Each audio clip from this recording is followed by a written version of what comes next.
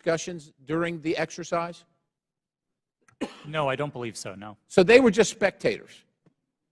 I wasn't aware that they were spectators either, but I don't recall exactly who was there. I know you don't recall who was there. Then who facilitated it? Do you recall that? My recollection is that the event was facilitated by Garrett Graff, who was a member of the Aspen Institute and Aspen Digital. All right. Do you find it odd now, after the fact, and I know you've already testified here that you don't see, to Mr. Sessions, that you didn't see that you were misled or potentially duped. It sure seems highly coincidental. Would you agree? It at least seems highly coincidental. Knowing that the FBI had the laptop, that the FBI set up the war room and the channel and told you, per your statement, that this was going to happen, do you find it highly coincidental that it actually happened and it was Hunter Biden at all? I want to be clear that my statement to the FEC does not suggest that the FBI told me it would involve Hunter Biden. That's a popular reading of that declaration, but it was not my intent. I think there is a coincidence there, and I really can't speak as to how that came about. Yeah, it's really coincidental. One last question. Did the CIA or the other governmental agency ever ask Twitter to look at something that violated Twitter's policy? I don't recall specific outreach by the CIA specifically. Other government agency is what it was called in the Twitter files. Yes, Twitter regularly received reports from government requesting review under our rules. So the other government agency, that one, did they ever request information regarding violations of Twitter's policies? The CIA. Gentlemen, time's expired, but please answer the question. I thank the Chairman. Again, I don't recall specific contact from the CIA, no. Okay. Chair recognizes Mr. Burleson for 5 minutes. Thank you, Mr. Chairman. I've sat here listening. I'm glad to be last in rank. I get to listen to all the testimony. And what's become clear to me, there are a few things, and that is that the censorship efforts of the big tech, the intelligence community, and the media were all working in concert to affect the 2020 election. I find it unbelievably ironic, and I hope others do too, see the irony that people who were so concerned and hell-bent and worried about the interference of outside groups on the 2016 election became willing participants to interfere in the following presidential election. These three groups worked together, and it's clear, worked hand in hand to hide the truth from the American people. The fact that the FBI had the Hunter Biden laptop, heck, it was in their possession for a year before the election, is appalling.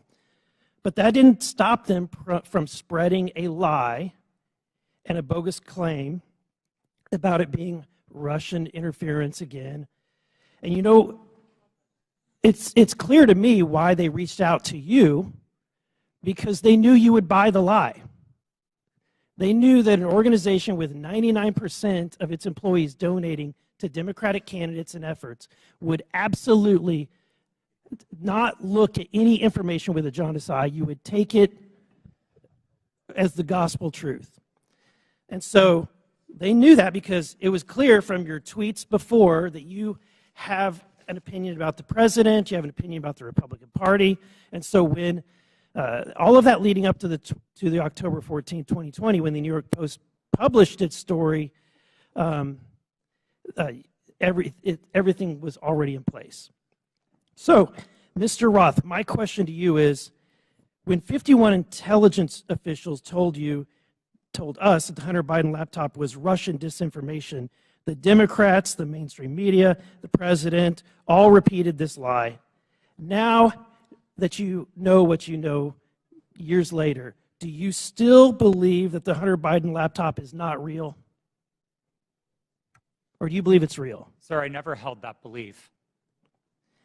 Do you believe that the story is Russian disinformation? No, sir. I didn't then, and I don't now. Okay. I have a question for Mr. Baker. You started your role as Twitter's deputy general counsel in June of 2020, correct? Yes, sir. Who hired you for that role? Who specifically hired me? My boss was a person named Sean Edgett, who was the general counsel. Sean Edgen? Edgett, Edgett. E-G-E-T-T. And that's who you interviewed with? I interviewed with numerous people, but Sean was my boss. Anyone that comes to mind outside of Sean? Ms. Gotti I interviewed with. You're saying other people that I interviewed with at Twitter? But ultimately, the hiring agent was Sean Edgen. I'm not sure exactly who made the decision, to be frank with you, but Sean was my boss. Okay. My next question is, when you were fired from Twitter in December of 2022, after the release of the first installment of the Twitter files, did you destroy any internal communications related to that first batch of the Twitter files? As I said in my testimony, I didn't destroy any documents, period. What reason were you fired? You'll have to ask Mr. Musk about that. That was not given. You were not given any information. He made a public statement about it in a tweet, but I think you would have to ask him for the precise reason. Okay, thank you. Back to Mr. Roth. Is it true that Twitter whitelisted accounts for the Department of Defense to spread propaganda about its efforts in the Middle East? Did they give you a list of accounts that were fake accounts and asked you to whitelist those accounts? That request was made of Twitter. To be clear, when I found out about that activity, I was appalled by it. I undid the action, and my team exposed activity originating from the Department of Defense's campaign publicly. We've shared that data with the world, and research about it has been published. Was that only in efforts against foreign entities, or were there any efforts against citizens of the United States? I think the nature of public social media activity means that anybody might have seen it, but my understanding was the activity was predominantly focused outside of the United States. Okay, thank you. And Mr. Chairman, I want to just say thank you for this hearing. I would hope that we would be asking for documents or in communications, whether it's on personal devices or private devices, between these individuals and government officials. So noted. Very good. Thank you.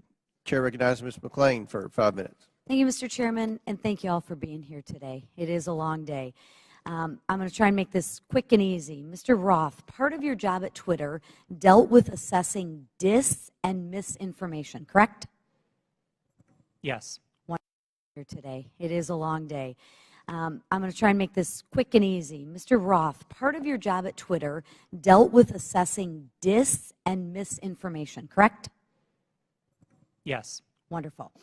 How did you determine what disinformation and misinformation was? What's your criteria for making that decision? Twitter had established policies covering each of those areas, and I'll take them in turn. We used the term we actually generally didn't use the term disinformation, but we focused on platform manipulation. So behaviors like running inauthentic accounts out of a Russian troll farm, we would address as the behaviors that they are, and we would look for technical signs of that type of manipulation, and we would remove those accounts. So technical, it was all technical? On that side of things, yes. Okay. When it comes to misinformation, which broadly is a question of the content of tweets, Yep. Twitter would establish written policies. Which was? I'm sorry? Which was? Which policies did Twitter maintain? Yeah. I mean, I think what the problem with America is we have one set of rules for this team and another set of rules for this team. So we're trying to look at what is the equal playing field. I'm under the assumption that when we use disinformation and we use criteria, the criteria is the same for both sides. So I'm trying to figure out what is the criteria that you had in place to determine which information was misinformation, and did you apply that equally, equitably, inclusively, so to speak, to all sides? So what is the criteria? Thank you for the question. We used a three-part test across all of our misinformation policies. Okay. The first is whether the tweet advances a claim of fact stated definitively. Not an opinion, not a viewpoint, but a claim of fact stated definitively. Okay. The second part of that test is whether the claim of fact is provably false. Not iffy, not maybe, not gray area, definitely provably by multiple expert sources false. And then finally, and this is a really important part, we looked for evidence that those claims of fact could cause harm. So if a tweet met all three parts of that test, that it's a claim of fact, that it's provably false, and that it's dangerous, Twitter might intervene under its policies. No part of that test is viewpoint-based. And in your opinion, was that applied to all tweets? No. Thank you. Mr. Roth, you're familiar with the reports that the Biden administration was considering establishing a disinformation governance board under the Department of Homeland Security. I am aware of public reporting about that, yes. Thank you. And that board was never established, correct? That's my understanding. That is correct. It seems to me that the federal government had far more powerful disinformation governance board in its relationship with Twitter. Again, Mr. Roth, question, how often were you meeting with people from the federal government while you were at Twitter? Weekly, daily, monthly? I would estimate somewhere between weekly and monthly. Okay. And were you aware that Mr. Baker was also taking these meetings with the federal government as well? I was not aware of Mr. Baker's calendar, no. So you had no idea that he was meeting, there was no you just worked in silos? I mean, Mr. Baker and I were in some of the same meetings together, but no, I did not know the ins and outs of what he was doing. Okay. What did you understand Mr. Baker's role to be at Twitter besides offering general legal advice? Mr. Baker supervised the primary legal team that advised the trust and safety team. He was the supervisor of the attorneys who advised my team. Okay. And how about Ms. Gaddy's role at Twitter besides offering general legal advice? For the final, I believe, year and a half of my tenure at Twitter, Ms. Gaddy was my direct supervisor. Oh, okay. What was her role? Just to supervise you, to make sure you followed those three claims?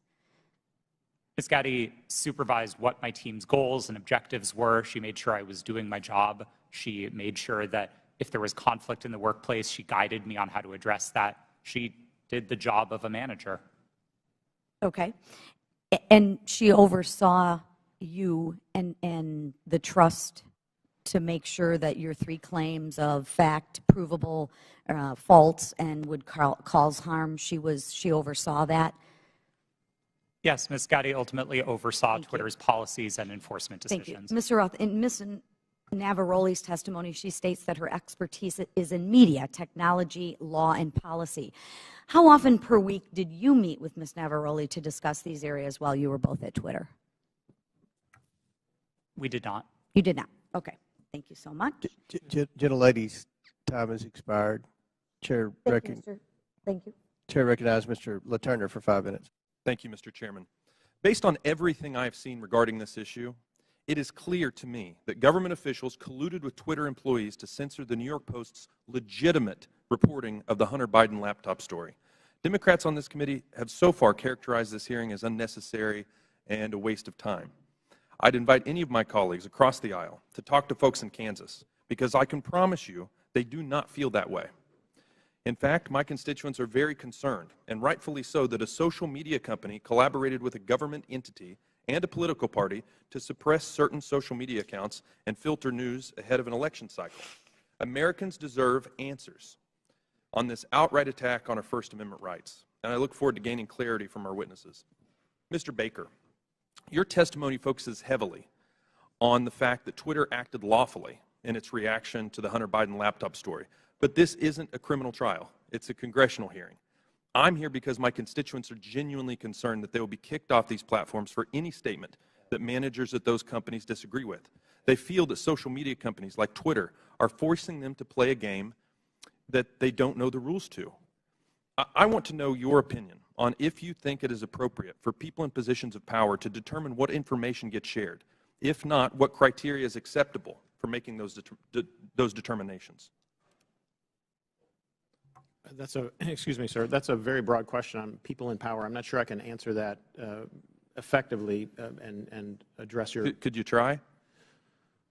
Well, I mean, the Congress is in power. Congress is restricted by the Constitution of the United States. Congress passes laws. Those laws impact how, for example, private sector actors exercise their power or spend their money, that type of thing. Government agencies have to act in accordance with the Constitution, the laws you pass, internal regulations, executive orders. There's a whole panoply of ways that that people in power, writ large, are held accountable and have to comply with rules and regulations and laws and the Constitution. Mr. Chairman, I would like to yield the rest of my time to Mr. Jordan. Mr. Jordan. I thank the gentleman. Mr. Roth, I want to go back to your statement in your declaration to the FEC. I learned that a hack and leak operation would involve Hunter Biden. Who did you learn that from? My recollection is it was mentioned by another technology company in one of our joint meetings, but I don't recall specifically whom. You don't know the person's name? I don't even recall what company they worked at. No, this was a long time ago. And you're confident that it was from a tech company, not from someone from the government? To the best of my recollection, yes. Did anyone from the government in these periodic meetings you have, did they ever tell you that a hack and leak operation involving Hunter Biden was coming? No, Did Hunter Biden's name come up at all in these meetings? Yes, his name was raised in those meetings, but not by the government, to the best of my recollection. Okay. Mr. Baker, I want to go back to the question we had a few hours ago. But I want to frame it in a way I think you can answer. Did you ever tell the FBI that they had no legitimate interest in enforcement of Twitter's policies?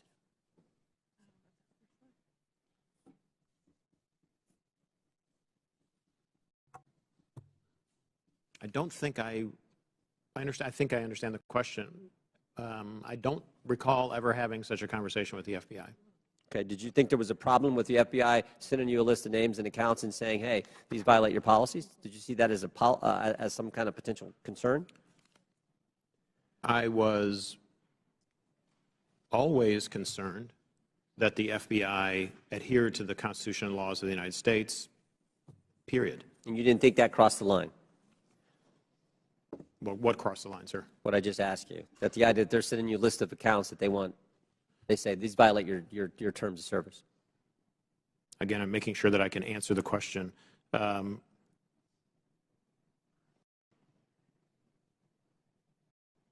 Had I thought that they were doing something unlawful, I would have taken appropriate steps to address it. Okay, Mr. Roth, why were you reluctant, based on what I read in the Twitter files, why were you reluctant to work with the GEC? It was my understanding that the GEC, or the Global Engagement Center of the State Department, had previously engaged in at least what some would consider offensive influence operations. Not that they were offensive as in bad, but offensive as in they targeted entities outside of the United States. And on that basis, I felt that it would be inappropriate for Twitter to engage with a part of the State Department that was engaged in active statecraft. We were dedicated to rooting out malign foreign interference no matter who it came from. And if we found that the American government was engaged in malign foreign interference, we'd be addressing that as well. Yep. Gentlemen's time's expired. In closing, I want to again thank our panelists for being here. I know it's been a long day. We apologize for the electricity going out. That's never happened in my 6 years in Congress. But before we close, the ranking member and I are going to have very brief closing statements. I yield to the ranking member. Well, thank you kindly, Mr. Chairman. Thank you to the witnesses for your endurance and patience today. I hope you don't feel as bad about the day as you seem to look right now, but it's going to be over soon. I want to start with a simple point that I hope will be sympathetic to you, and I began the long day with this. It's even more important now that we have members who are actually threatening witnesses with arrest and prosecution for clearly imaginary offenses, or at least offenses that might make sense in their minds, but I don't quite know what they would be. But Twitter is a private First Amendment protected media entity, and you make your own decisions like Fox News makes its decisions. And I might get kicked off of Fox News, or they might not cover me, or Wall Street Journal, or MSNBC. I've got no constitutional right to go there. So I think there's just a fundamental legal fallacy and logical fallacy that pervades most of the questioning today. And my friend, the chairman, and my friend, Mr. Jordan, certainly know that under our First Amendment, there's a state action requirement. There is no state action here. Now, there's an attempt to perhaps jerry-rig some state action by claiming, well, it was really the FBI that committed whatever offense was there. But what do we have in terms of what we found today? Well, Today's witnesses, each and every one, testified that no U.S. government official directed any of them to censor, remove, or take down the New York Post story. That was their mistake. 2, today's witnesses all testified that the Biden campaign did not direct Twitter to take action against the New York Post story.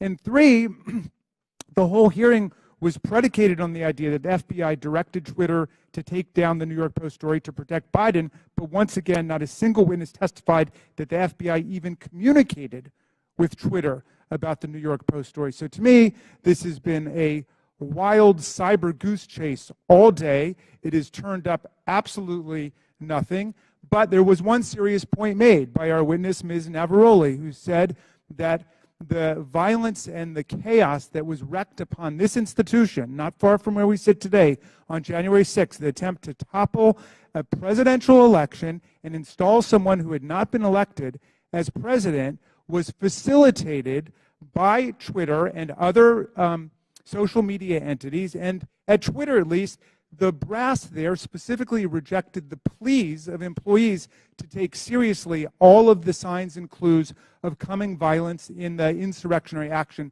that took place. That's a serious problem that we're going to have to deal with at some point at a serious hearing, Mr. Chairman. I yield back to you. Gentleman yields back. I will conclude by reminding my friend, the ranking member, that you've gone through quite the transition at the beginning of the hearing. You, as well as many of your colleagues, said this was a conspiracy theory. After listening to the witnesses, now you say it's a simple mistake they made in suppressing the laptop story. Twitter is a private company, but they enjoy special liability protection, Section 230. They also, according to Twitter files, receive millions of dollars from the FBI, which is tax dollars, I would assume. And that makes it a concern of the Oversight Committee. The reason that we've had this hearing is because the laptop has been mislabeled by many in the mainstream media as being Russian disinformation, and that started with Twitter, as well as being tampered with, and you had several people, including Mr. Goldman, that implied that it had been tampered with, even though CBS News and other credible media outlets. You mean mainstream media outlets? CBS? Yeah. You don't think CBS is credible? No, I thought you were just calling the mainstream media. No. Okay. CBS News. CBS News has done a forensic audit that shows that the hard drive is legitimate and it was not tampered with. So these are misconceptions that are out there, and they started because of the suppression of the laptop story. The reason the laptop's important is because there's evidence on there that should concern every American about potential corruption, as well as evidence that would suggest that there's a possibility that this administration could be compromised because of the millions and millions of dollars that they've received from our adversaries around the world. We believe that's worth investigating. We believe national security is important. We had a hearing yesterday on our border. We believe there's a crisis at the border, and it threatens our national security. We had a hearing today. We believe that we need to make sure that this administration is not compromised because of the millions of dollars that they've received from our adversaries around the world. That much of that evidence is contained in the laptop. So I think this was a very successful hearing. I appreciate the witnesses' time. I know it was a very long day, and again, we've never had the electricity go out before. But again, we appreciate your sincere testimony. And with that, and without objection, all members will have 5 legislative days. Mr. Chair, I apologize to interrupt. It's come to my attention that I have to seek your unanimous request in order to submit some additional documents. Without objection, so ordered. Thank you. Apologies. With that, and without objection, all members will have 5 legislative days within which to submit materials and to submit additional written questions for the witnesses, which will be forwarded to the witnesses for their response. If there's no further business, without objection, the committee stands adjourned. Other big tech companies and reporters attended as well. This exercise prepared them for their future collusion to suppress and delegitimize information contained in Hunter Biden's laptop about the Biden's family business schemes. On October 14, 2020, the New York Post published its first story based on information contained in Hunter Biden's laptop story. The Post provided proof of the laptop's legitimacy by releasing a computer repair store's signed receipt for the laptop and the federal subpoena used by the FBI to retrieve it in 2019. The article revealed that a top executive at Burisma, who was paying Hunter Biden $50,000 a month, had spent time with then Vice President Biden in Washington, D.C. Throughout his presidential campaign, Joe Biden assured the American people that he had never spoken to his son about his overseas business dealing. However, the details exposed in the Post article indicate that Joe Biden lied to the American people. Immediately following the story's publication, America witnessed a coordinated campaign by social media companies, mainstream news, and the intelligence community to suppress and delegitimize the existence of Hunter Biden's laptop and its contents. That morning,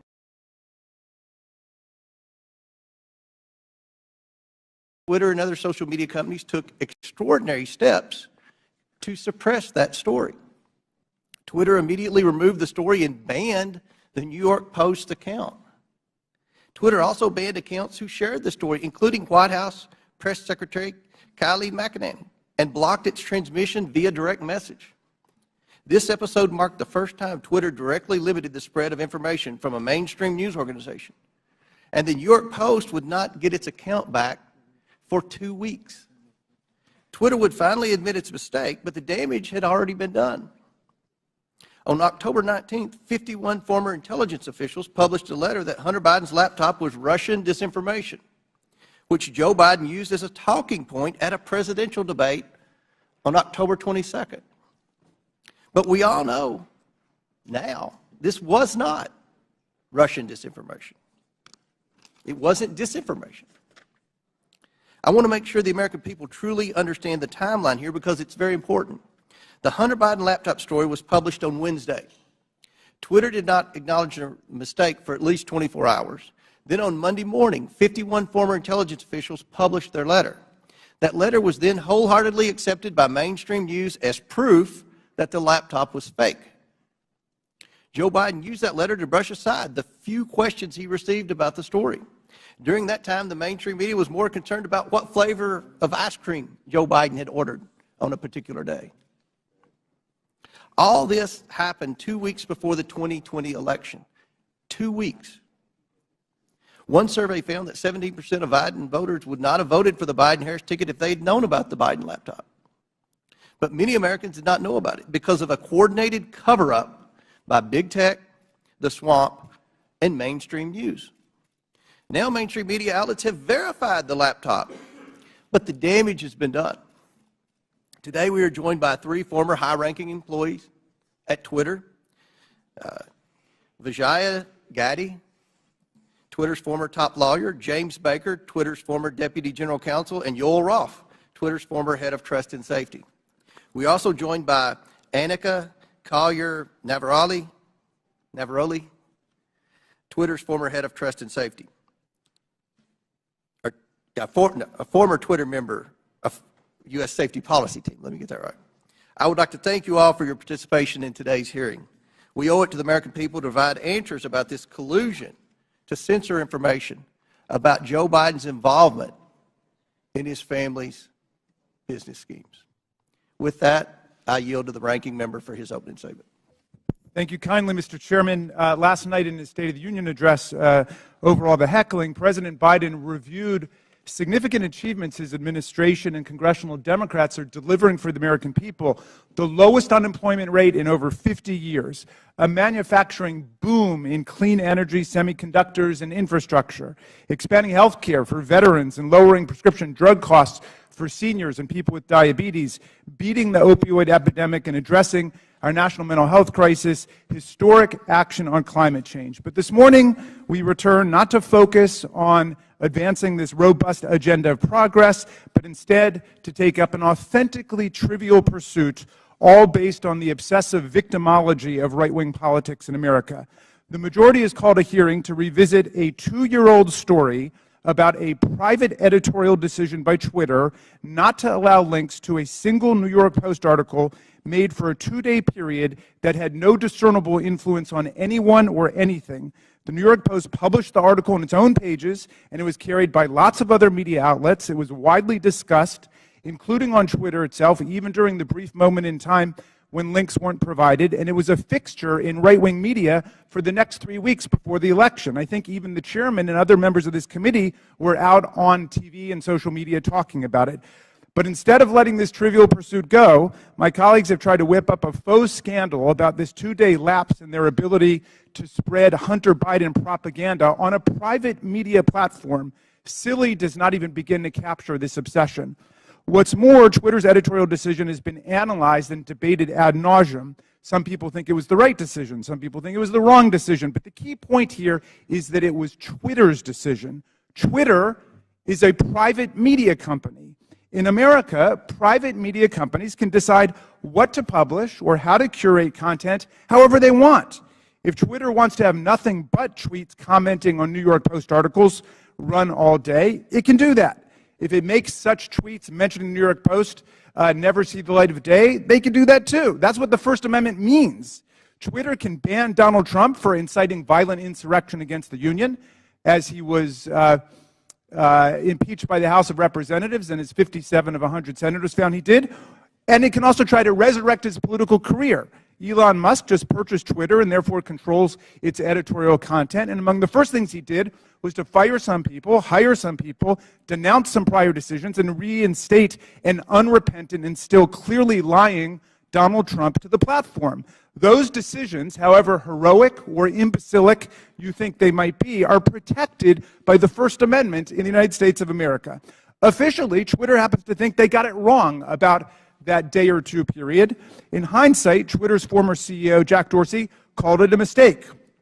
This apology might be a statement of regret about the company being overly cautious about the risks of publishing contents of potentially hacked or stolen materials, or it may reflect craven surrender to a right-wing pressure campaign. But however you interpret it, the apology just makes the premise of this hearing all the more absurd.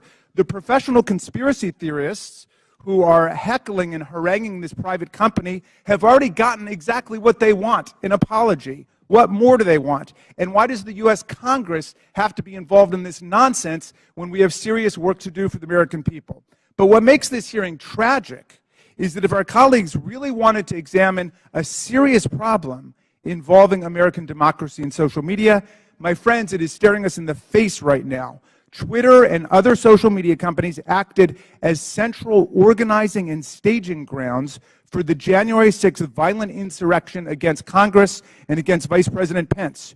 Twitter became the national and global platform for incitement to seditious violence against our government, and a forum on the day of attack for coordinating logistical movements and tactical maneuvers in the mob violence against our police officers. In the lead up to January 6th, Twitter decided to allow Donald Trump and countless MAGA extremists to use the platform to spread Trump's ridiculous big lie and disinformation about the election. And soon the internet was replete with incitement for civil war, race war, insurrection, revolution, and mob violence.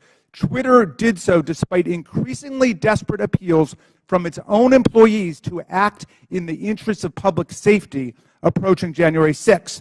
The First Amendment is robust and expansive, but it stops at this point. It does not protect anyone's right to engage in incitement to imminent lawless action and violent action against the government or against other people. This is the Brandenburg Principle. There's no carve-out to free speech for speech relating to the New York Post or Hunter Biden or laptops, but there is a significant carve-out when the speech is deliberately calculated to produce imminent violence and chaos against the government. That's why Twitter's deliberate indifference to Trump's big lies and incitement, its decision to ignore the pleas of its own employees to deal with the impending explosion against our police and against Congress on January 6th, are matters that require real investigation and reflection. Rather than conspiring to suppress right-wing MAGA speech, as my colleagues astonishingly claim, Twitter and other media companies knowingly facilitated Trump's spread of disinformation, or what his own sycophantic Attorney General William Barr would come to call bullshit, and gave voice to his followers' glorification of violence and calls for civil war. Today, we will hear from Anika Collier-Navaroli, a former Twitter employee turned corporate whistleblower and patriotic hero who raised the alarm inside Twitter and about numerous accelerating warning signs that she saw leading up to the violent and catastrophic attack on the Capitol on January 6, 2021. Ms. Navaroli is here today to publicly testify about how senior officials at Twitter resisted her efforts to put policies in place or to enforce existing policies to promote public safety and to defend our national security. Twitter management, however, did not want to cross Donald Trump. I don't know precisely how we will solve the problem of private social media platforms being used for the organization of coups and incitement of violent insurrections against the United States or Brazil or any other country. But this is a grave problem confronting democracy, not just in America, but all over the world. It is not a silly, concocted partisan issue. We must analyze it carefully and legislate effectively to address it, and we must never forget that the enemies of democracy, led by autocrat and war criminal Vladimir Putin, are spending hundreds of millions of dollars on social media propaganda and disinformation to destabilize democracy all over the world, even as they wage their genocidal, illegal, aggressive war against the people of Ukraine. How are we going to prevent the liberal democracies from being overrun by propaganda, disinformation, and violent incitement? Well, listen to Anika Collier-Navaroli, because she has something important to say. She poses a problem that would be worthy of a serious congressional hearing, and we should have one. Thank you, Mr. Chairman. I yield back. Gentleman yields back. I want to thank again the witnesses for appearing here today. Today's witnesses are former Twitter employees. Vijaya Gaddy, Twitter's former general counsel; James Baker, Twitter's former deputy general counsel; Yoel Roth, Twitter's former head of trust and safety; and Anika Collier-Navaroli, a former member of Twitter's U.S. safety policy team. I want to remind everyone you all are appearing under subpoena by your own request. Pursuant to Committee Rule 9G, the witnesses will please stand and raise the right hands. Do you solemnly swear or affirm that the testimony you are about to give is the truth, the whole truth, and nothing but the truth, so help you God? Let the record show that the witnesses all answered in the affirmative. We will begin the 5-minute question portion of our hearing today. The chair recognizes. Oh, I apologize. Ready to get to the questions. We'll start with the opening statements, then we'll go to the questions. So each witness will get 5-minute opening statements, and we'll begin with you, Mr. Baker. Thank you, Mr. Chairman. Mr. Chairman, Ranking Member Raskin, and members of the committee, thank you for the opportunity to appear before you today. I hope that we will have a useful conversation about matters that are of great importance to the nation and the world. My main goals for this statement are simply to attempt to set the record straight with respect to certain false assertions that have been made about me in public, in the public arena, and to offer a suggestion with respect to potential legislation in the area of social media regulation. As the committee is aware, however, based on the advice of counsel, I believe in good faith that I'm constrained today by my legal and ethical obligations as a former lawyer for Twitter, as well as by certain non-disclosure agreements. Within those constraints, however, I will endeavor to respond to the committee's questions as fully as I possibly can. And I believe I can make the following statements. First, I was not aware of and certainly did not engage in any conspiracy or other effort to do anything unethical, improper, or unlawful while I was at Twitter, period. I did not act unlawfully or otherwise inappropriately in any manner with respect to Hunter Biden's laptop. Indeed, documents that Twitter has disclosed publicly reflect that I urged caution with respect to the matter and noted that we needed more information to fully assess what was going on and to decide what to do. Hardly a surprising piece of advice from a corporate lawyer. Moreover, I'm aware of no unlawful collusion with or direction from any government agency or political campaign on how Twitter should have handled the Hunter Biden laptop situation.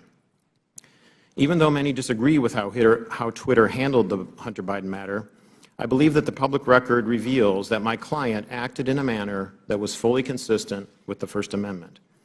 I think that the best reading of the law is that as a private entity, the First Amendment protects Twitter and its content moderation decisions. And I do not believe that the facts in the public record indicate that Twitter became a state actor, as that concept is defined under existing precedent, such that the First Amendment would have constrained it. Second, I believe that at all times I executed my duties and responsibilities to my client, Twitter, lawfully and ethically. At no time was I an agent or operative of the government or any political actor when I worked at Twitter. To the contrary, I believe that I worked zealously and diligently within the bounds of the law in pursuit of my client's best interests.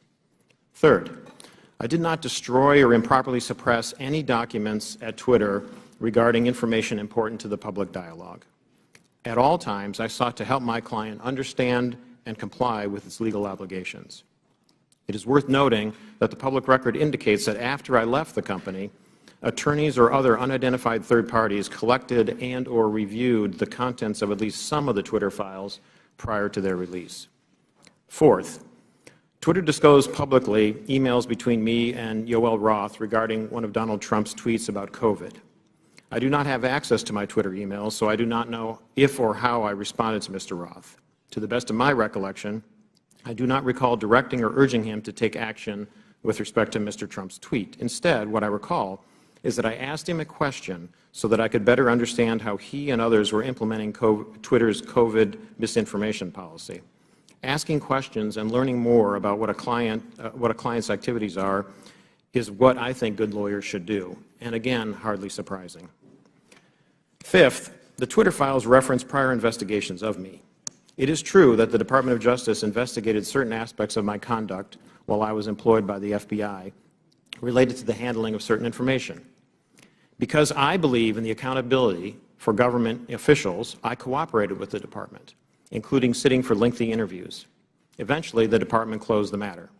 No adverse action was taken with respect to me, and my security clearances while a government employee were never restricted because of the matter. In closing, Mr. Chairman, I want to return briefly to the general topic of government interaction with social media companies.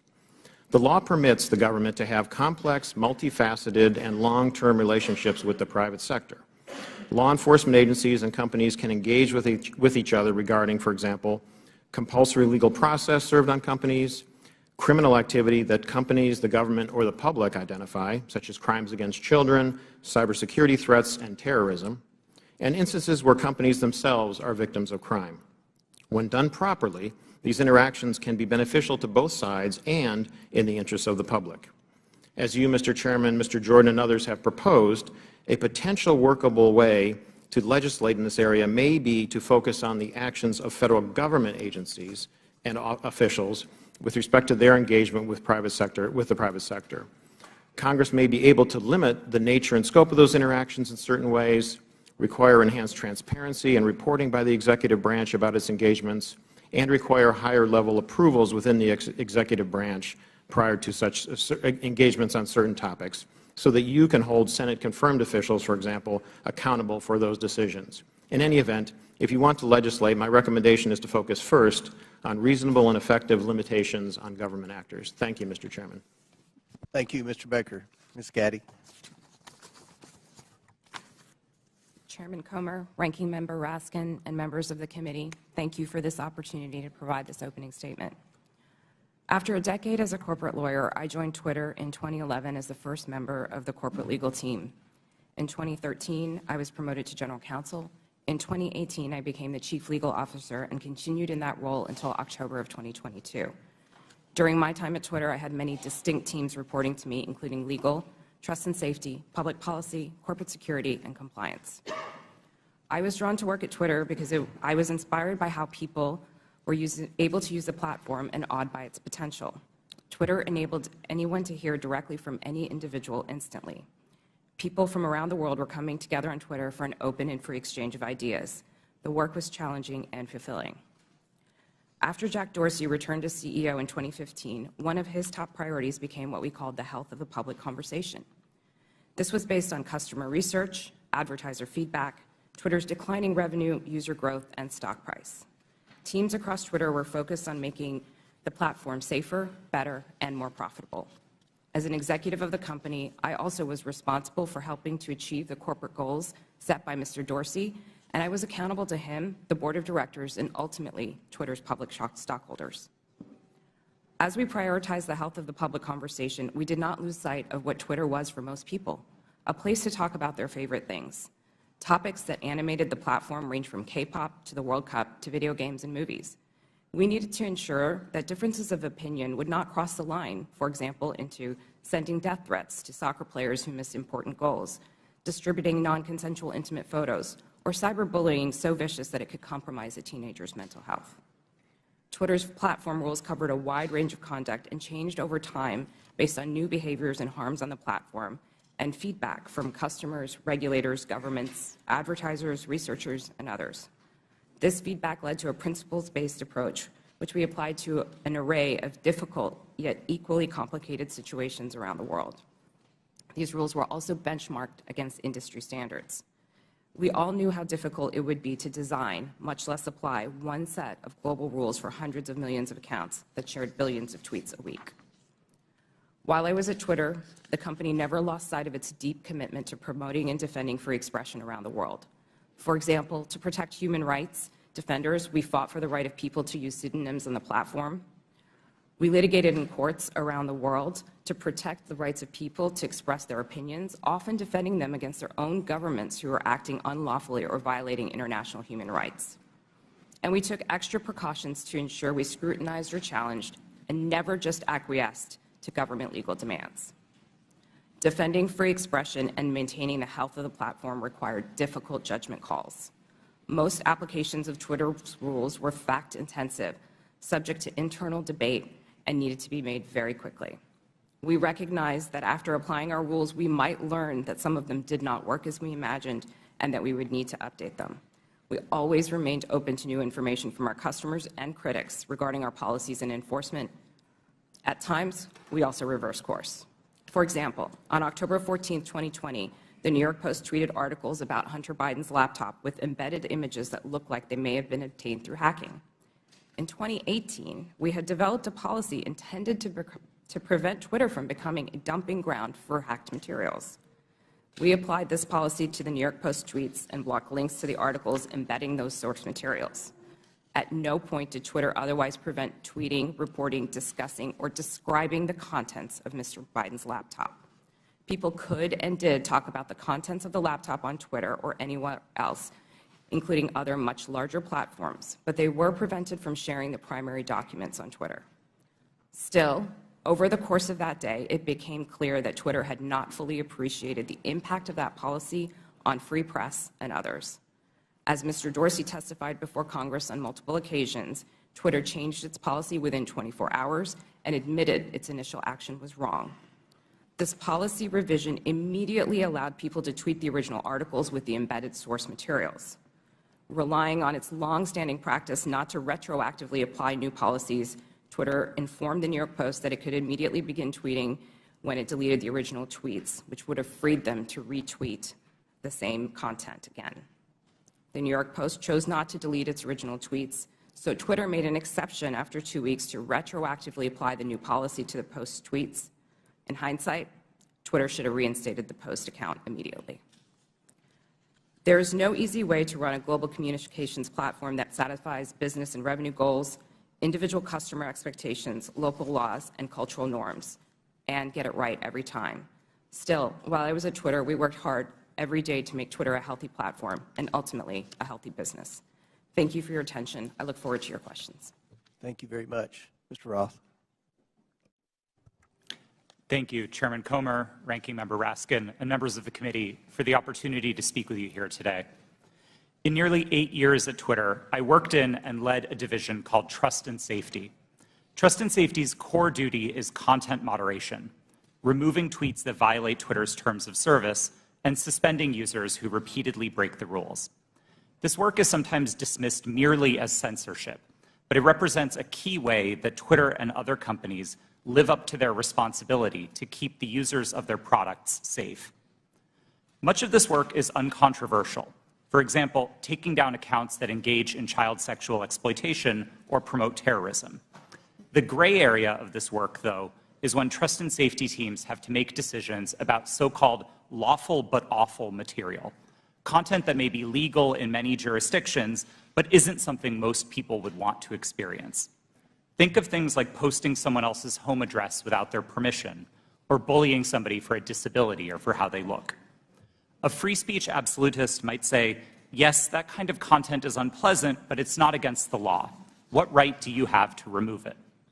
The answer is the need to make Twitter an appealing product for millions of people. Consistently, in its own research, Twitter found that users were unhappy with the company's approach to content moderation, and that this dissatisfaction drove people away from the service. This has consequences for what we mean by free speech on social media. Again and again, we saw the speech of a small number of abusive users drive away countless others.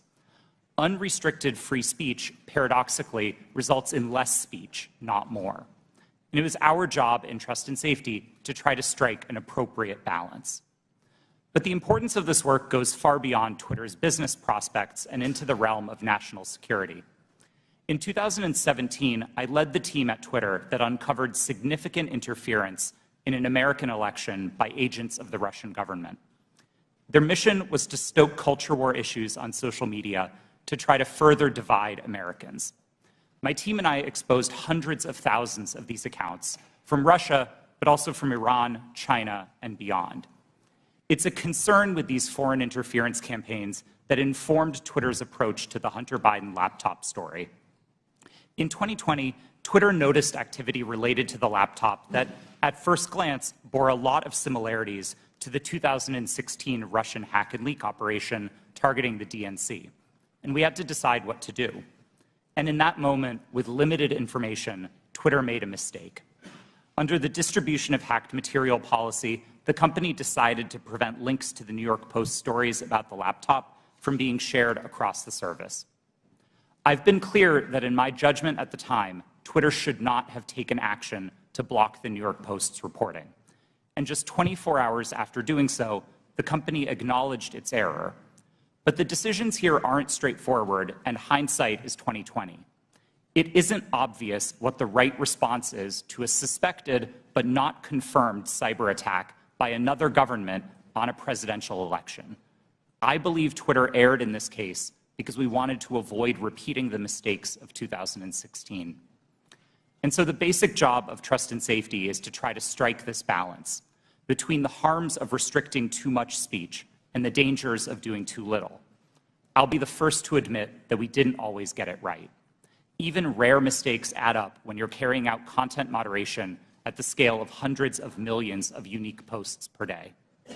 While I was head of trust and safety at Twitter, I strove to do this work with impartiality and with a commitment to the fair enforcement of Twitter's written rules. But whether it's me or Elon Musk or someone else in the future, someone will have to make choices about the governance of online spaces. Those decisions should not be made behind closed doors or based on personal whims. I hope that we can work together to find ways to bring greater trust and transparency to social media, and I look forward to answering the committee's questions about any of these topics to the best of my ability. Thank you. Ms. Navaroli. Good morning, Chairman Comer, Ranking Member Raskin, and members of the committee. Thank you so much for the opportunity to speak with you all today. I'm here because there is an urgent need for us to understand the impact that social media companies are having on our democracy. I will be very clear. I was not involved in the decision around Hunter Biden's laptop, but I was involved in decisions that were made leading up to, during, and after the January 6th attack on the Capitol. If we are going to talk about social media in the government, we need to talk about Twitter's failure to act before January 6th. I am here to tell you that doing nothing is not an option. If we continue to do nothing, violence is going to happen again. My background is as a trained lawyer and journalist, and my expertise over the past decade has been in the areas of media, technology, law, and policy, with a particular focus on social media and free expression. I joined Twitter in 2019, and by 2020, I was the most senior expert on Twitter's U.S. safety policy team. My team's mission was to protect free speech and public safety by writing and enforcing content moderation policies around the world. These policies included things like abuse, harassment, hate speech, violence, and privacy.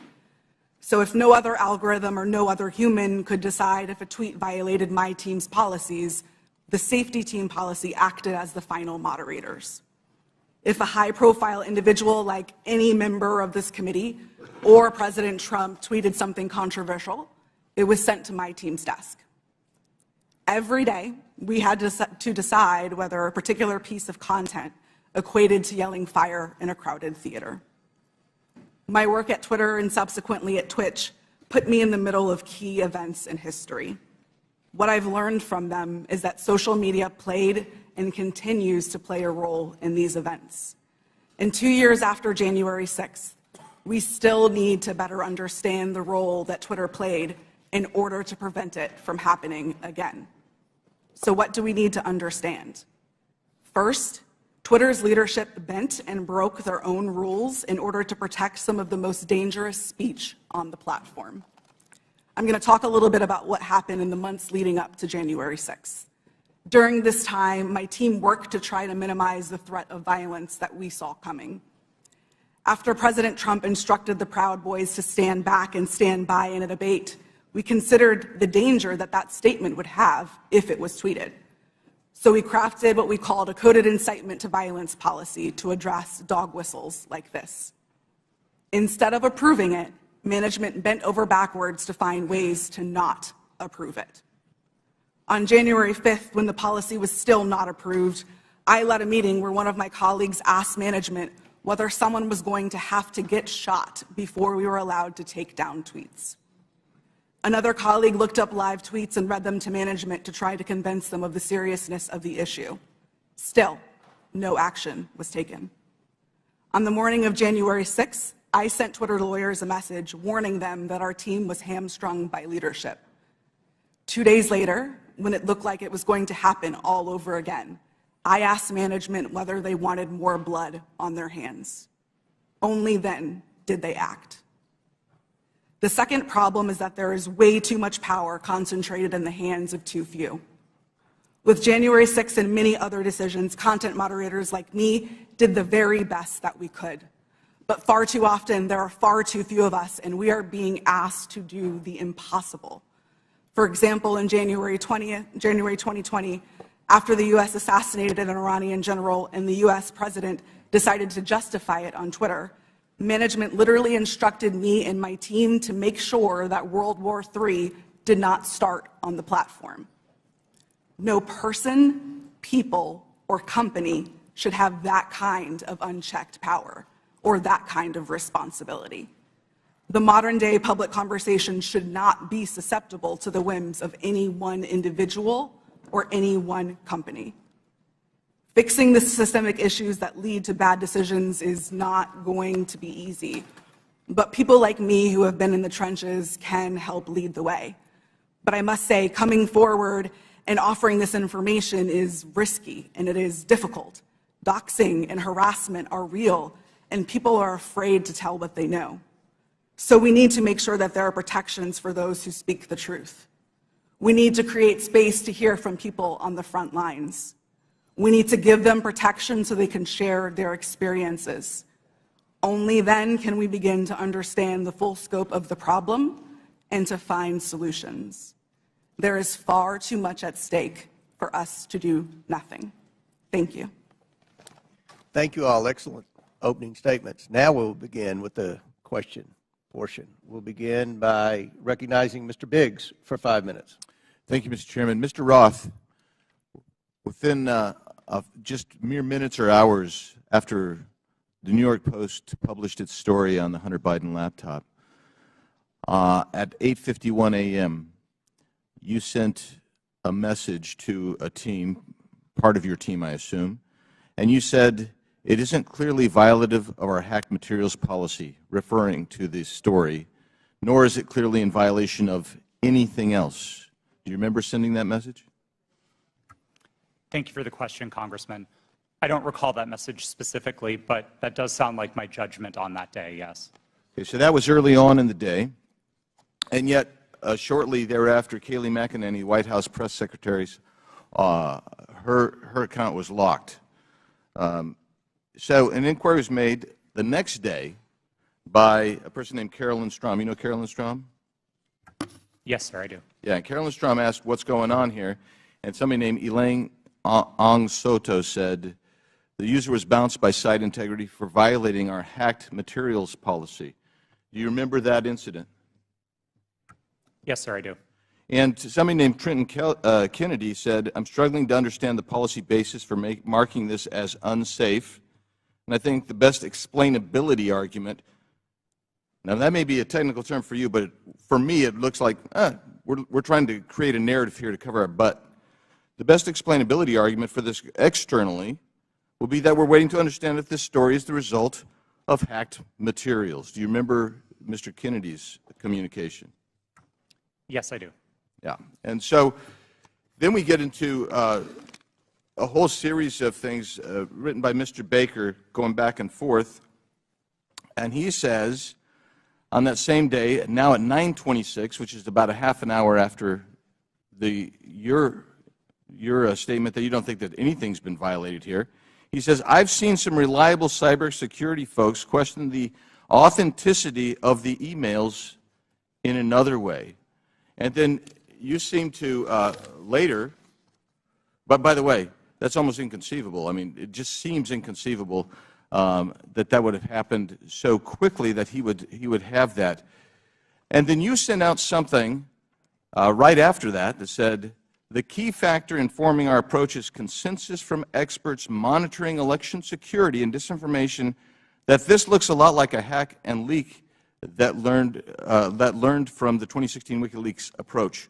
I'm wondering if you can name for me today any of the experts that seem to have a consensus at 10:12 a.m.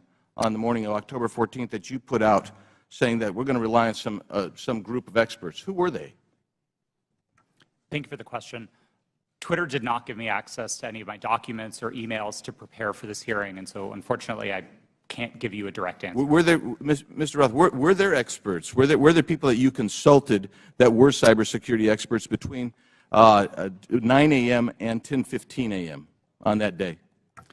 My recollection is that we were following discussions about this incident as they unfolded on Twitter. So cybersecurity experts were tweeting about this incident and sharing their perspectives, and that informed some of Twitter's judgment here. But I want to emphasize, as I said in my statement, I didn't think that the evidence or those perspectives warranted removal, and I advocated against taking that action. I understand. Let's look at one other document.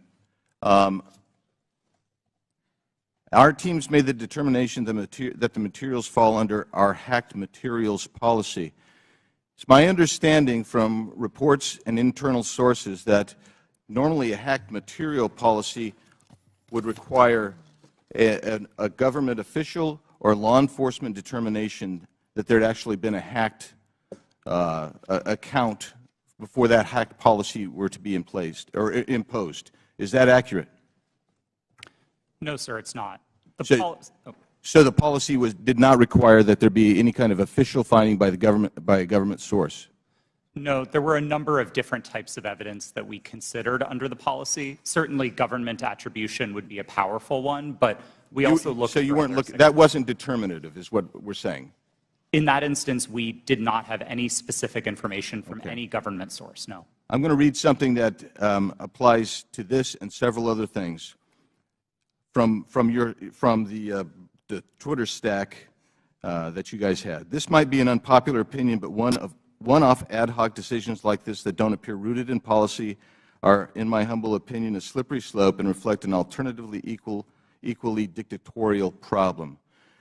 Quite frankly, that's what the essence of all four of your testimony, I realize you're trying to fight against it, but you exercised an amazing amount of clout and power over the entire American electorate by even holding them hostage for 24 hours, reversing your policy, and then they're like, well, we want to go back to the originals. That's 24 hours, or 2 weeks. that you imposed your will on the American electorate? I'll yield back, Mr. Chairman. Gentleman's time's expired. He went 30 seconds over. I'll give the ranking member an extra 30 seconds. You're very fair-minded, Mr. Chairman. Mr. Roth, let me start with you. Did I hear you correctly to say that there were thousands or even hundreds of thousands of counterfeit Twitter accounts set up by Russian propaganda and disinformation for Vladimir Putin to pump his poison into the bloodstream of American social media? Is that right? That's right, sir. And that's not just past tense. Those accounts are active on social media today. This is an ongoing campaign. Well, we should be having a hearing about that. I appreciate your alerting to us what's taken place. Ms. Navaroli, so you've testified that in the months leading up to the November 2020 election and then in the weeks before January 6th, you were growing increasingly anxious about the violent rhetoric and incitement that you saw posted on Twitter. Can you describe specifically what made you so concerned during that period? And did you raise your concerns with people at Twitter? Thank you for that question.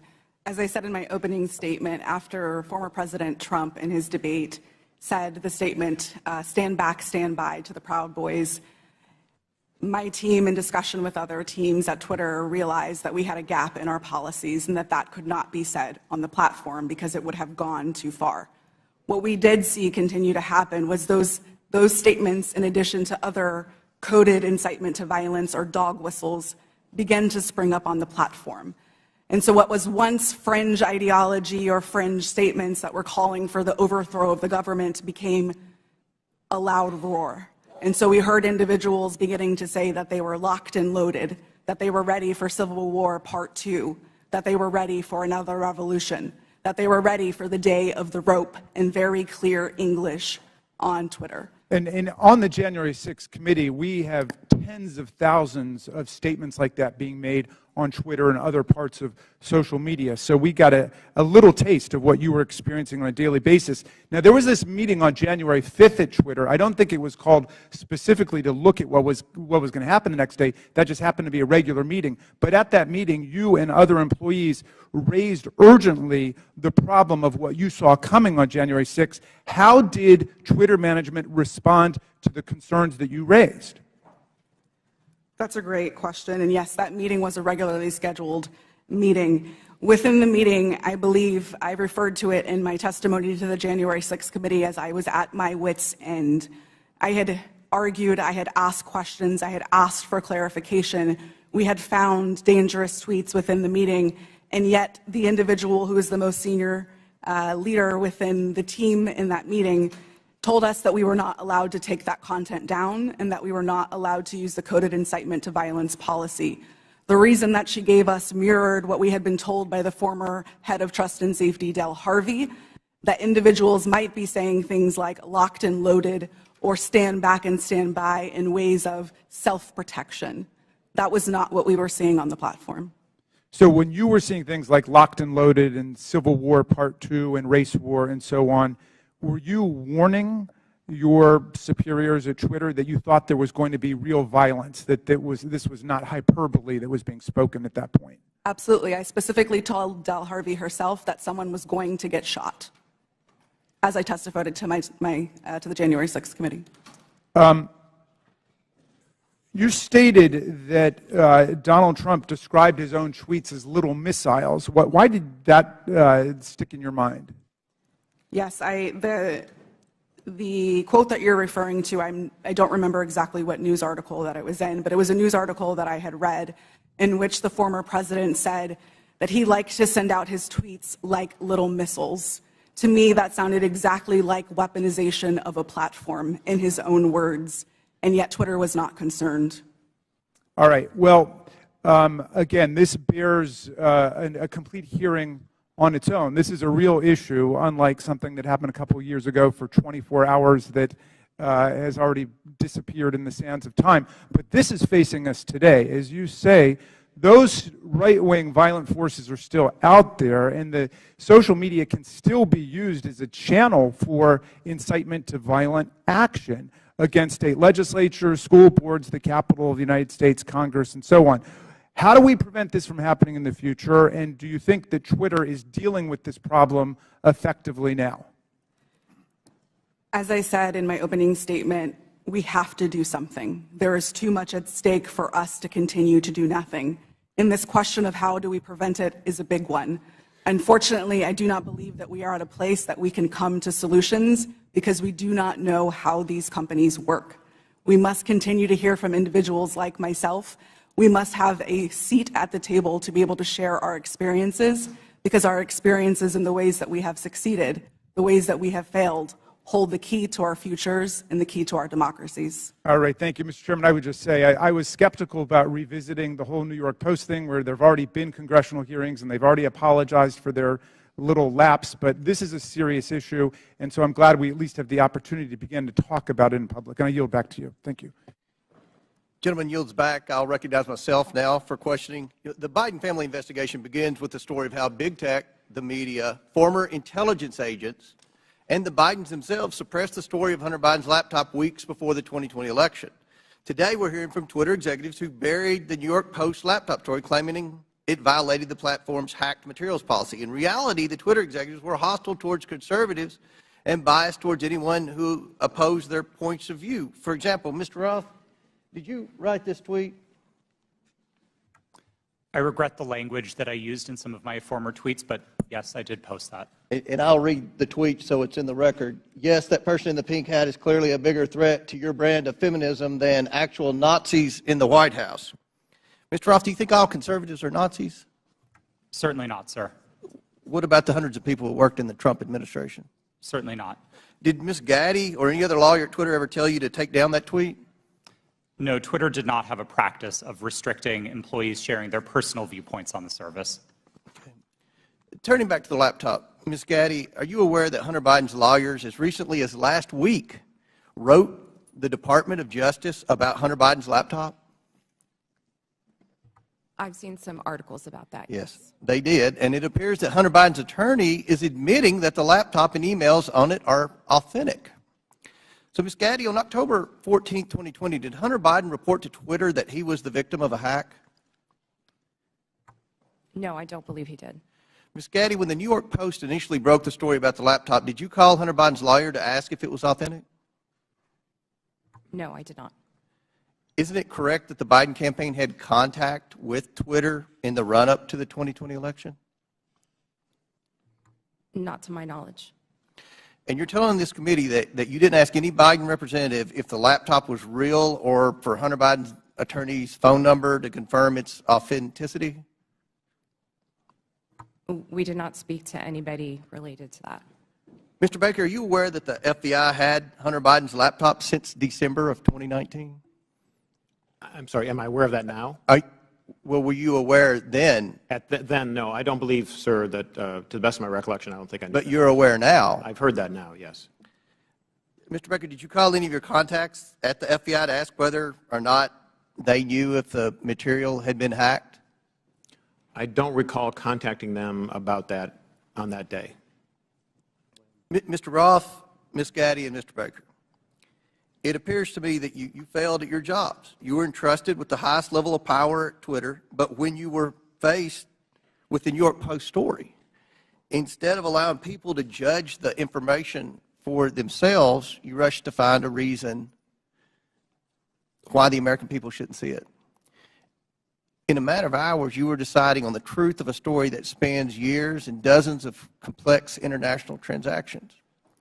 You did this because you were terrified of Joe Biden not winning the election in 2020. That's what it appeared.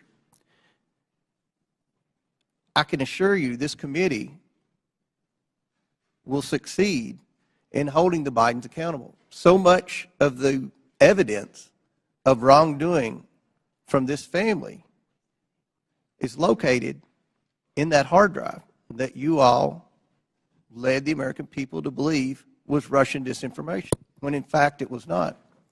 Now, I agree with Mr. Baker's opening statement. The concern for me is the level of involvement the FBI had with not just Twitter, but all of our social media platform companies. And I think it kind of goes in the opposite direction of where my friend, the ranking member, was trying to take this in his opening statement. This is something this committee should be concerned about. the government doesn't have any role in suppressing speech. And that's something the media should be very concerned about. What if there's a conservative president that somehow cleans out our FBI and they put in conservatives to suppress liberal speech? We don't, that's something that should never happen. So I look forward to more questions, and at this time I yield to the gentleman from I think Ohio. the chair for yielding. Mr. Baker, you said you didn't talk with the FBI that day. Did you talk to the FBI about the Hunter Biden laptop story prior to then or after that day? I'm trying to make sure I can answer this question consistent with the restrictions that I talked about in my opening Simple statement. question. Did you talk to the FBI about the Hunter Biden story? I do. To the best of my recollection, I did not talk to the FBI about the Hunter Biden story before that day. Did you talk to him after it? You said your response is real specific to the chairman. You said, I did not talk to the FBI about the Hunter Biden laptop story that day. I assume that day is October 14th. I want to know if you talked to him on the 13th or before, or if you talked to him on the 15th and after. I don't recall speaking to the FBI, sitting here today, I don't recall speaking to the FBI at all about the Hunter Biden matter. Well, then why'd you answer it the way you did? I beg your pardon? I yield back there. Chair recognizes Ms. Norton for 5 minutes. Thank you, Mr. Chairman. Like Benghazi before, Republicans are on a taxpayer-funded expedition to attack their political rivals, and they're feeding the flames of conspiracy in the process. With the release of the so-called Twitter files, Donald Trump has seized the moment to further his own conspiracies about the 2020 election, writing in December, and I quote, "Do not throw the presidential election results of 2020 out and declare, do you throw the presidential election results of 2020 out and declare the rightful winner, or do you have a new election? A massive fraud of this type and magnitude allows for the termination of all rules, regulations, and articles, and even those found in the Constitution," end quote. Now, it bears repeating that this is the same man who incited an insurrection on January 6th, and just last week reposted a message on Truth Social that suggested his supporters will, quote, and I'm quoting him now, "physically fight for him this time," and added, "They got my 6 and we are loaded, and I mean loaded." This is a question for Ms. Navarrete. What did the phrase "locked and loaded" mean to you while you were at Twitter prior to January 6th? Yes, thank you for that question. The way that I read "locked and loaded" to be interpreted by the tweets that I saw coming on Twitter prior to January 6th was that individuals were loaded, were armed, and that they were ready to commit violence. Are you concerned that the use of this language will continue to incite and legitimize political violence leading to the next election? Absolutely. We are sitting exactly 1 month in which the exact same playbook was played in Brazil, and we saw almost deja vu happening again. As I said in my opening statement, unless we do something, this will continue to happen again. Thank you, Ms. Navarrete. Mr. Roth, you are no stranger to conspiracies and their real-world consequences. If you don't mind, can you please describe for the committee how the release of the so-called Twitter files has affected your personal safety? Thank you for the question, Congresswoman. The Twitter files, I would note first and foremost, didn't just affect me, but affected much more junior employees at Twitter. Employees as far away as Manila in the Philippines were doxxed, had their families threatened, and experienced harm equal to or greater than what I've experienced. But concurrent with the Twitter files, Elon Musk also made the decision to share a defamatory allegation that I support or condone pedophilia. And this lie led directly to a wave of homophobic and anti-Semitic threats and harassment against me, of which Twitter has removed vanishingly little. And following the Daily Mail's decision to publish where I live, ultimately I had to leave my home and sell it. Those are the consequences for this type of online harassment and speech. Well, I must say, those are very real consequences. By legitimizing unsubstantiated conspiracy theories about the deep state, big tech, and government censorship for political gain, committee Republicans are holding a match to a powder keg. We all saw the consequences of this kind of rhetoric on January 6th, and we continue to see it play out as political violence and hate crimes grip communities around the country. And I yield back, Mr. Chairman. Lady yields back. Chair recognizes Ms. Mace for 5 minutes. Thank you, Mr. Chairman. The Twitter files were not just about Hunter Biden's laptop. Twitter files make it apparent Twitter worked overtime to suppress accurate COVID information. Dr. Jay Bhattacharya is a professor of medicine at Stanford who once tweeted an article he wrote about natural immunity. Thanks to Elon Musk's release of the Twitter files, we learned some of his tweets were tagged with the label of Trends Blacklist. Apparently, the views of a Stanford doctor are disinformation to you people.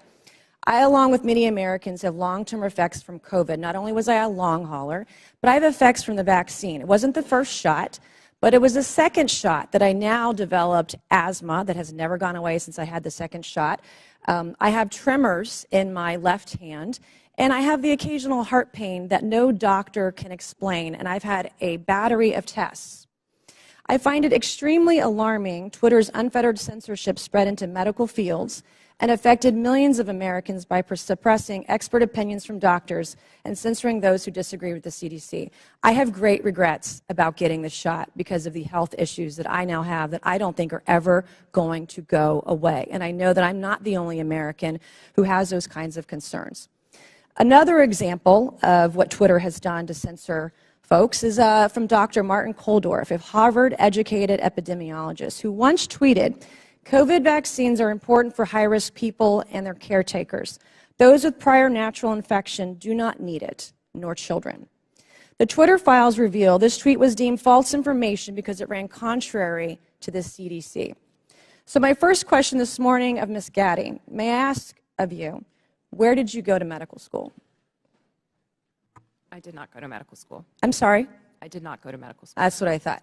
Why do you think you or anyone else at Twitter had the medical expertise to censor a doctor's expert opinion? Our policies regarding COVID were designed to protect individuals. We were seeing... You guys censored Harvard-educated doctors, Stanford-educated doctors, doctors that are educated in the best places in the world, and you silenced those voices. My next question is, did the U.S. government, I have another chart I want to show you, Ms. Gaddy. I have another tweet by someone with a following of a full 18,000 followers. This person put a chart from the CDC on Twitter. It's the CDC's own data, so it's accurate by your standards, and you all labeled this as misleading. You're not a doctor, right, Ms. Gaddy? No, I'm not. Okay. What makes you think you or anyone else at Twitter have the medical expertise to censor actual, accurate CDC data? I'm not familiar with these particular situations. Yeah, I'm sure you're not. But this is what Twitter did. They labeled this as inaccurate. It is the government's own data. It's ridiculous that we're even having to have this conversation today. It's not just about the laptop. This is about medical advice that expert doctors were trying to give Americans because social media companies like Twitter were silencing their voices. I have another question, my last one for you, Ms. Gaddy. Did the U.S. government ever contact you or anyone at Twitter to pressure Twitter to moderate or censor certain tweets? Yes or no? We have a program. Did the U.S. government ever contact you or anyone at Twitter to censor or moderate certain tweets? Yes or no? We receive legal demands to remove content from the platform from the U.S. government and governments all around the world. Those are published on a third-party website, and anyone can review Thank them. God for Matt Taibbi. Thank God for Elon Musk for allowing to show us in the world that Twitter was basically a subsidiary of the FBI, censoring real medical voices with real expertise that put real Americans' lives in danger because they didn't have that information. I also want to thank one of my colleagues, Ro Khanna, because as it turns out, censorship isn't just an important issue to conservatives. Some of my colleagues on the other side of the aisle, like Ro, found this censorship very concerning, and even wrote to you and to folks at Twitter that he was concerned about the First Amendment being censored. So I want to thank him for speaking up and speaking out about this issue, because this should not be a partisan issue. This should be an issue that's an American issue. Mr. Chairman, I would like to enter into the record, I ask unanimous consent, to enter into the record a Wall Street Journal article from December 9th, 2022 by Justin Hart entitled "The Twitter Blacklisting of Jay Bhattacharya." Enter the record, please, Mr. Chairman. Without objection, so ordered. Thank you, and I yield back. Chair recognizes Mr. Lynch for 5 minutes. Thank you, Mr. Chairman. I just want to go over the chronology here, Mr. Roth. Back in 2016, Russia and Vladimir Putin engaged in what bipartisan Senate Intelligence Committee investigators called a, and I quote, aggressive, multifaceted effort to influence the outcome of that year's presidential election. The campaign included hacking of the systems of a major political party and leaking illegally obtained information, scanning U.S. election systems for vulnerabilities, and exploiting the weaknesses of social media platforms to spread disinformation to the American people. Again, in a 2017 declassified report, the U.S. intelligence community assessed that Russia's 2016 election operations signaled a, quote, new normal in Russian influence efforts, and that the Kremlin would, quote, apply lessons learned going forward against the U.S. and its allies. Mr. Roth, in a December interview with journalist Kara Swisher, you state that this declassified assessment was, quote, and I'm quoting you, a watershed moment in the history of content moderation and the Internet, close quote. You also stated in that interview that Twitter discussed potential threats to the integrity of the 2020 elections, and it was, quote, and I'm quoting you again, obvious to think about the most influential thing that impacted the 2016 election, which was the hack and leak campaign organized by the Russian government, and that, quote, we would have been stupid not to think about that risk. Mr. Roth, why would Twitter have been stupid to ignore that risk? Thank you for the question, Congressman. I think Twitter and the entire social media industry were, frankly, caught with their pants down in 2016 and missed an opportunity to do the critical work of protecting election security. This isn't my judgment. This is the judgment of academics and researchers who have spent years studying Russian active measures. And most of their conclusions suggest that the #1 most influential part of the Russian active measures campaign in 2016 was the hack and leak targeting John Podesta. It would have been foolish not to consider the possibility that they would run that play again. Right. And so let me ask, was that top of mind for Twitter? You're trying to measure the credibility of incoming intelligence. Was that top of mind in regard to your decision, the company's decision to temporarily limit the distribution of the October 14th New York Post story that was delivered by Mayor Giuliani? Yes, that was one of the animating concerns for us. For nearly 2 years, we had engaged in scenario planning exercises for potential risks tied to the elections, and one of them appeared to be happening that day. Now, again, I think the facts were complicated, and I do believe Twitter made a mistake then, but our judgment was colored by the experience of 2016 and by the very real Russian activities that we saw play out that year. Mr. Roth, in a December 2020 sworn declaration to the FEC, you said that Starting in 2018, you had, quote, regular meetings with the Office of the Director of National Intelligence, the Department of Homeland Security, the FBI, and industry peers regarding election security. Is that correct? Yes, sir, it is. You stated that during these meetings, quote, federal law enforcement agencies communicated that they expected hack and leak operations by state actors that might occur in the period shortly before the 2020 presidential election, likely in October, and that there were, quote, rumors that a hack and leak operation would involve Hunter Biden, close quote. Is that your recollection today? It is, but I want to clarify that sentence slightly. I think it actually should have been two separate sentences. It is true that in meetings between industry and law enforcement discussed the possibility of a hack and leak campaign in the lead up to the election. And in one of those meetings, it was discussed, I believe by another company, that there was a possibility that that hack and leak could relate to Hunter Biden and Burisma. I don't believe that perspective was shared by law enforcement. They didn't endorse it. They didn't provide that information in that meeting. Okay.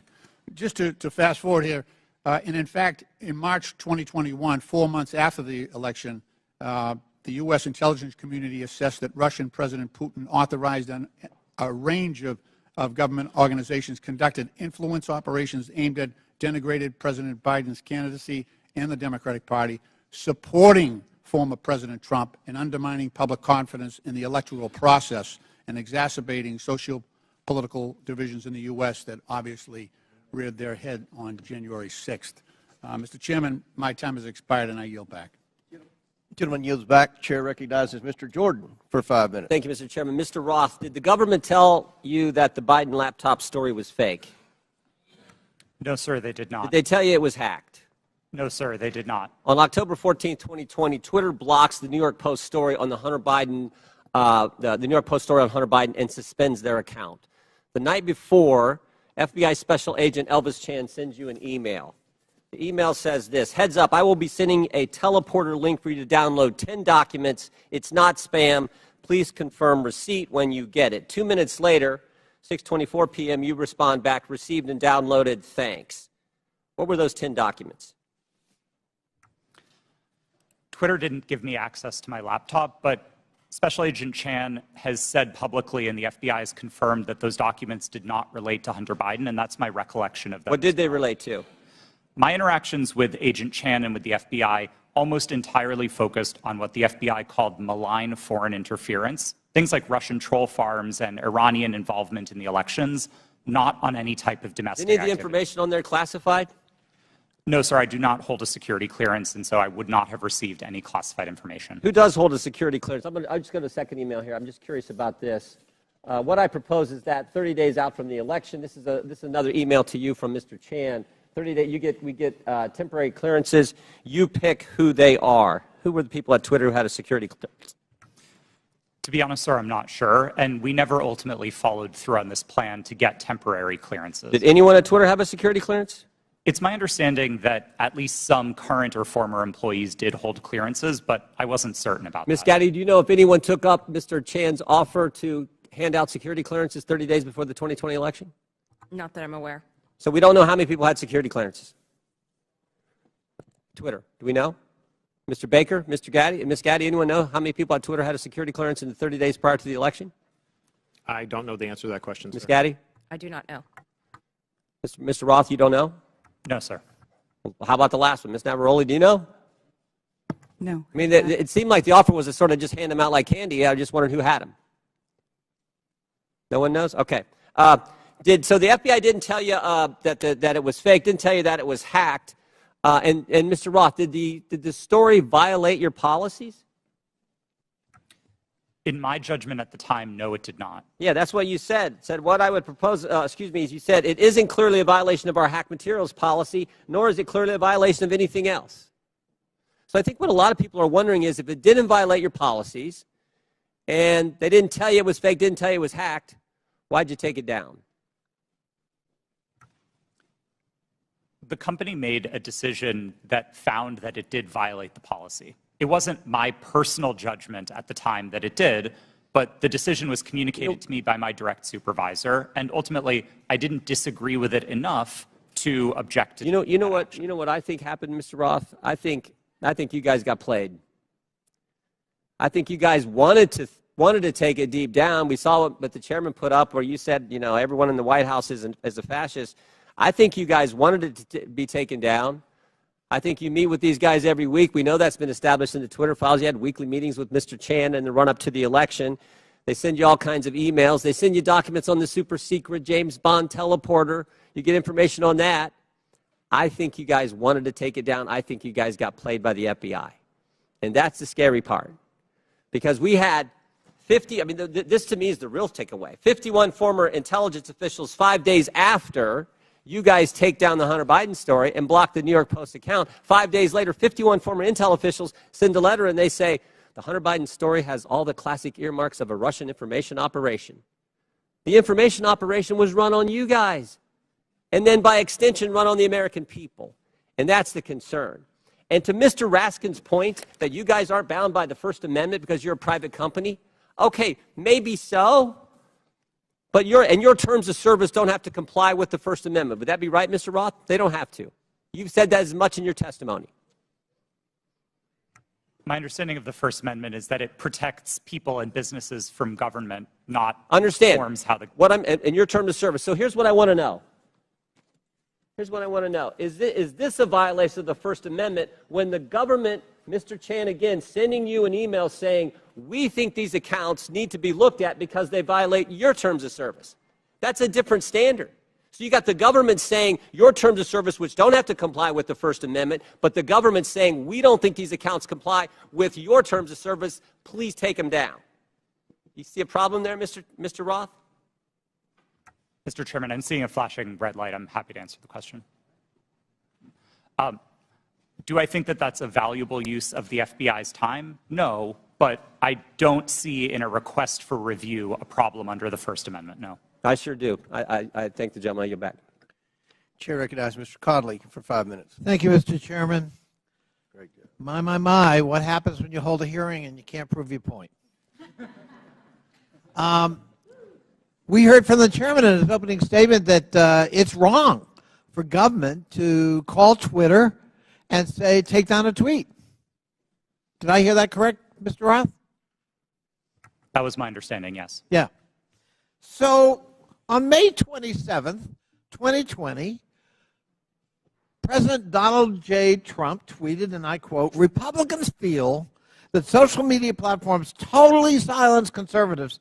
By the way, something that would come as news to you, apparently, Mr. Roth, because you're still the subject of conservative harassment. We will strongly regulate, he went on to say, or close them down before we ever allow this to happen, unquote. Ms. Navaroli, doesn't that sound eerily like a government official telling Twitter that there's a threat, we'll shut you down if we don't like the content? I am not familiar with the tweet that you have referenced. Well, but if I just told you that quote without telling you who said it, might it have some ominous overtones from your point of view if you're still at Twitter? We'll shut you down. We'll regulate you. We will never allow this to happen. Those are pretty strong words. They are. Yeah. Okay. On September 8th, 2019, at 11:11 p.m., Donald Trump heckled two celebrities on Twitter, John Legend and his wife, Chrissy Teigen, and referred to them as the musician John Legend and his filthy-mouthed wife, unquote. Ms. Teigen responded to that email at 12:17 a.m., and according to notes from a conversation with you, Ms. Navaroli's counsel, your counsel, the White House almost immediately thereafter contacted Twitter to demand the tweet be taken down. Is that accurate? Thank you for the question. In my role, I was not responsible for receiving any sort of request from the government. However, what I was privy to was my supervisors letting us know that we had received something along those lines or something of a request. And in that particular instance, I do remember hearing that we had received a request from the White House to make sure that we evaluated this tweet and that they wanted it to come down because it was a derogatory statement directed towards the president. They wanted it to come down. They made that request. To my recollection, yes. I thought that was an inappropriate action by a government official, let alone the White House. But it wasn't Joe Biden about his son's laptop. It was Donald Trump because he didn't like what Chrissy Teigen had to say about him. Is that correct? Yes, that is correct. My. You ever think it's appropriate for the President of the United States to direct or otherwise influence a social media company to take down its content? I think it's a very slippery slope. Mr. Roth, Ms. Gaddy, Mr. Baker, any evidence that Joe Biden's ever done that? Certainly none that I'm aware of, no. I don't recall anything like that. I'm sorry, that President Biden did what, sir? Has Joe Biden ever called Twitter, to your knowledge, or his White House at his behest, to take down content or urge you to take down content? I don't know the answer to that question, sir. Well, I'm going to have to conclude, at least from 3 of the 4, you don't know. There's no evidence he's ever done that, but there's plenty of evidence Donald J. Trump tried to do that. And if we're going to have a hearing about the misuse of social media and the intrusion of government in the content on social media, we've got an environment-rich target, but it's not Joe Biden. It's Donald J. Trump, and of course we don't want to talk about that. We don't want to talk about Russian bots and Russian fabrications using fake accounts on Twitter to a political purpose, and it's not to help elect Democrats. And we don't want to talk about 4 years of Donald Trump manipulating the truth and trying to manipulate social media and threaten it, or directly to try to shape it by taking down content because it was critical of him personally. And that's what we ought to be talking about as we move forward, not the subject of today's hearing. I yield back. Gentleman yields back. Chair recognizes Mr. Donalds for 5 minutes. Thank you, Mr. Chairman. Real quick, Mr. Roth, you've stated already that what happened with the New York Post story was similar to the hack and leak scenarios from 2016. You also said that you actually were opposed to deleting the New York Post story. Who advocated for the removal of the New York Post story? The company's decision to treat it as a violation. Mr. Roth, who at the company actually went over your recommendation? Because you're pretty high up. Who overrode you? The decision was communicated to me by my direct supervisor. Who was that person? Her name was Del Harvey. She was the vice president of trust and safety at the time. All right, thank you so much. Ms. Gaddy, real quick, you said to the chairman earlier, and I want to paraphrase what I heard earlier, is that Twitter had no contact with anybody from the Biden team. Is that correct to your knowledge? Not to my knowledge. Put that up for me. Okay, over my right shoulder, we have an email. Reference, this is Saturday, October 24th, 5:39 p.m., referencing 5 different tweets. This is with a Twitter email chain. Under the line, it's more to review from the Biden team. Does anybody have a comment on how much interaction was happening with the Biden team at Twitter with respect to tweets that they wanted Twitter to review? Ms. Gaddy, Mr. Roth? I'm not familiar with this email. So you're not familiar with this email, Mr. Roth? Are you familiar with this email? Only from what's been reported in the Twitter files. Did you ever have contact with anybody from the Biden team? No, sir, I did not. We explicitly separated the teams that would interact with campaigns from teams like mine that were responsible for content moderation. How big was the organization in Twitter that was actually working with campaigns? I couldn't say for sure. Did you ever have any contact with the DNC? Directly? No, I did not. Did anybody at Twitter have any contact with anybody at the DNC? I think it's likely that somebody at Twitter did, yes. In these emails, it's listed that these are tweets that had to be flagged from the Biden team. That's what's in the files. You have no idea how many people actually engaged with the Twitter team or how frequently that engagement happened. No, and again, that was by design. We kept those functions separate from content moderation so that we could impartially assess reports like this. Do you know how many tweets were actually flagged and taken down at the behest of the Biden team?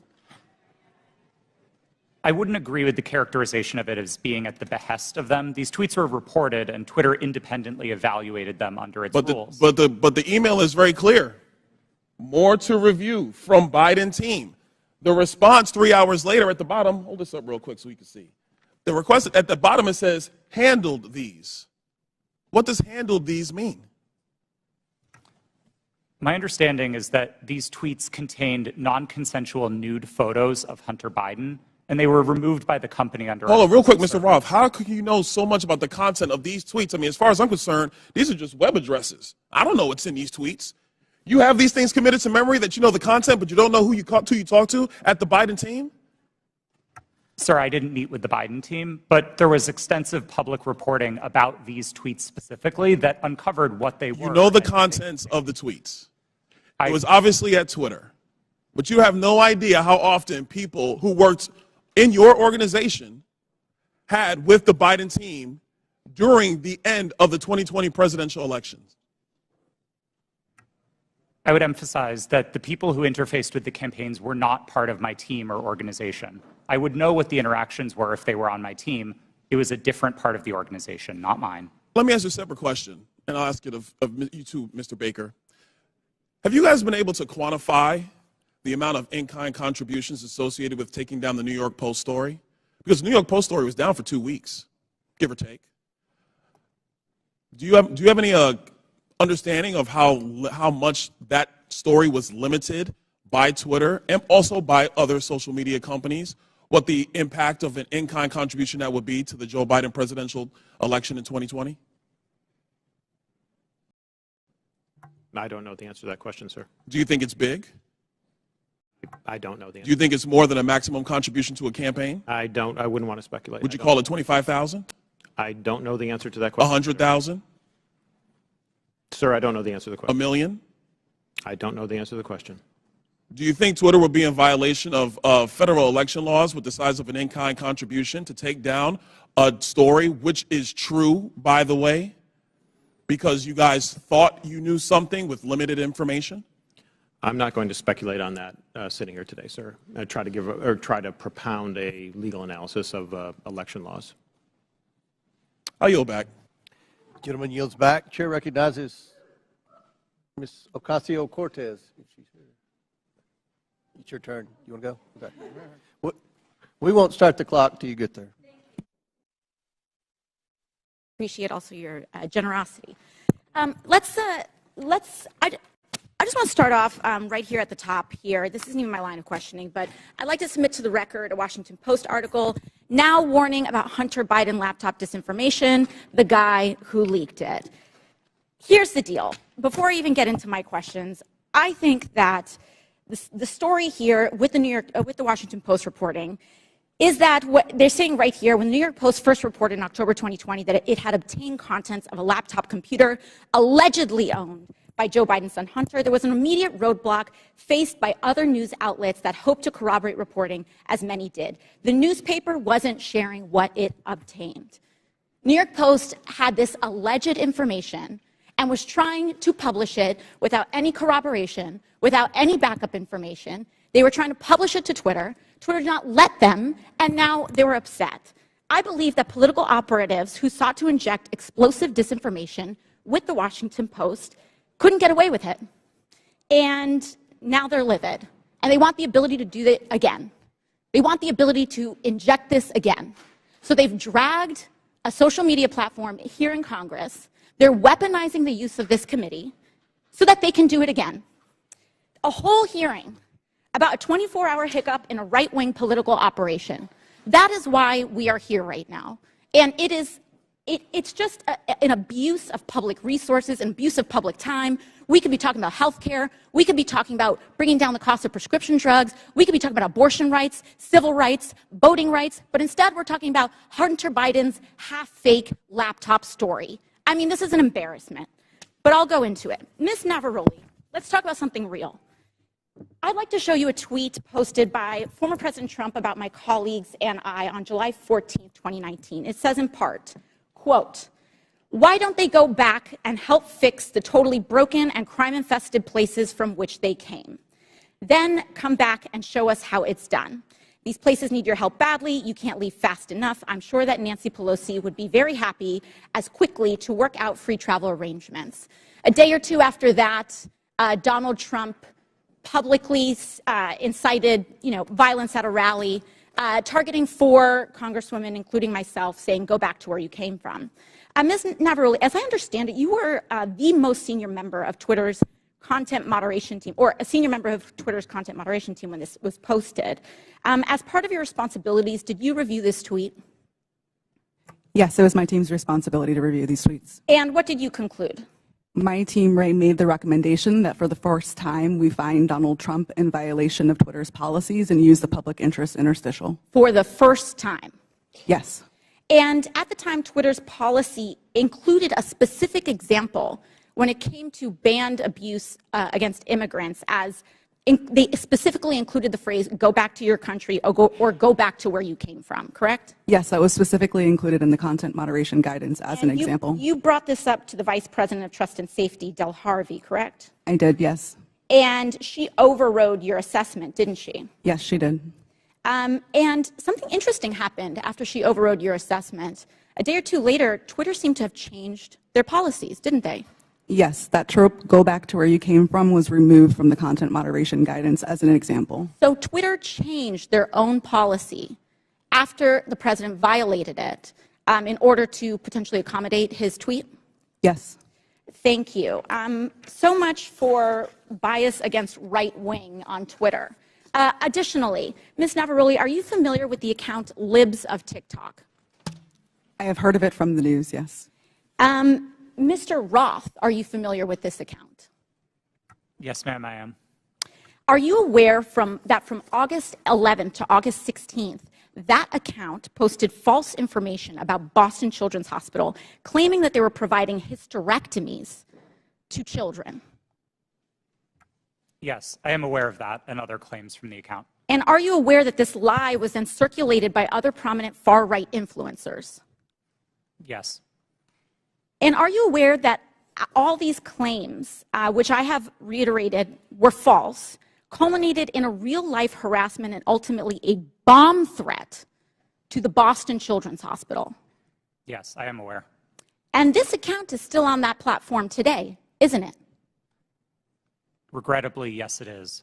Despite inspiring a bomb threat due to the right-wing incitement of violence against trans Americans in this country, because they cannot let go of this obsession with fixating violence and inciting violence against trans and LGBT people, in addition to immigrants, in addition to women of color. This is a party that cannot pick on anyone their own size. And they are trying to co-opt an entire social media platform and use the power of this committee and of Congress in order to pursue a political agenda. I yield back. Lady yields back. Chair recognizes Mr. Fry for 5 minutes. Thank you, Mr. Chairman. This hearing shows who really has been in control of what is said to be one of the world's most widely used websites, Twitter. The American people probably didn't know who these witnesses were today, but these witnesses were powerful enough to silence an American president with just a few clicks from their California office. We're also learning that some of those in Washington, D.C. have forgotten their role and exercised their power to achieve ends antithetical to American principles of free speech and expression. The FBI is the lead federal agency responsible for investigating foreign influence operations. However, in recent years, the FBI has devoted countless amounts of time, taxpayer money, and manpower to combating Russian foreign influence on social media. The FBI, as one reporter noted, acted as a, quote, doorman to the vast program of social media surveillance and censorship encompassing agencies across the federal government, from the State Department to the Pentagon to the CIA. End quote. Reports suggest that thousands of reports from the FBI and the Foreign Influence Task Force were sent to Twitter. This isn't what the American people are paying for. This isn't what we trust the FBI to do. FBI agents shouldn't be sitting at a desk in Washington, D.C., scrolling through Twitter and emailing with social media companies. An email from one Twitter employee to another reads, quote, the FBI San Francisco Emergency Operations Center sent us the attached report of 207 tweets they believed may be in violation of our policies, end quote. Another email revealed that there are, quote, some folks in the Baltimore field office and at headquarters that are just doing keyboard searches for violations.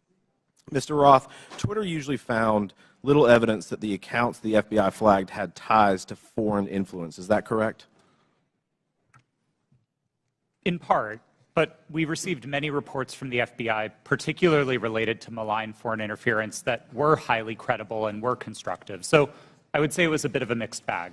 And you pushed back to the FBI when they would send you a list of American-based accounts. Is that correct? Politely, but yes. Mr. Roth, it appears that Twitter employees were under pressure by the FBI and other government agencies to validate these theories of foreign influence. Would you agree with that? No, I wouldn't agree with the word pressure. The FBI was quite careful and quite consistent to request review of the accounts, but not to cross the line into advocating for Twitter to take any particular action. So flagging American accounts, in your view, is not foreign or theories of foreign influence. There's not pressure there just by flagging it to you. Again, domestic accounts. I don't think it's a great use of the Bureau's time, but I wouldn't characterize how they communicated with us as pressure. Mr. Roth, you enjoyed these meetings with the FBI, it seems, based on the tweets behind me or the communications behind me. In internal communications at Twitter, you said, definitely not meeting with the FBI, I swear. Is that correct? I believe I was joking with a colleague at the time, but yes. But I can assume that you were meeting with the FBI when you were communicating with your colleague. Is that correct? Yes, one of my job responsibilities was meeting with law enforcement about election security. And just so I'm clear, the person you're communicating with here says, very boring business meeting that is definitely not about Trump. I assume that's also sarcasm. Yes, that's my assumption. And we can assume that Twitter was having these meetings with the FBI about President Trump, correct? No, sir. The meetings that I was a part of with the FBI were almost entirely and exclusively focused on malign foreign interference, so accounts being operated outside of the United States by other governments, not on the accounts of Americans. So what is the basis of this communication, then, where you talk about not meeting with Trump or not meeting about Trump? Again, I think those comments are sarcasm, but the context for this interaction was the need to mark my calendar private after another Twitter employee joined one of those meetings with the FBI unexpectedly. And so I had to implement additional security measures around my calendar. This was a fairly banal interaction with a colleague. Mr. Chairman, I yield the rest of my time to Mr. Jordan. Can I ask Mr. Jordan? I thank the gentleman for yielding. Mr. Roth, was there ever any visibility filtering that was hard-coded by Twitter employees into accounts of specific users?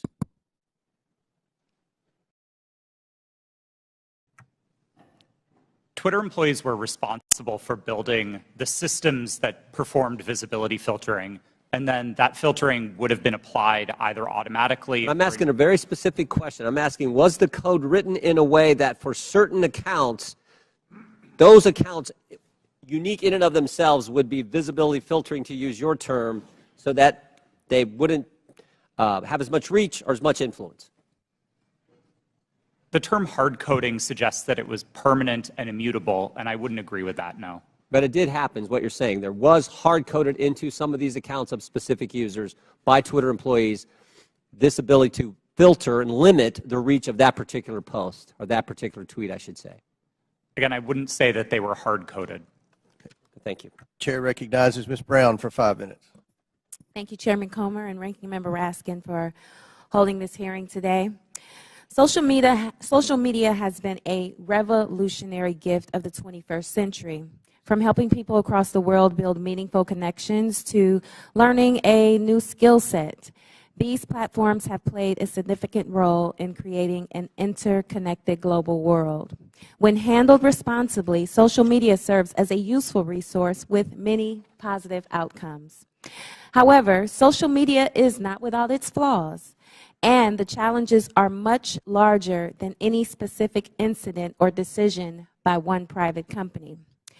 Recently, social media has contributed to the rise and amplification of domestic extremist content and organizing.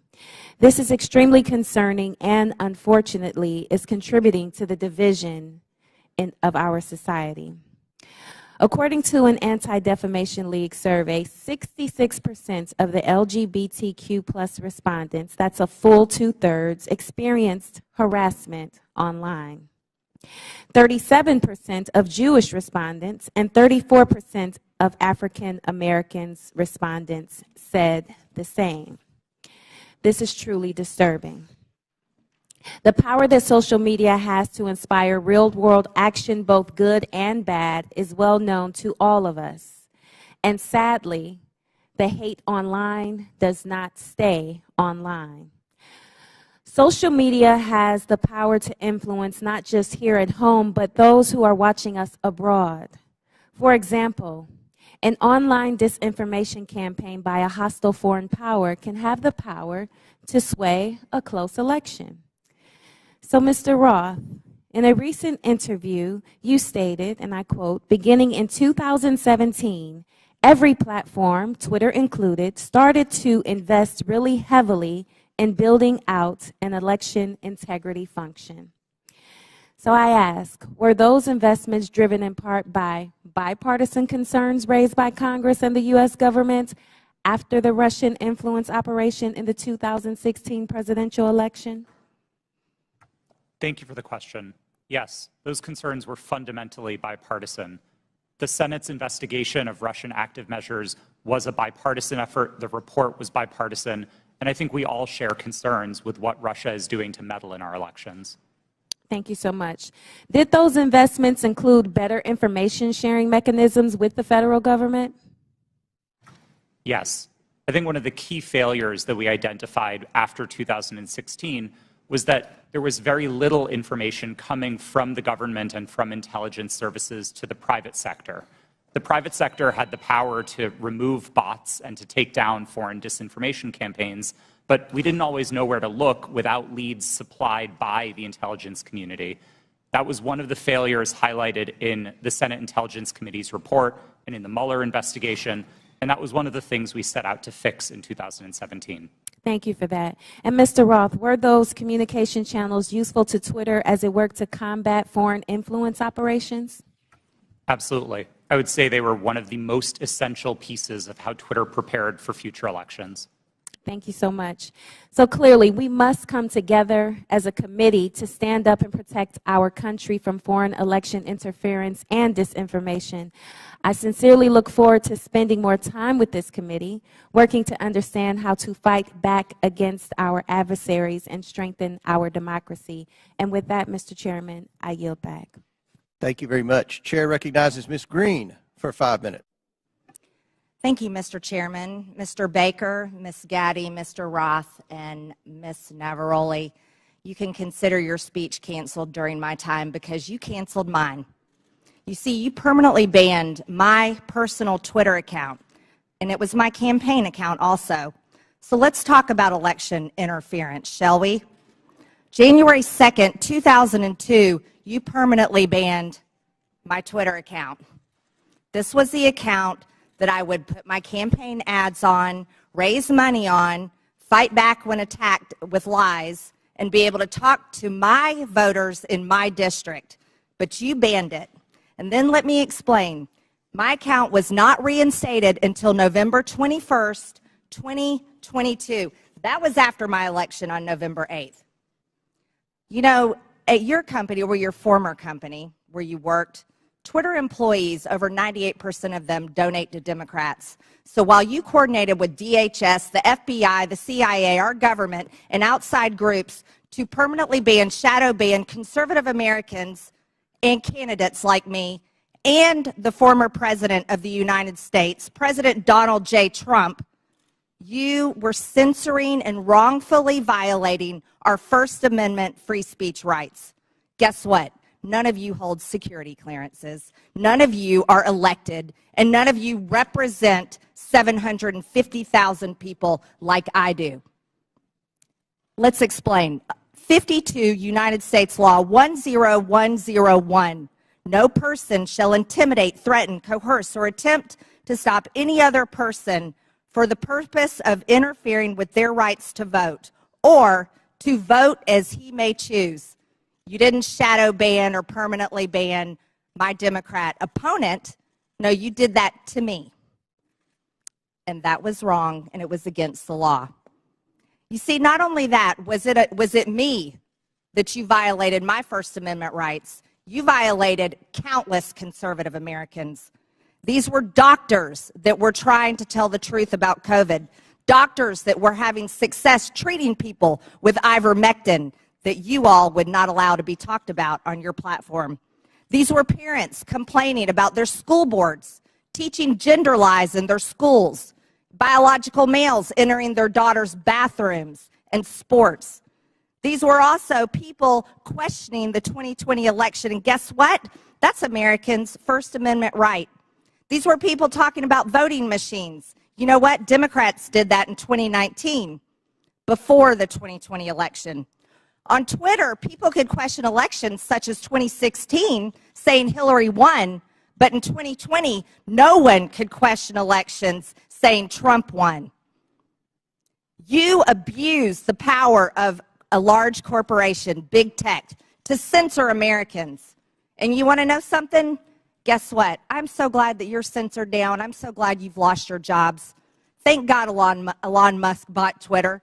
And you know what? Let's talk about something a little bit further. It's amazing to me, Mr. Roth, as the head and trust of safety at Twitter, your ability, or should I say inability, to remove child porn. Now, here's something that disgusts me about you. In your doctoral dissertation entitled Gay Data, you argued that minors should have access to Grindr, an adult male gay hookup app. Minors? Really? You know, Elon Musk took over Twitter and he banned 44,000 accounts that were promoting child porn. You permanently banned my Twitter account, but you allowed child porn all over Twitter. Twitter had become a platform, you said, connecting queer young adults. You also wrote on Twitter in 2010, can high school students ever meaningfully consent to sex with their teachers? In 2021, while you were the director of trust and safety on Twitter, an underage boy and his mother announced a lawsuit against Twitter because Twitter was benefiting from and refused to remove a lewd video featuring this boy and another minor. That is repulsive. But you violated me. What were my tweets? Okay, let's talk about them. I was talking about the deaths being reported on VAERS. By the way, that's on the CDC website. I was also saying that I didn't think any entity should enforce a non-FDA approved vaccine or mask. Guess what? A lot of people agreed with me, but you called that COVID misinformation. By the way, I'm a member of Congress and you're not. I also said the controversial COVID-19 vaccines should not be forced on our military. You want to know something? Republicans stopped that in the NDAA. Ladies, time has expired. And your time has expired. I yield back. Thank you, Mr. Chairman. Chair recognizes Mr. Gomez. Thank you, Mr. Chairman. Mr. Roth, please explain to us why Ms. Marjorie Taylor Greene, or the representative from Georgia, was removed from Twitter. Thank you for the question, Congressman. My recollection is that her personal account was banned from Twitter after repeated written notices due to repeated violations of the Twitter rules. Can you add a little specificity to the violation of the Twitter rules? Yes. Again, I didn't have access to my Twitter email, documents, anything that would have let me prepare to answer that in more detail, but my recollection is that the Congresswoman repeatedly violated Twitter's policies about sharing misinformation about COVID-19. She received multiple written warnings about that conduct. She received multiple timeouts related to that conduct. And then ultimately, consistent with the written and published policy, those repeated violations resulted in her account being permanently suspended. Mr. Chairman, so in essence, I'd like to take a point of personal privilege. It's still my time. We'll stop. Still my clock. It's still my time. Point of order Mr. Raskin. Yeah, I don't believe that members of this committee have the right to interrupt someone's testimony because their Point name of was personal mentioned. privilege. And, you were mentioning my name, Mr. Raskin. you know, I understand, but that's not the rule, Ms. Green. I don't think a member. That is the rule in Congress. Well, then I'd like we can take a point I'd like of the personal parliamentarian privilege. to rule on whether any member of this committee has the right to interrupt a witness's testimony because they mentioned the name of a member of Congress. You mentioned my name, Mr. Raskin. Yeah, I'm not testifying. Chair recognizes Ms. Green. Thank you, Mr. For your Chairman. point of privilege, very briefly. Thank you.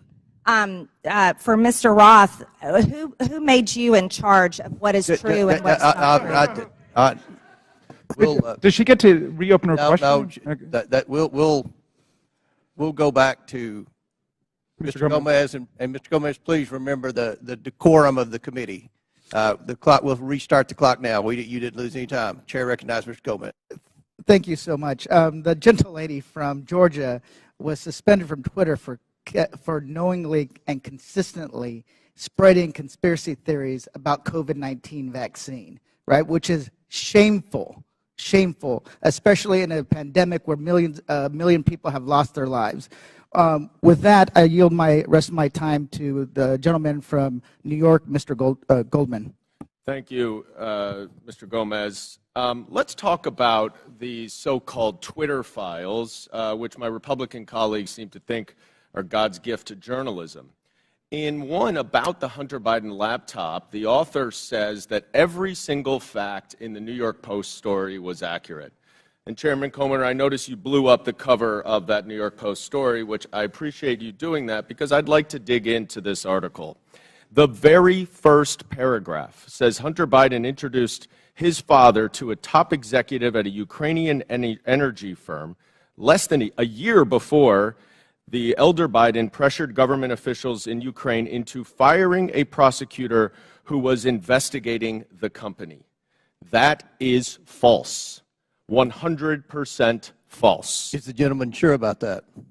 Yes, in fact, I am sure about that, and as the lead counsel in the first impeachment investigation, we proved that he was actually fired because he was not prosecuting corruption, not that he was fired because he was prosecuting corruption. Corruption of the president's son's company. I'm sorry, would the gentleman yield corruption of the president's son's company? I'd like to reclaim my time. Gentleman's recognized. The fact that Joe Biden fired, consistent with U.S. policy and every single European country, the prosecutor general in Ukraine because he did not prosecute corruption, including at companies like Burisma, has been proven over and over and over. And if you want to know who actually prosecuted Burisma, Chairman Comer, you should talk to the British authorities, because they were the ones who were prosecuting Burisma, and they couldn't get any cooperation from the Ukrainian prosecutor general. So that's why he was fired. So right off the top, the very first paragraph of this so-called bombshell story is completely false. Now, what is the allegation that we are hearing from our Republican colleagues about the connection to Joe Biden and Burisma? It is an email from a Burisma employee thanking Hunter Biden for organizing a meeting with the Vice President Biden. We know nothing about the substance of that meeting. We know nothing about how long they met. It was not on Vice President Biden's schedule. And in fact, I would ask my Republican colleagues, do you meet with foreign businessmen? Do you meet with foreign diplomats? If we were to say to you every single time you met with somebody that you discussed something that you're voting on, how would you react? It's preposterous. And Chairman Comer, you have said in your opening statement that Joe Biden lied to the American people. That is a bold, bold accusation. And so far, we've seen no actual evidence of any lies or any support for Joe Biden being involved in anything having to do with Ukraine other than promoting U.S. foreign policy. And I hope that you are not abusing the power as chairman of this committee, and that you are not wasting taxpayer dollars on a fishing expedition into a civilian child of a president for political purposes. I yield back. The gentleman yield to a quick question. You don't have to. It's your choice. You yield. Yeah, please. So I would love to discuss this. are you admitting that Joe Biden did get the prosecutor in Ukraine fired? I think it's very clear that Vice President Biden, along with all of our allies in Europe, pressured Ukraine to fire a corrupt prosecutor general who was not charging corruption cases that would have included potentially Burisma. Corruption with his son's company? Yes. In fact, if what he wanted was the prosecutor general to prosecute corruption, and the allegations that you are making and that the Russians are making, because this is all part of Russian propaganda, is that Burisma was corrupt and Joe Biden was trying to stop an investigation into Burisma. That is categorically false, and there is no evidence of it. Mr. Chairman, we're going to recognize one more speaker. We've been requested by the presenters for a brief bathroom break. If you'll allow us, we have one more questioner, and then we'll take that break. Chair recognizes Mr. Timmons for 5 minutes, and then we'll have a 5 to 10 minute break. Mr. Timmons. Thank you, Mr. Chairman. We have a big picture problem right now, and we're talking about Twitter specifically and Hunter Biden's laptop, but it's not just that. It's the general trend of the media, social media, the FBI, DOJ, doing one side's bidding. That's the issue. There's mistakes that have been made, and we keep looking back at these mistakes and say, oh, that shouldn't have happened that way. We are going to have a new policy to avoid that from happening again. But every mistake benefits one side. Every mistake benefits one side. Let's go back to 2016. The Democrat National Committee and the Clinton campaign paid Fusion GPS to fabricate the Steele dossier, which was the basis of this entire Russia collusion investigation. Special counsel, we spent $40 million pursuing it. There was no evidence of the Trump campaign colluding with Russia. There was none. It was actually fabricated by the Democrats and the Clinton campaign to create a narrative to damage President Trump. So that was a mistake. We all know that now. That was the conclusion of that investigation. And as a side note, that's why Adam Schiff is no longer on Intel, because he lied about that investigation. He said, as the chair of Intel, I have all this information. He abused his position, and that's why he was removed from Intel. So next, we go to 2020. Another mistake. We have something that is real labeled as something that is fake. We tell the American people that we're going to have an honest, open conversation about issues, about challenges that our country faces, and everybody has their own facts. Congressman from New York is mentioning his facts. It's just very bizarre that Hunter Biden making tens of thousands of dollars a month with no credentials from a business in Ukraine, whether they're being investigated, who knows? I mean, these are all speculation, and it's something the American people can't really digest because we don't know the answers to it. And when we're told the answers by our government, by big corporations, by big tech, and they're repeatedly wrong, it creates a trust issue.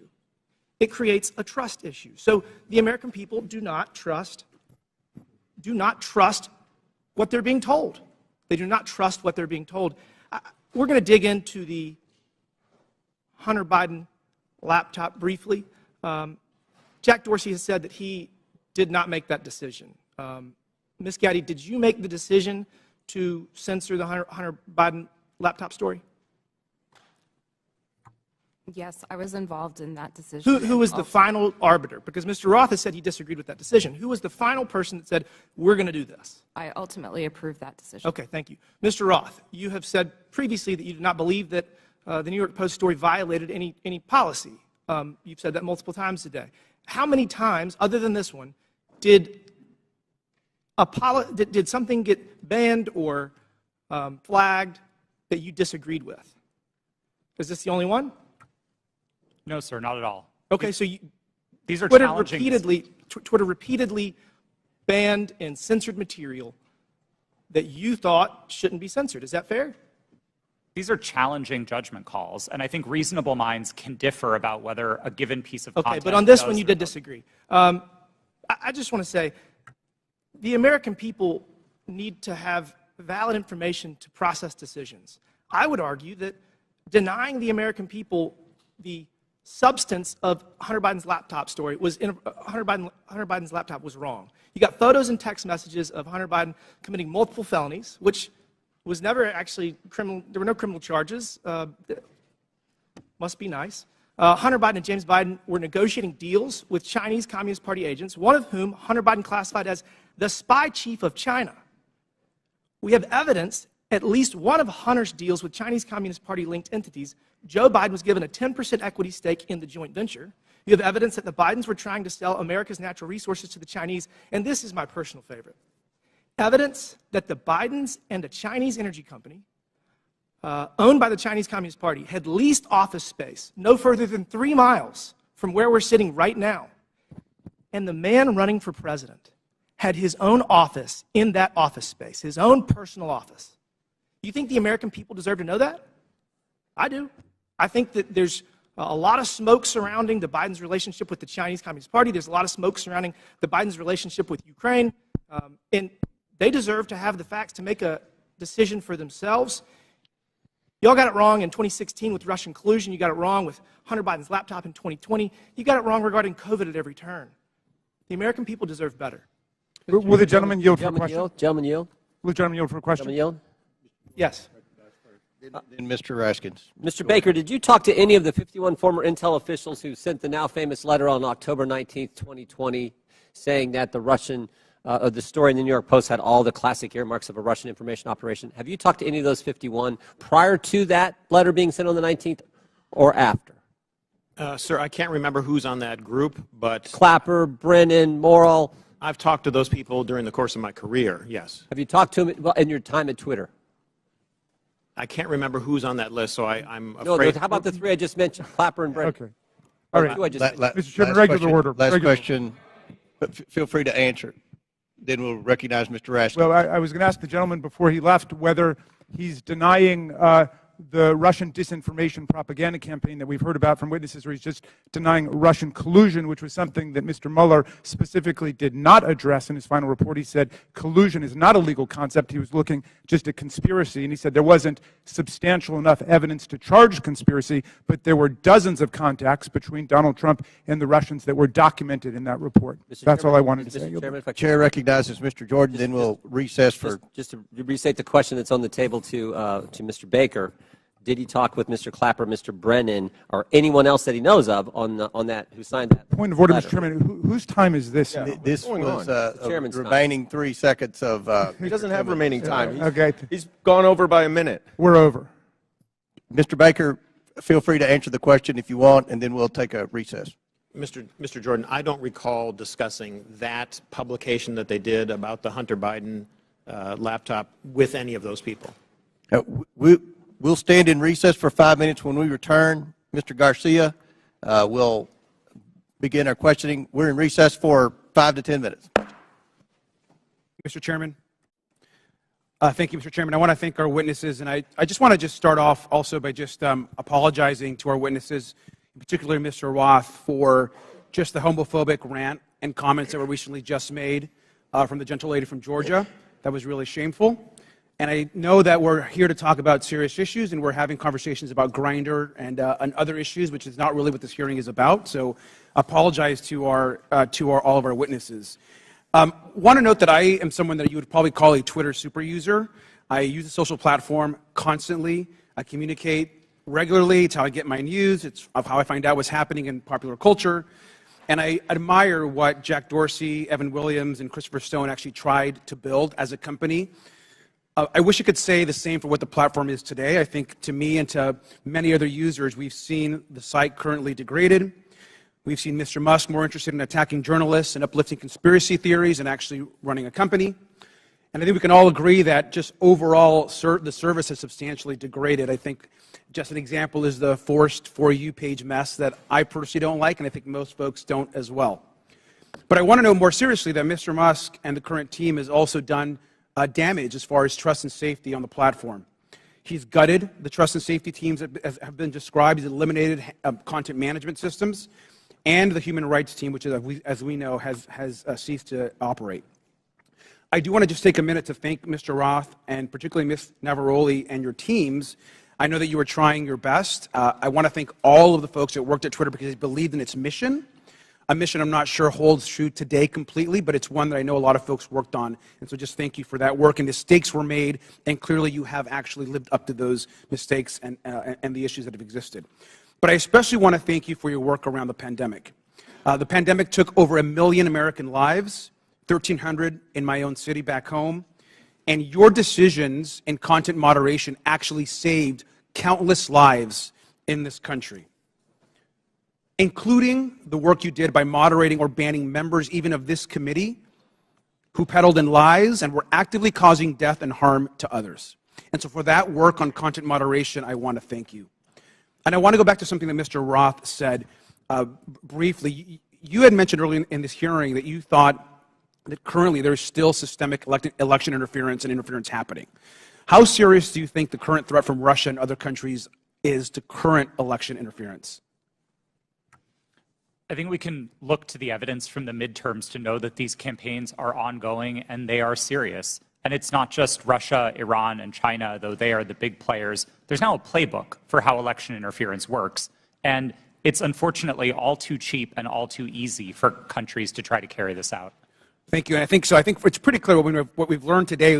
One thing we've learned, which hasn't been much, by the way, is that there's current election interference happening today by Russia and other actors. And so that is something that's serious. That's which the focus of this hearing should actually be about, versus all of this kind of nonsense and lies and conspiracy theories that this committee is actually focused on today. I want to take the remaining balance of my time and yield to Ms. Ocasio-Cortez. I thank the gentleman from California. I'd like to raise and follow up on a point that the opposition and the other side of the aisle is making, which is trying to insinuate that there is something scandalous or unusual about federal agency outreach to social media platforms and other organizations such as Twitter. The insinuation here is that in the FBI and other agencies reaching out to Twitter, that there's something nefarious about this, that this was some sort of partisan weaponization or attempt to intimidate. But we actually have quite a documented history of representatives from the Trump administration hailing the progress that the government had made in working with companies like Twitter to counter foreign influence operations and other areas of concern. In early March 2020, right before the Super Tuesday primary election, several Trump administration officials, including Mike Pompeo, Bill Barr, Chad Wolf, and acting director of national intelligence Richard Grenell, issued a statement praising the government's cooperation with the private sector to fend off foreign interference, and said that relationship was, quote, stronger than it's ever been. This was around this whole time where there's this grievance around this. And listen to what DHS Secretary Chad Wolf had to say just weeks before the 2020 presidential election. We now have direct lines of communication with tech and social media companies and election officials so that both parties can seamlessly take action against false information spreading online. I would argue that this information from the Trump administration would say that they would support your decision in temporarily suspending this disinformation that seemed to be coming out from the New York Post. So with that, I yield back to the chair. Gentlelady yields back. Chair recognizes Mr. Burchett for 5 minutes. Thank you, Mr. Chairman. Ms. Gaddy, Charlie Kirk and Dan Bongino are conservative commentators. Is that a fair characteristic? Just yes or no would be fine. I believe so, but I'm not familiar with them. Okay. The posters behind me show the side of Twitter that is not available to users. Is that correct?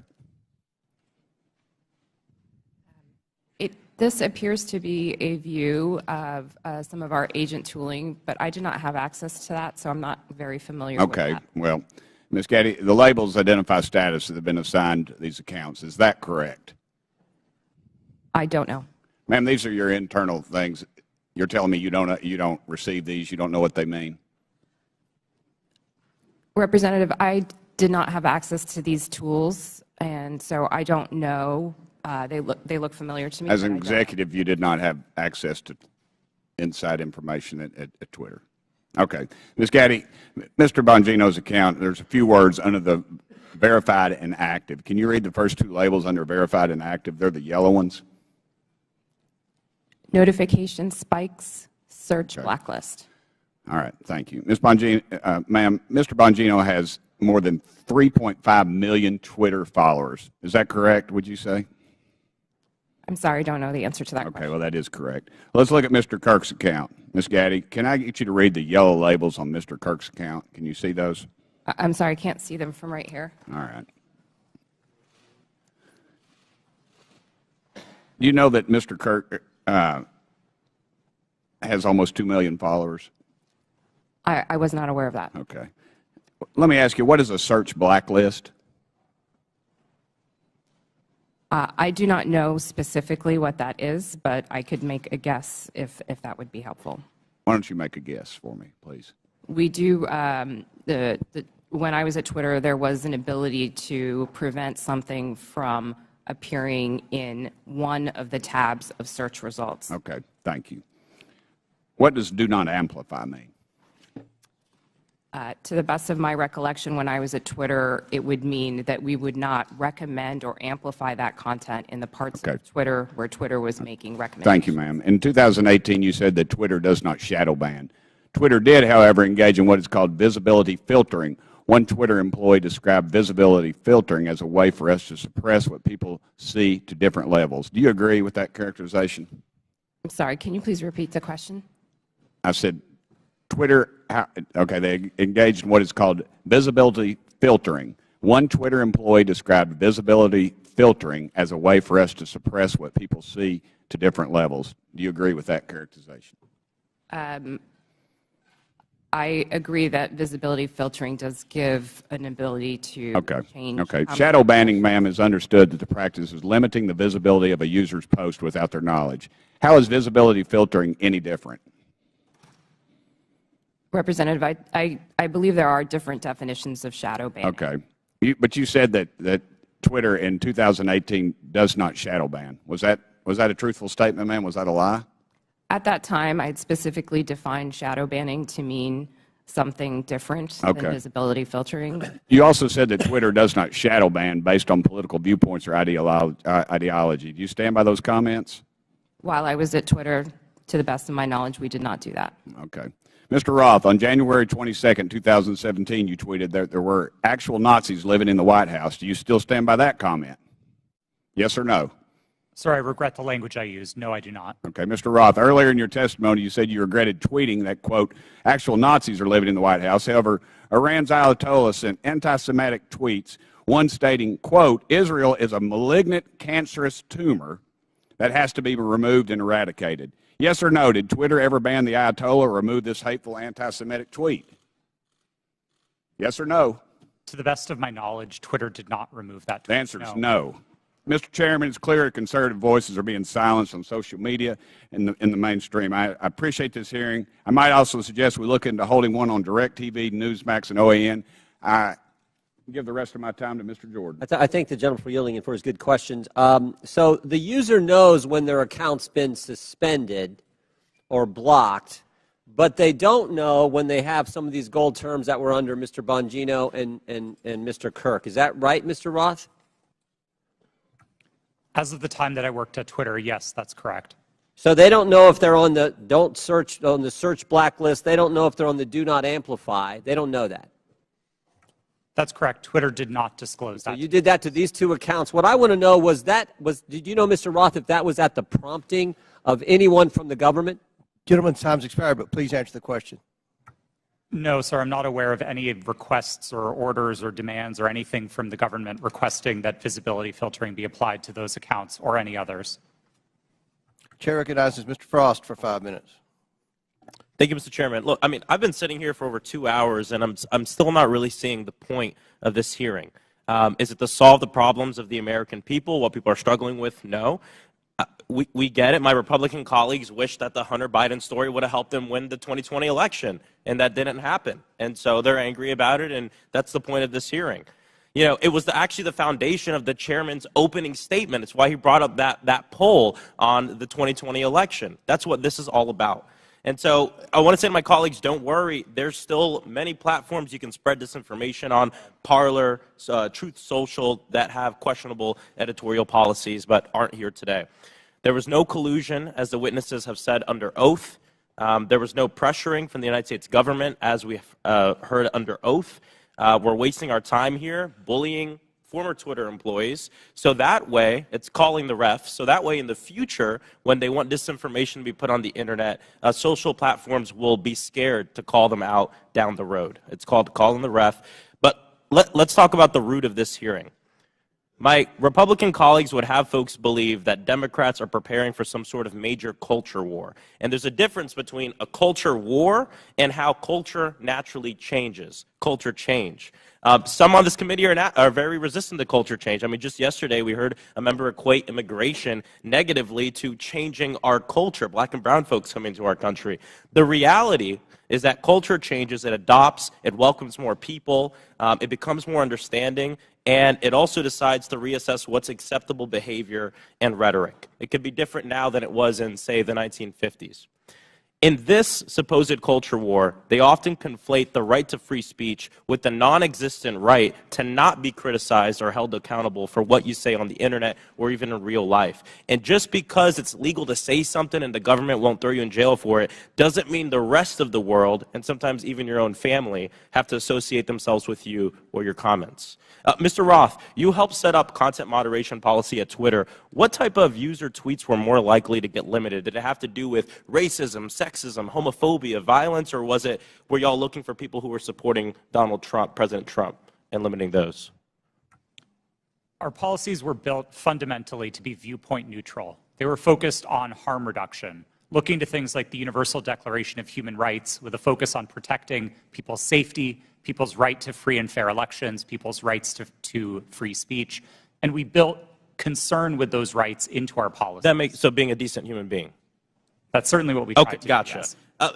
Ms. Naravoli, earlier you testified about a 2019 tweet that was about President Trump. And I think it's from Ms. Teagan. What was the tweet about? Would you like me to give the direct quote? Yeah. Please excuse my language. This is a direct quote, but Chrissy Teigen referred to Donald Trump as a pussy-ass bitch. Okay. Free speech. And what happened after Ms. Teagan posted her tweet? What did the White House do? What did the Trump White House do?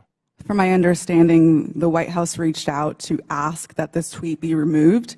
It was my team's job. This fell underneath the policy for abusive behaviors, and we evaluated underneath our insults policy. At that time, up to 3 insults were allowed, and so it was our job to determine how many insults were included within that phrase. So the Trump White House reached out, not an agency, but the White House reached out and requested that you remove the tweet? From my understanding, yes. Okay. Mr. Roth, you mentioned a serious problem of foreign interference in our elections. Did you see that mass interference work more in support of right-wing candidates like President Trump in 2016 or President Biden in 2020? Thank you for the question. It's an important one, and I don't think there's a clear or easy answer to this. We saw Russian operatives playing both sides and often playing them against each other. One of the most enraging interactions that my team saw were accounts operated out of the same Russian troll farm arguing with each other. And they were manufacturing drama both on Democratic sides and on the Republican So it's still a huge issue. Absolutely. 100%. Well, there you have it. There's issues of big tech. There are serious issues we need to litigate. Hunter Biden's laptop is not one of them. And like many of my colleagues have said, we need to talk about these issues, how January 6th maybe could have been prevented if Twitter had taken action due to the hateful speech, and how we have foreign interference in our elections. Why are folks on this committee so obsessed with Twitter's editorial decision on Hunter Biden's laptop? Would they hold the same hearings of the editorial decisions of Fox News and Newsmax? Free speech is about the government limiting speech around about the public. My governor, Ron DeSantis, is doing that right now. I have a venue in my district that he's revoking the liquor license of, trying to close because they had a drag show. We have teachers who are not able to teach the curriculum that they want because they disagree with Ron DeSantis and his view of the world. That is limiting free speech. And I'd love to see this committee bring in some of these governors who are abusing their power, like Governor DeSantis in my state of Florida, to limit the free speech of people. I yield back. Gentleman yields back. Chair now recognizes Mr. Gosar for 5 minutes. Thank you, Mr. Chairman, for this important hearing, and thank you for our witnesses for appearing as well. I want to be clear. Despite claims in witness testimonies, government cannot deputize the private sector for actions that would be otherwise be restricted by the Constitution. In this case, the censorship of lawful speech. Now I want to direct you to a tweet over my shoulder sent by President Trump on October 5th, 2020, before Twitter banned him from the platform. This was after President Trump had become infected with COVID and received treatment at Walter Reed Medical Center. It says in part, "Don't be afraid of COVID. Don't let it dominate your life," end of quote. Do you see that, Mr. Roth? Yes, sir, I do. Less than an hour later, you received an email from James Baker at Twitter, reproduced behind me as well, saying, quote, "Why isn't this POTUS tweet a violation of our COVID-19 policy, especially the don't be afraid COVID statement," end of quote. Isn't that correct, Mr. Roth? Yes, I believe that's the email displayed. Now, Mr. Baker, was it your understanding that the Twitter COVID-19 policy was people should be afraid of COVID? Sir, my recollection. Yes or no? Could you repeat the question, sir? Was it your understanding that Twitter's COVID-19 policy was, quote, people should be afraid of COVID? Yeah. At that point in time, I did not fully understand what Twitter's COVID misinformation policy was, and so I was trying to understand. I'm recapturing my time. So maybe you thought that Twitter's policy was that it should dominate people's lives. Is that what you thought? I'm sorry, I'm having a hard time hearing you, sir. So is it the fact that Twitter, don't let it dominate people's lives? Is that the problem with the tweet? I didn't, at that point in time, I did not understand fully. I was relatively new at Twitter, and I was trying to understand what the policy was, and therefore I was. I just want to ask you, the other two were asked, where did you go to medical school? I beg your pardon? Where did you go to medical school? I did not go to medical school. Good. Now, I'd like to have a yes or no from each of the witnesses on these following questions. Did you or others at Twitter communicate with government officials by means of disappearing messaging systems like Signal, Snapchat, or Wicker? Mr. Baker, yes or no? Have I ever communicated with a government official using those? Yes or no? I don't recall. Ms. Gaddy? Not to the best of my recollection. Mr. Rao? Yes. Mr. Rowley? Not to my recollection, no. Once again, did you or others at Twitter receive requests from federal law enforcement to allow criminal activity or content whose distribution is criminal to proceed on Twitter? Mr. Baker? I'm sorry, I don't understand the question, sir. Ms. Gaddy? Can you please repeat the question, sir? Mr. Roth? If I understood the question correctly, it was whether we received requests to allow unlawful activity, and Yes. the answer is no. Okay, Ms. Navaroli? Not to my knowledge, no. Now, I'd like to submit for the record an article by the New York Post titled, quote, "Twitter refused to remove child porn because it didn't violate policies." Ms. Gaddy, who was involved in this determination? I'm not familiar with this situation. Mr. Roth, are you familiar with it? No, sir, I'm not. Once again, I'd like a yes or no from each of the witnesses. Did you apply labels to users with an administrative tool to downrank them? Mr. Baker? I'm sorry, sir. I'm having a very hard time hearing your questions. Ms. Gaddy? I'm having the same problem, sir. Can you please repeat the question? Mr. Roth? I'm not sure I understood the question, sir. Well, I'm asking you, did anybody use an administrative tool to downrank users? Yes, sir. That's a part of Twitter's content moderation capabilities. Mr. Baker? Well, I'll rely on Mr. Roth. Okay, Ms. Gaddy? Yes, we're very public about our recommendation system and how they work. Mr. Chairman, today's witnesses played a central, powerful, and disturbing role in limiting not only free speech, but even people's good faith inquiries and research regarding their own health. The Internet is increasingly where my constituents go to engage in civic discourse. Our liberties as Americans will be diminished if we do not recognize our speech is increasingly virtual and right now subject to hostility and threatened through bans and deplatforming. The suggestions by witnesses that all of the removal of, quote, lawful but awful speech, quote, was done in favor of users is bunk. You could just as easily provide content filter options to allow lawful speech, letting users decide what lawful materials they do or don't want to engage with. But you didn't. You censored and manipulated millions of people. Do not allow people like this sitting in front of us today to be the arbiters of truth. I urge my colleagues to support my Section 230 reform, Stop the Censorship Act, which empowers users with the editorial contract. Our private businesses, you always have a contract with your customers. Allow them to pick. I yield back my time. Gentleman yields back. Chair recognizes Ms. Balin.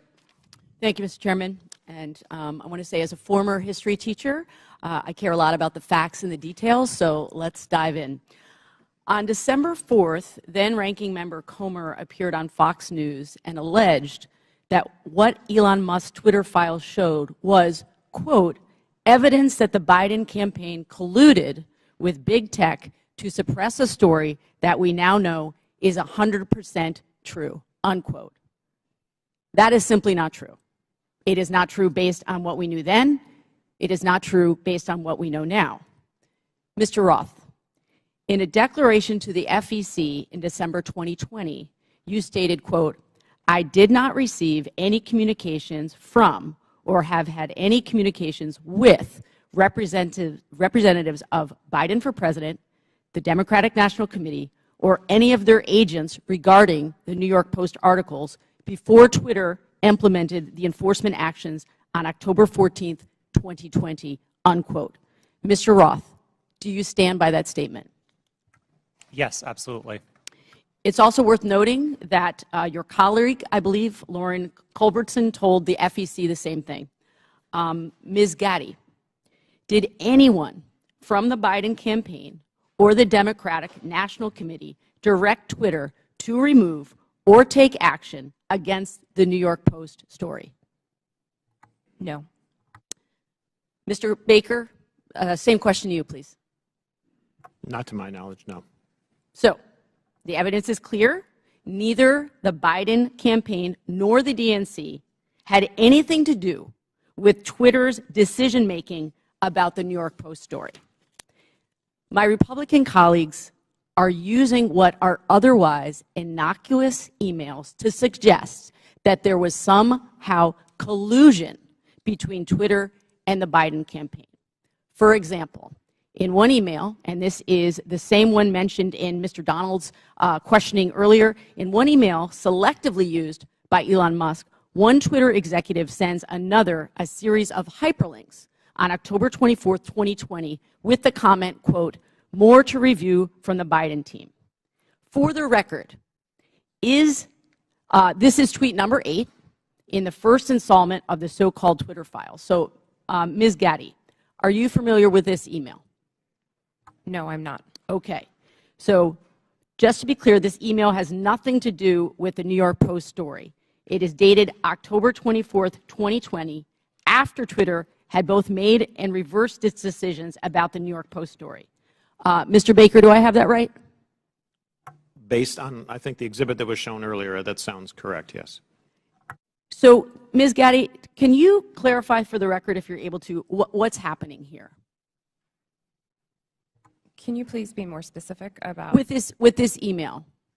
I don't believe I was a recipient of that email or reviewed it during my time at Twitter, so I'm sorry I don't have familiarity with that situation. That's okay. Mr. Baker? To the best of my understanding, these were tweets that the campaign had concerns about. I don't know the details of those, and they were referred to Twitter as, well, I'm not sure exactly why, but I can't get inside their heads, but they were referred to Twitter, and Twitter reviewed them, and someone, again, going off the exhibit from earlier, said they were handled. I don't know what that means in terms of whether they took any action or didn't take any action, but at least they addressed the matter. So I believe that's what I construe from that email. Appreciate that. So from my understanding of everything that we've heard today, it's really not uncommon for outside entities, including, as we've heard, Mr. Trump's campaign, to request that Twitter remove content that violates the company's terms of service. Is that correct, Ms. Gaddy? That is very common globally. Thank you. So to the best of your ability to answer, Ms. Gaddy, were any decisions approved or acted upon based on the political party making the request? No, our teams were trained to enforce our rules consistently and fairly without regard to any sort of political ideology. Thank you. So I believe that what's happening here is my Republican colleagues know that the premise of this whole hearing is misleading. There is no evidence that the Biden campaign had anything to do with the Hunter Biden New York Post story.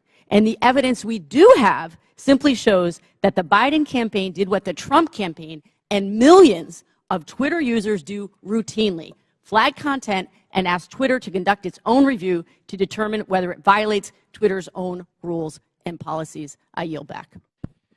Lady Yield, Chair recognizes Mr. Palmer for 5 minutes. Thank you, Mr. Chairman. I'd like to submit a June 22 study conducted by Princeton University called Powered by Twitter, the Taliban's Takeover of Afghanistan. Without objection, so ordered. This study covers the time frame of April to September of 2021, which is 4 to 5 month period between President Biden's official announcement of America's intentions to withdraw and the chaotic end of the American troop presence in Afghanistan. The study found that the Taliban weaponized Twitter and that Twitter's moderation policies failed. There were more than 126,000 accounts in the Taliban support network, and 83% of these Taliban-associated accounts were created before 2021, well before Twitter could claim that these accounts represented a government. These accounts shared graphic images and videos depicting dead and decomposing bodies and rampantly spread disinformation about the facts on the ground in direct violation of Twitter's public policies. Taliban tweets were shared millions of times in the summer of 2020. The study also found that 3/4 of Taliban content was produced by only 20 accounts, which is suggestively straightforward. By the way, the U.S. government classifies the Taliban as an insurgent group, in case some of my colleagues don't understand what real insurgencies are. Mr. Roth, why wasn't Twitter more effective at curtailing the clear-cut content violations by Taliban Twitter accounts? Thank you for the question, sir. At the time that you referenced, I wasn't responsible for Twitter's work on counterterrorism. Do you have any idea why Twitter would allow clear-cut violations by an insurgent group? And by the way, they carried out multiple suicide attacks during the time frame they were sending out these tweets, killing dozens and injuring hundreds. It's my understanding that Twitter's policies at the time distinguished between some of the more violent portions of the Taliban and some of the more political portions of it. I'm not rendering judgment on it. That stuff's still up on Twitter, and I just wonder how many content moderators were assigned, if any, to check on these accounts. Additionally, it appears that Twitter was profiting from Taliban's presence on the platform in the lead-up to the overthrow of the Afghan government.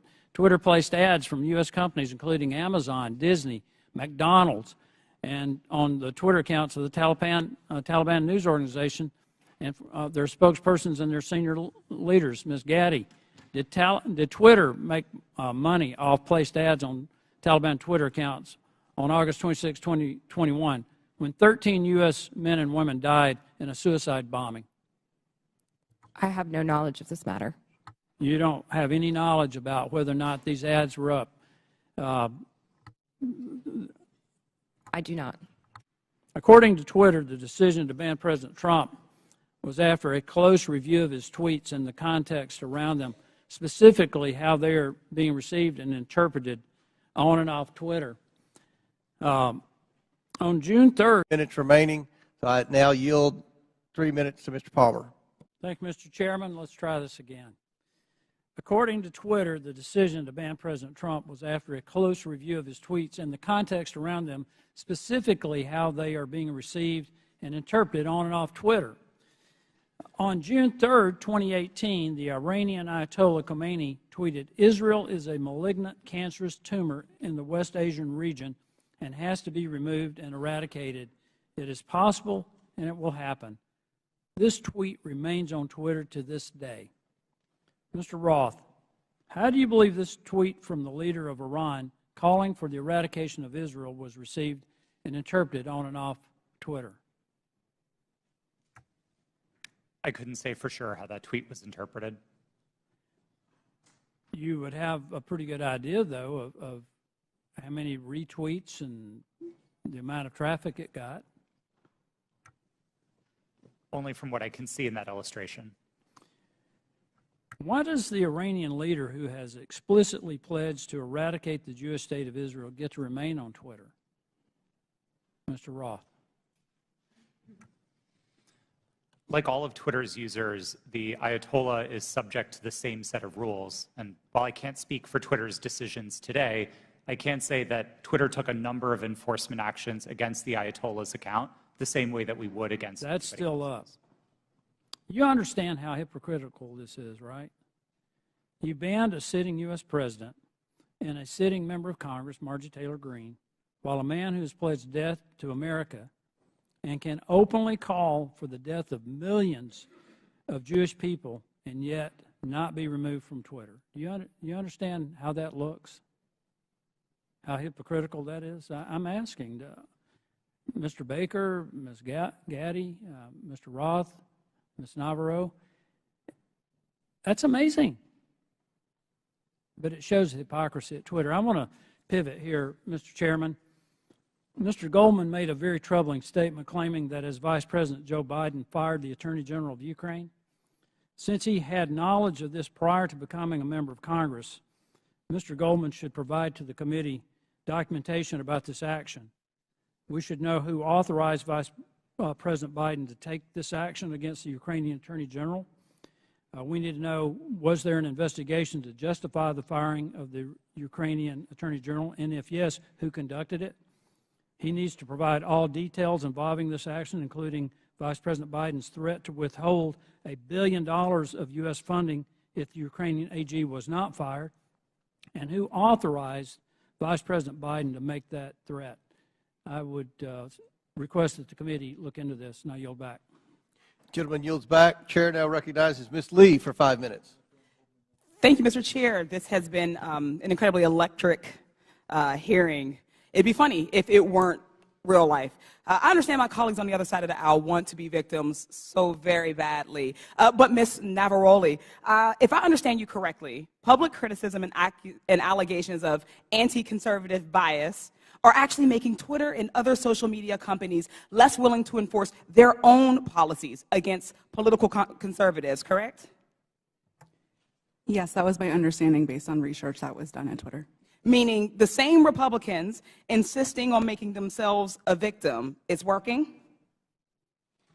Could you repeat the question?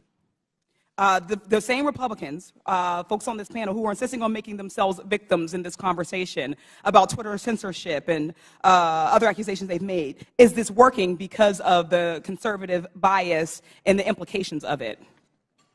Or the allegations of conservative bias? In other words, are the allegations of conservative bias making it harder for those in Twitter or those who are working there to enforce these policies against folks who incite hate speech or make it? Thank you for rephrasing that question, and thank you for asking it. Yes, these allegations are very much having an impact on the leadership within every social media company, as they hope to not receive allegations of being biased or in any way being politically leaning. Thank you. I'm not the only lawyer in the room, so you all know that while the Constitution does provide us the right to free speech, there are, of course, limitations. As Ms. Navaroli pointed out, we cannot yell fire in a crowded theater. Compromising freedom of speech may seem dangerous until we weigh that compromise against the men and women massacred in Buffalo, for instance, or the many other places where radicalized violent extremists found their motivation to kill on social media. This isn't about oppression. It's about public safety. This isn't about censorship. It's about protecting our democracy from misinformation. Ms. Navaroli, it was your job to decide whether someone was yelling fire in the theater. Could you describe the coded incitement to violence policy Twitter did not implement? Yes, thank you for that question. The coded incitement to violence policy was an incredibly nuanced policy that was created in order to fill the gaps that were existing in the already existing policies around violence. The policies around violence were explicit. So these were calls that said, I'm going to, I want to, I plan to, I wish to. Those sorts of incitements would have come down. Things like stand back, stand by. Things like I am locked and loaded and ready for a civil war were dog whistles that were not covered underneath the policy. Thank you. Could it have saved lives if it were implemented on January 5th, 2021, or possibly in November of 2020? I can't speculate as to what might have happened, and I do wish we would have acted. Thank you. Ms. Gaddy, the very same words that were plastered across Twitter were shouted at the January 6th insurrection. What threats do Americans face now that Elon Musk has removed all guardrails and welcomed back Donald Trump to the platform? Thank you for the question. I'm actually not really familiar with what the content moderation policies of Twitter are today. Okay, thank you. Social media platforms like Twitter must own up to their responsibility in spreading violence and chaos. I'd argue so too do members of this panel and institution. Thank you. I yield the balance of my time to Mr. Raskin. Thank you very much. Mr. Roth, I want to go back to the whole question of your finding hundreds of thousands of fake accounts set up by Vladimir Putin and the Russian Internet Research Agency, I think they called it, which was the propaganda arm in 2016, and I suppose to this day.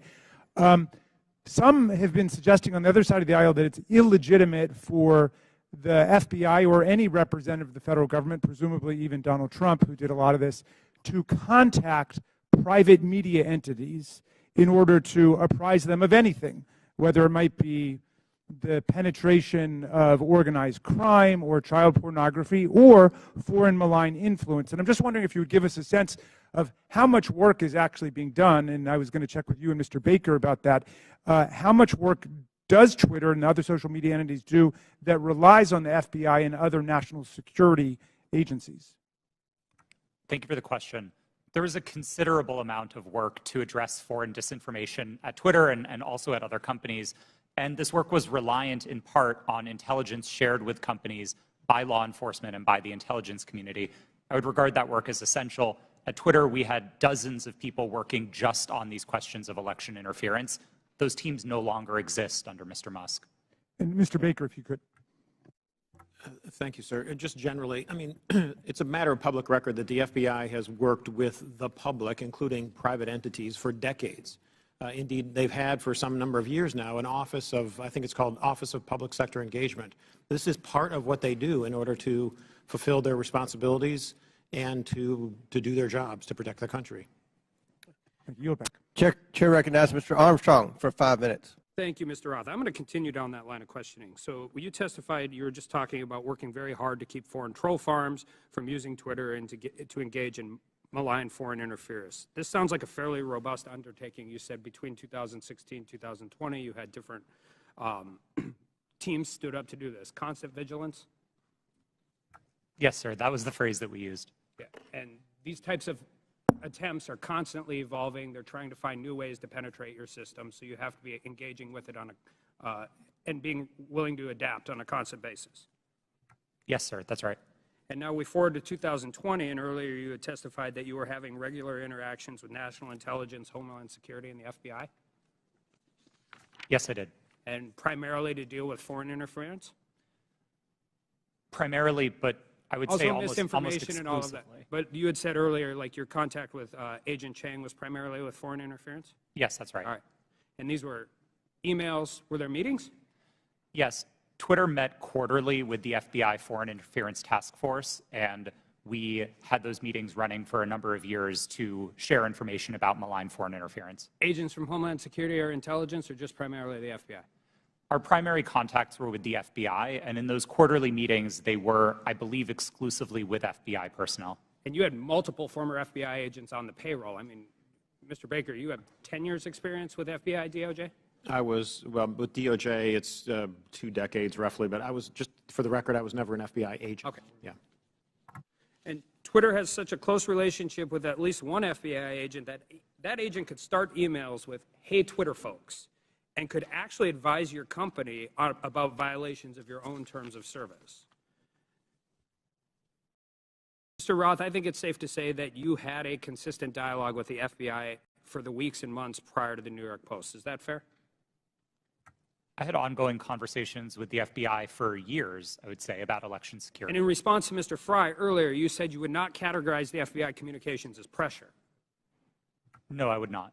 However, Twitter's director of policy wrote to you in 2020 that Twitter has seen a sustained effort by the intelligence community to push Twitter and that Twitter should keep a solid front against these efforts. He specifically cited Elvis Chan, an FBI agent in San Francisco. Now, on August 11, 2020, Agent Chan sent you 3 documents in prep for a meeting and said the documents pertain to APT-28, a hacking unit connected with Russian military intelligence. Agent Chan arranged for having security clearance for Mr. Baker and facilitated encrypted networks for the FBI to share information with Twitter employees. And on October 14th of 2020, you stated that this feels a lot like somewhat of a subtle leak operation. Earlier today, you testified that you were following national experts on Twitter, national security experts on Twitter, as a reason to take down the New York Post story on Hunter Biden's laptop. Yes, sir, I did. So, after 2016, you set up all these teams to deal with Russian interference, foreign interference. You're having regular meetings with the FBI. You have connections with all of these different government agencies, and you didn't reach out to them once? Is that question in reference to the day of the New York Post Yeah. article? That's right. We generally did not reach out to the FBI to consult on content moderation decisions, especially where they related to domestic activity. It's not that we wouldn't have liked that information. We certainly would have. It's that I don't believe it would have been appropriate for us to consult with the FBI. In December of 2020, you did a declaration to the Federal Election Commission that the intelligence community expected a leak and a hack operation involving Hunter Biden. Recently, Mark Zuckerberg confirmed that the FBI warned Meta that there was a high effort of Russian propaganda, including language specific enough to fit the Hunter laptop Biden security story. You're talking to these people for weeks and months, years prior to this leaking. They have specifically told you in October that there's going to be a leak potentially involving Hunter Biden's laptop. They legitimately and literally prophesized what happened. And you didn't contact any of them? No, sir, I did not. Did they reach out to you? On and around that day, to the best of my recollection, no, they did not. So after the story was taken down and you guys did it and you personally disagreed with it, Ms. Gaddy, you said you did. Did you contact them and say, hey, is this what you were talking about?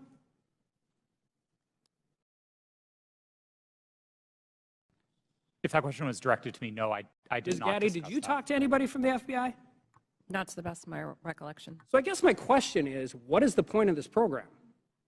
You have constant communication. They're set up for foreign interference. They've legitimately warned you about this very specific thing, and then all of a sudden everybody just walks away? Like, this is what you planned for. This is what you prepared for. This is the information. They told you exactly what was going to happen, and then you want, I don't care if it's members of Congress, you legitimately want the American people to believe we just completely cut off contact with all of the people who we were supposed to defend against? I don't think it passes the smell test, and neither do the American people. I yield back. Chair recognizes Mr. Kassar for 5 minutes. I'm honored to be a new member of Congress, where our purpose is to listen to the people and represent their voices and lift up our communities. After talking to thousands of people across Texas, asking them, what do you want me to work on for you as a new member of Congress? Not a single person told me they were concerned about a New York Post story on Twitter about Hunter Biden. Is that really what we're dedicating this committee's time to? Is that really what we're going to dedicate the next 2 years to? Our constituents of all political backgrounds are worried they're getting pushed out of their neighborhoods by spiking housing costs. They see their public schools suffering because we aren't supporting our teachers. In my state, our rural hospitals are closing. We have more uninsured people than anywhere in the country. We have the highest number of food insecure kids, and reproductive rights have been stripped away. We're talking about none of that. It seems to me that we're having these hearings so that people can beat their chest about Hunter Biden, maybe do some fundraising, get some headlines, and ironically post those on Twitter. If that's what House Republicans want to spend their time on, then that's their prerogative. But to me, it's a damn shame. We're here for a bigger purpose than that. Under the leadership of the legendary chairman, Jack Brooks from Texas, this committee implemented the Great Society through the creation of Head Start and the creation of Medicare. They investigated Watergate. They built the U.S. space program. Anything is possible if we all come together to work on what our constituents demand, if we make sure that we say to our constituents that your voice matters here. We could be ensuring that the historic investments in infrastructure and domestic manufacturing create good union jobs where we need them the most. We could take on free speech and civil liberties issues at home and across the world. We could be investigating and taking a look at these real threats of domestic terrorism and civil unrest. We could be making sure that our constituents' lives are better. But instead, we're focusing today on Twitter. The American people deserve better. I yield back my time to Mr. Raskin. Thank you very much, Mr. Kassar.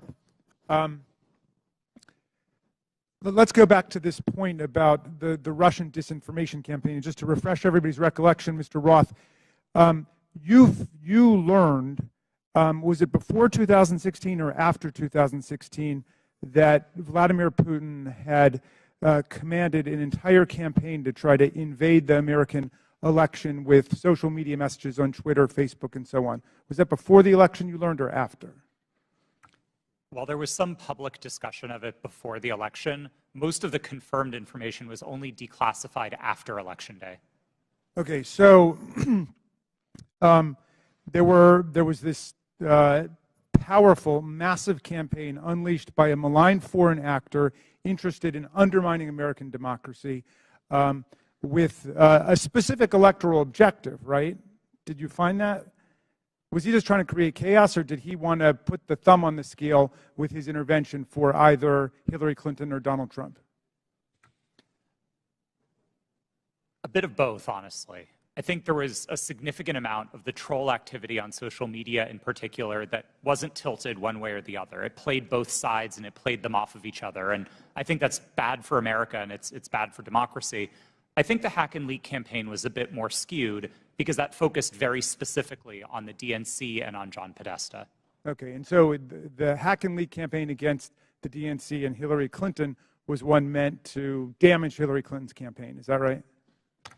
That's what most research concludes was the objective, yeah. All right. So some people are suggesting that if the U.S. government finds out about a malign foreign influence disinformation or propaganda campaign in our elections at any level, the government shouldn't say anything to the public or the news media about it. What do you think about that proposition? I believe that would be a profound failure.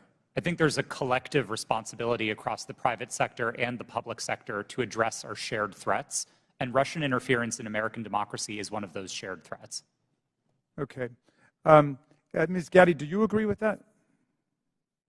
Yes, I do. Okay. And just back to you, Ms. Navaroli, for a moment. Did you follow the attempt to overthrow the official election result in Brazil? I was not working at Twitter at the time, but I paid attention to the news, yes. Okay, and were you struck by any of the resemblances between what happened in Brazil and what happened here on January 6th? Yes, it was the exact same playbook that was played on January 6th, in which a ruling party claimed that an election was stolen, and that misinformation continued to spread and lead to political violence. Thank you. I yield back, Mr. Chairman. Chair recognizes Mr. Fallon for 5 minutes. Thank you, Mr. Chairman. If there was ever, if there's ever a time where our government becomes the sole arbiter of truth, then we've lost the United States. Twitter's become the virtual town square. It now has the power to transform public opinion like no other medium in history, with their algorithms shaping and molding the public mind to their own ends. Mr. Roth, to the best of your knowledge, what percentage of your colleagues when you worked at Twitter donated to Democratic causes or candidates in 2020? I don't know, sir. We have it here. It was 98.4% of Twitter employees gave to Democratic candidates or causes in the 2020 election cycle. And believe it or not, those numbers actually went up in the 2022 cycle to 99.7% of Twitter employees donating to Democratic candidates and causes. So clearly, Twitter as a whole had a political bias. Mr. Roth, do you personally think that you have a political bias, and did you have one when you worked at Twitter? A personal political bias? No, sir. You didn't. That's remarkable because it's pretty obvious you did have strong biases when you compared, ironically using Twitter, people that worked in the Trump White House to Nazis. They were good folks. that you simply disagreed with politically in our representative republic, and you compared them to the most evil people on the planet that murdered 60 million people, or at least were responsible for those deaths. You think that was a little bit hyperbolic? Yes, I do. As I said, I regret the language. I agree with you. It was. And so your political opinion spilled over into censorship work at Twitter. I think your biases had consequences, which you intentionally expressed through your propaganda and censorship role at Twitter. Additionally, you may have collaborated with U.S. intelligence community regarding stories that you all didn't want the public to see. So namely, what we refer to as the Hunter Biden laptop story that ran in the New York Post. So I'll ask you, Mr. Roth, did you receive 10 confidential documents from Special Agent of the FBI, Elvis Chan, the night before the Hunter Biden laptop story ran? Yes. You did. See, because it's interesting, with the immediacy with which you all acted to censor the New York Post Hunter Biden laptop story seems to be very indicative of foreknowledge. And the story was seismic, and it was rushed to be suppressed, knowing full well it was not Russian disinformation, as some here said. It was truth that was denied the American voter. And the Media Research Center polled Democratic voters in 2020 swing states and found that 17% would have changed their vote if they had known the contents and evidence of the New York Post story. President Trump lost key states, Georgia, Pennsylvania, Arizona, and Wisconsin, by collectively just over 100,000 votes. And if this is accurate, this poll, 3.2 million votes could have swung. And he only needed a teeny fraction of those 3.2 million. That decision almost certainly changed the result of the 2020 presidential election. Did you have any idea the contents of the New York Post story, Mr. Roth? Only what I read in the New York Post that day. And then it was killed by Twitter, and the mainstream media followed. So I found this interesting. In 2019, candidate for President Joe Biden said, and I quote, "I have never spoken to my son about his overseas business dealings."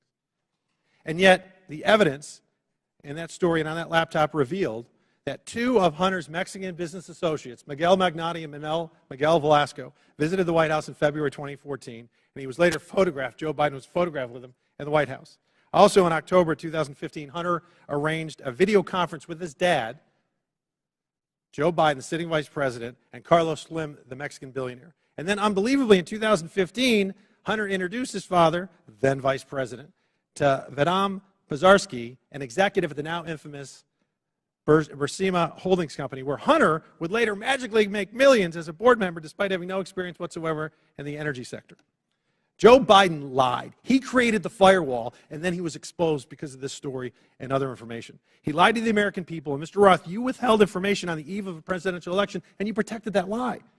And I hope for the sake of the country that men like you that do those things, men and women, never get to put in such power, in positions of power again. And Mr. Chairman, I'd also like to see if, I'd like to ask unanimous consent to enter into the record a tweet from Ranking Member Raskin. The tweet reads, "It's horrifying to see images of Border Patrol agents whipping Haitian refugees at the Texas border." Not exactly the feeling I get from Without objection, it's ordered. Thank you. Would you yield back? Would you yield? Yep. Oh, well, I just think that's misinformation, or at least it was a mistake, and Twitter left it up for a week, or not a week, a year, a full year. Gentleman yields. I yield. Mr. Baker, in top of page 2 in your written testimony, you said, "I did not destroy or improperly suppress Whose time is this? any documents at Twitter regarding information important to the public dialogue." The way you worded that, it sounds like there is some Chairman, kind how of much extra time is he going to get during this hearing? You He had time. Let him repeat the question, and then his time will be expired. And expired before he started. Clearly, it's up to the chairman, so why don't you let him answer? Mr. Baker, on top of page 2 of your written testimony, you said, "I did not destroy or improperly suppress any documents at Twitter regarding information important to the public dialogue." The use of the term improperly suppressed suggests there was some kind of suppression done in a proper way. I just want to know what that was, and is this referring to your work at Twitter when the Twitter files were first released just a few months ago? Unfortunately, sir, I think I'm constrained from answering that question any more fully than in my testimony because of attorney-client privilege. So unfortunately, I'm just going to have to leave it at that. I thought that's been waived. Not the privilege, not the privilege. The non-disclosure agreement my understanding has been waived, but not the attorney-client privilege. Gentleman's time's expired. I do not have anything in writing to indicate that the Twitter has waived privilege with respect to that matter. Chair recognizes Ms. Crockett. Thank you, Mr. Chair. MAGA Republicans can't let go. That should be the name of this hearing. I'm glad that seemingly we have now accepted that President Joe Biden won the election, even though now we are blaming President Trump's loss on Twitter. Can we finally let it go? This is why Democrats are reinforcing that in this hearing we should be talking about the threats to our democracy. That's the real threat, not an old article that seemingly couldn't reach the viewership it sought through its own platform to disparage and attempt to skew the election in favor of a twice impeached former president who lost a secure and fair election. As a Texan who served in the House and fled the state as MAGA Republicans there pushed an agenda just as insidious as the foreign interference we experienced in the 2016 election, we should be talking about what they don't want to talk about as they continue to cut you off as you try to talk about things such as interfering with our democracy, and how there has been an inciting of political violence against individuals as well as our democracy as a whole. We are supposed to live in the land of the free, and when some people are afraid of losing power, they engage in conspiracy theories and distractions, such as the Joe Biden, a candidate at the time, not government actor at the time, colluded with social media to win. So let me say thank you for showing up for this political theater. Unfortunately, the American people deserve better of its leaders. They deserve a robust conversation around the very real and very present threats to our democracy, the greatest democracy in this world. So with that being said, let me be clear. I believe that there has been testimony previously by Miss Navaroli. I hope I'm not just killing your name right now. At some point, you stated if January 6th and anything like it, that language, if we would have seen that happen in any other country with any other leader, Twitter would have acted completely differently. It is my understanding from this statement, and correct me if I'm wrong, that you almost felt as if Trump was treated differently. In fact, that you may have been of the impression that he was treated with more deference than other world leaders. Is that true? Yes. As I testified earlier today, Twitter bent and broke its own rules in order to protect dangerous speech, like the tweets that were directed towards Representative Ocasio-Cortez. And when we talk about bending, it's my understanding from another deposition that there were actual alarms that would go off if someone would access Trump's Twitter account other than, I believe, the CEO. It was my understanding that alarms would ring within Twitter if the account was accessed outside of a select group of individuals who had access to that account. Are you aware of this being an ongoing practice for other individuals' Twitter accounts? At my time at Twitter, the former President Donald Trump's account was the only account that I did not have access to. Okay, so we know that there weren't individual actors running around Twitter setting off alarms every other day. Is that correct? Not to my knowledge, no. Okay. Now, as we talk about January 6th, because I think that's the only thing we should be talking about, what I want to talk about is what, and anyone can answer this question. Did you see a correlation between a rise in homegrown domestic white supremacy online as it correlates to leading up to January 6th? I can answer that. So some of the things that we were seeing specifically on Twitter related to white supremacy fan fiction. I mentioned earlier in my testimony that we saw things like people wishing that the day of the rope would occur. That comes from things like the Turner Diaries, which are, again, white supremacy fan fiction.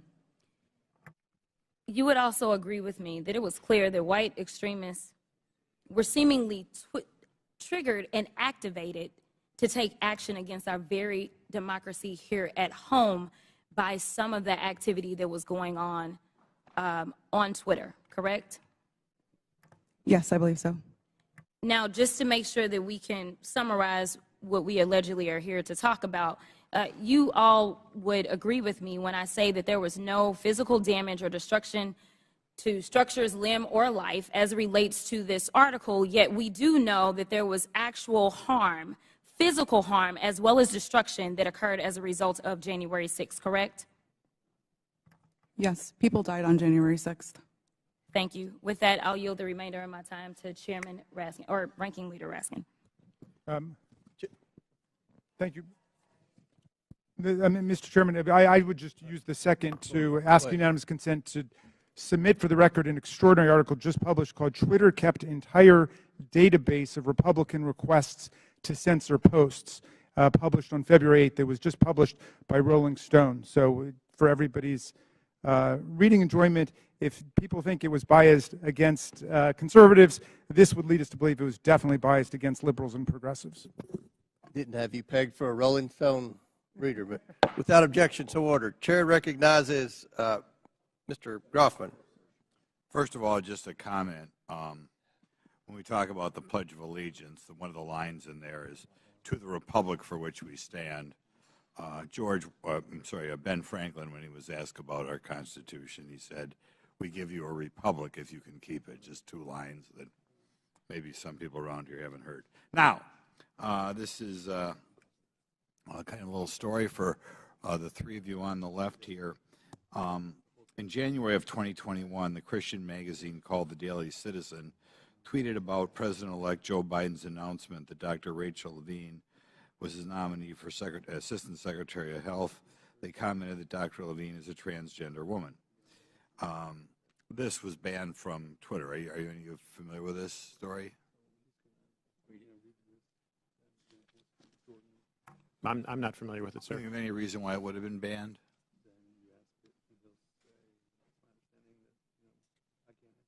Okay.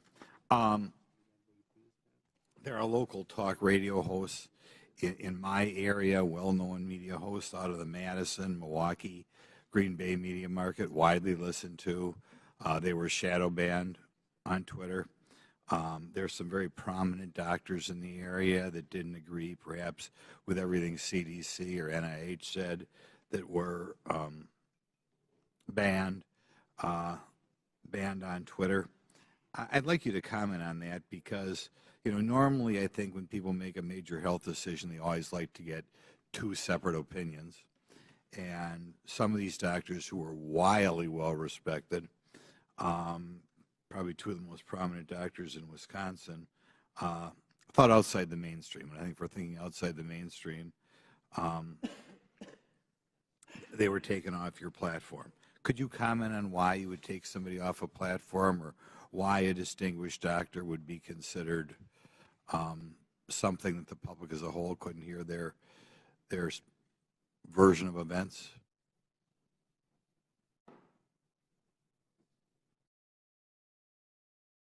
No, you're not aware that ever any doctors who commented outside the mainstream version of what was going on with COVID, going on with the vaccine, going on with treatments, that there were people who disagreed with the NIH recommendations and you took them off of Twitter? You're not familiar with that?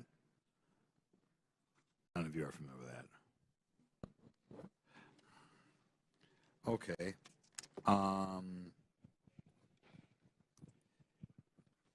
I'll yield some time to Jim Jordan then. I thank the gentleman for yielding. Mr. Baker, Mr. Roth earlier said he thought it was a waste of time for the FBI to be sending you accounts that they thought violated Twitter's terms of services and Twitter's policy. I was just curious, did you ever tell Twitter executives or FBI acquaintances that the FBI had no legitimate interest in enforcement of Twitter's policy? Sir, I'm going to give you the same answer I gave before. I think the advice that I was giving internally to folks would be covered by the attorney-client privilege. And as let me stop, Mr. Baker. Although you're testifying today by subpoena, you nonetheless have raised the attorney-client privilege to avoid answering this committee's question. Congress does not recognize the common law attorney-client privilege. With that, I'm going to allow Mr. Jordan to ask the question again. Well, there's been two questions I've asked that he's refused to answer. So let me, if I could, Mr. Chairman, I'll ask both again. I'll go back to the one asked a couple minutes ago. Top of page 2 of your testimony, you said, quote, "I did not destroy or improperly suppress any documents at Twitter regarding information important to the public dialogue." I would like to know what you're referring to that you, in your mind, properly suppressed, and when that took place, specifically if it took place during the time that the Twitter files were first being released just a few months ago. Well, again, sir, as I think we've notified the committee and we've had these conversations with Twitter as well to try to resolve this issue prior to coming up here today, I don't have anything in writing that clears me in my ethical responsibilities to my former client with respect to answering questions that I think fall squarely within the attorney-client privilege. So unfortunately, I don't think I can go beyond what I've said there already, sir. Unfortunately, Mr. Baker, your assertion that the attorney-client privilege, it's overruled as to this particular question and answer. So will you please answer the question by Mr. Jordan? Point of order, Mr. Chairman. State your point. Well, as I understand it, because we just went through this in the January 6th committee where multiple witnesses asserted attorney-client privilege, including people who weren't covered by it at all. Ultimately, that's for a court to decide. So I don't think there's anything we can do within the committee at this point, unless I'm missing something. We'll give you one more chance to answer the question. If you don't answer it, then we'll have to deal with it after the committee hearing. Mr. Baker, could you answer the question, please? I apologize, but I believe I have ethical responsibilities to my former client, and I don't think I can go beyond what I've said already, unfortunately.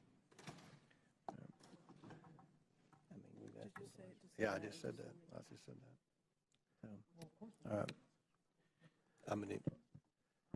Mr. Baker, you did suppress documents then that, in your language, was important to the public dialogue? I'm going to give you an extra minute, Mr. Goldman. Oh, thank you very much. I'm sorry, sir. Could you repeat the question? Again, going on what your written testimony. So you did suppress documents at Twitter regarding information that was important to the public dialogue.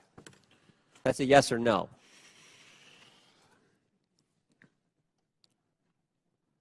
I'm going to answer the question with the following sentence, which is right after that. At all times, I sought to help my client understand and comply with its legal obligations. Okay. Gentleman's time's expired. I recognize Mr. Goldman for 6 minutes. Thank you, Mr. Chairman. I understand that Mr. Palmer was asking some questions about some of my assertions about the removal of the Ukrainian Prosecutor General. First, let's be clear, I did not say that Vice President Biden fired Mr. Shokin. It was official U.S. and European policy to encourage Ukraine to fire him, which they did. But he is right about one thing. What I say is not evidence, and neither is what any of our Republican colleagues say on the other side of the aisle. They may not like what these witnesses say, but the testimony of the witnesses is the evidence, not baseless statements without firsthand knowledge. But I urge Mr. Palmer, if he wants to understand what actually happened, to read the 300-page report that we published on the first impeachment investigation. There's a lot in there about Mr. Shokin. Luckily, though, he doesn't even have to do that. You can just read the New York Post story itself, because in that story, Shokin admitted that he never opened an investigation into Burisma. He claims to have had, quote, specific plans to do so. Yeah, sure. For 2 years, Rudy Giuliani had been peddling Victor Shokin's bogus story, including with agents of Russian intelligence. And Chairman Comer, if you question that, I urge you to look up Andrei Derkach. So who was the sole source of the hard drive to the New York Post? Rudy Giuliani. And for these reasons, many journalists were highly skeptical. One reporter at the New York Post itself refused to put his name on the story. Fox News' Brett Baer said, quote, "The whole thing is sketchy," unquote. And both Giuliani and the Post refused to give the laptop to other journalists to verify and analyze it. In fact, Giuliani told the New York Times that he hoped that it would be published before it could be verified. So what is the so-called authentication for this laptop? Well, Chairman Comer said in his opening statement that it's a subpoena to the computer repair shop owner, which happened over about a year before the New York Post story. But that is not the same hard drive that Rudy Giuliani received months later from that repair shop owner and passed along to the New York Post after he was in possession of it for several months. Now, Mr. Baker, based on your understanding of Russian malign influence campaigns, does Russian intelligence have the capacity to manipulate a hard drive? Yes.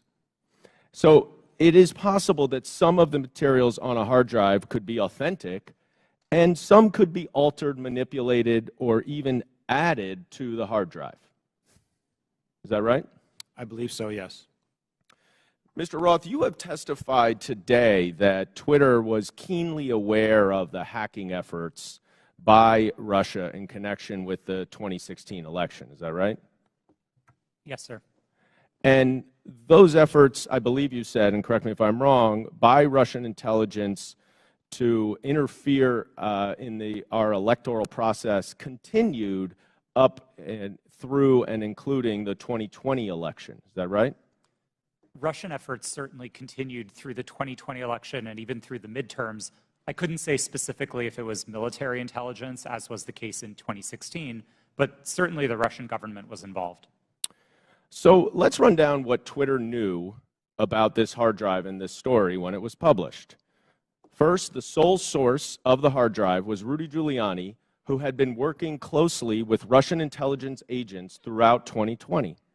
Second, Russian intelligence interfered in the 2016 election and was actively trying to do it again.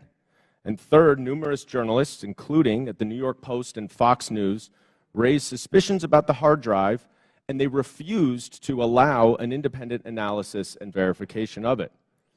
Now, Mr. Baker, based on your experience in law enforcement, wouldn't this give anyone concerned about Russian interference in our elections serious pause?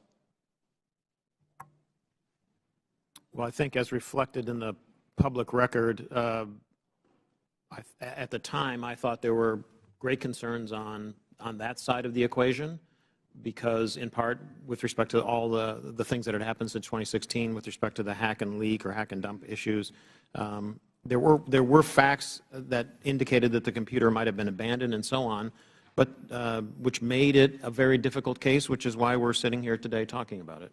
Right, and there was a 24-hour delay in continuing to spread the publication of it. Isn't that right?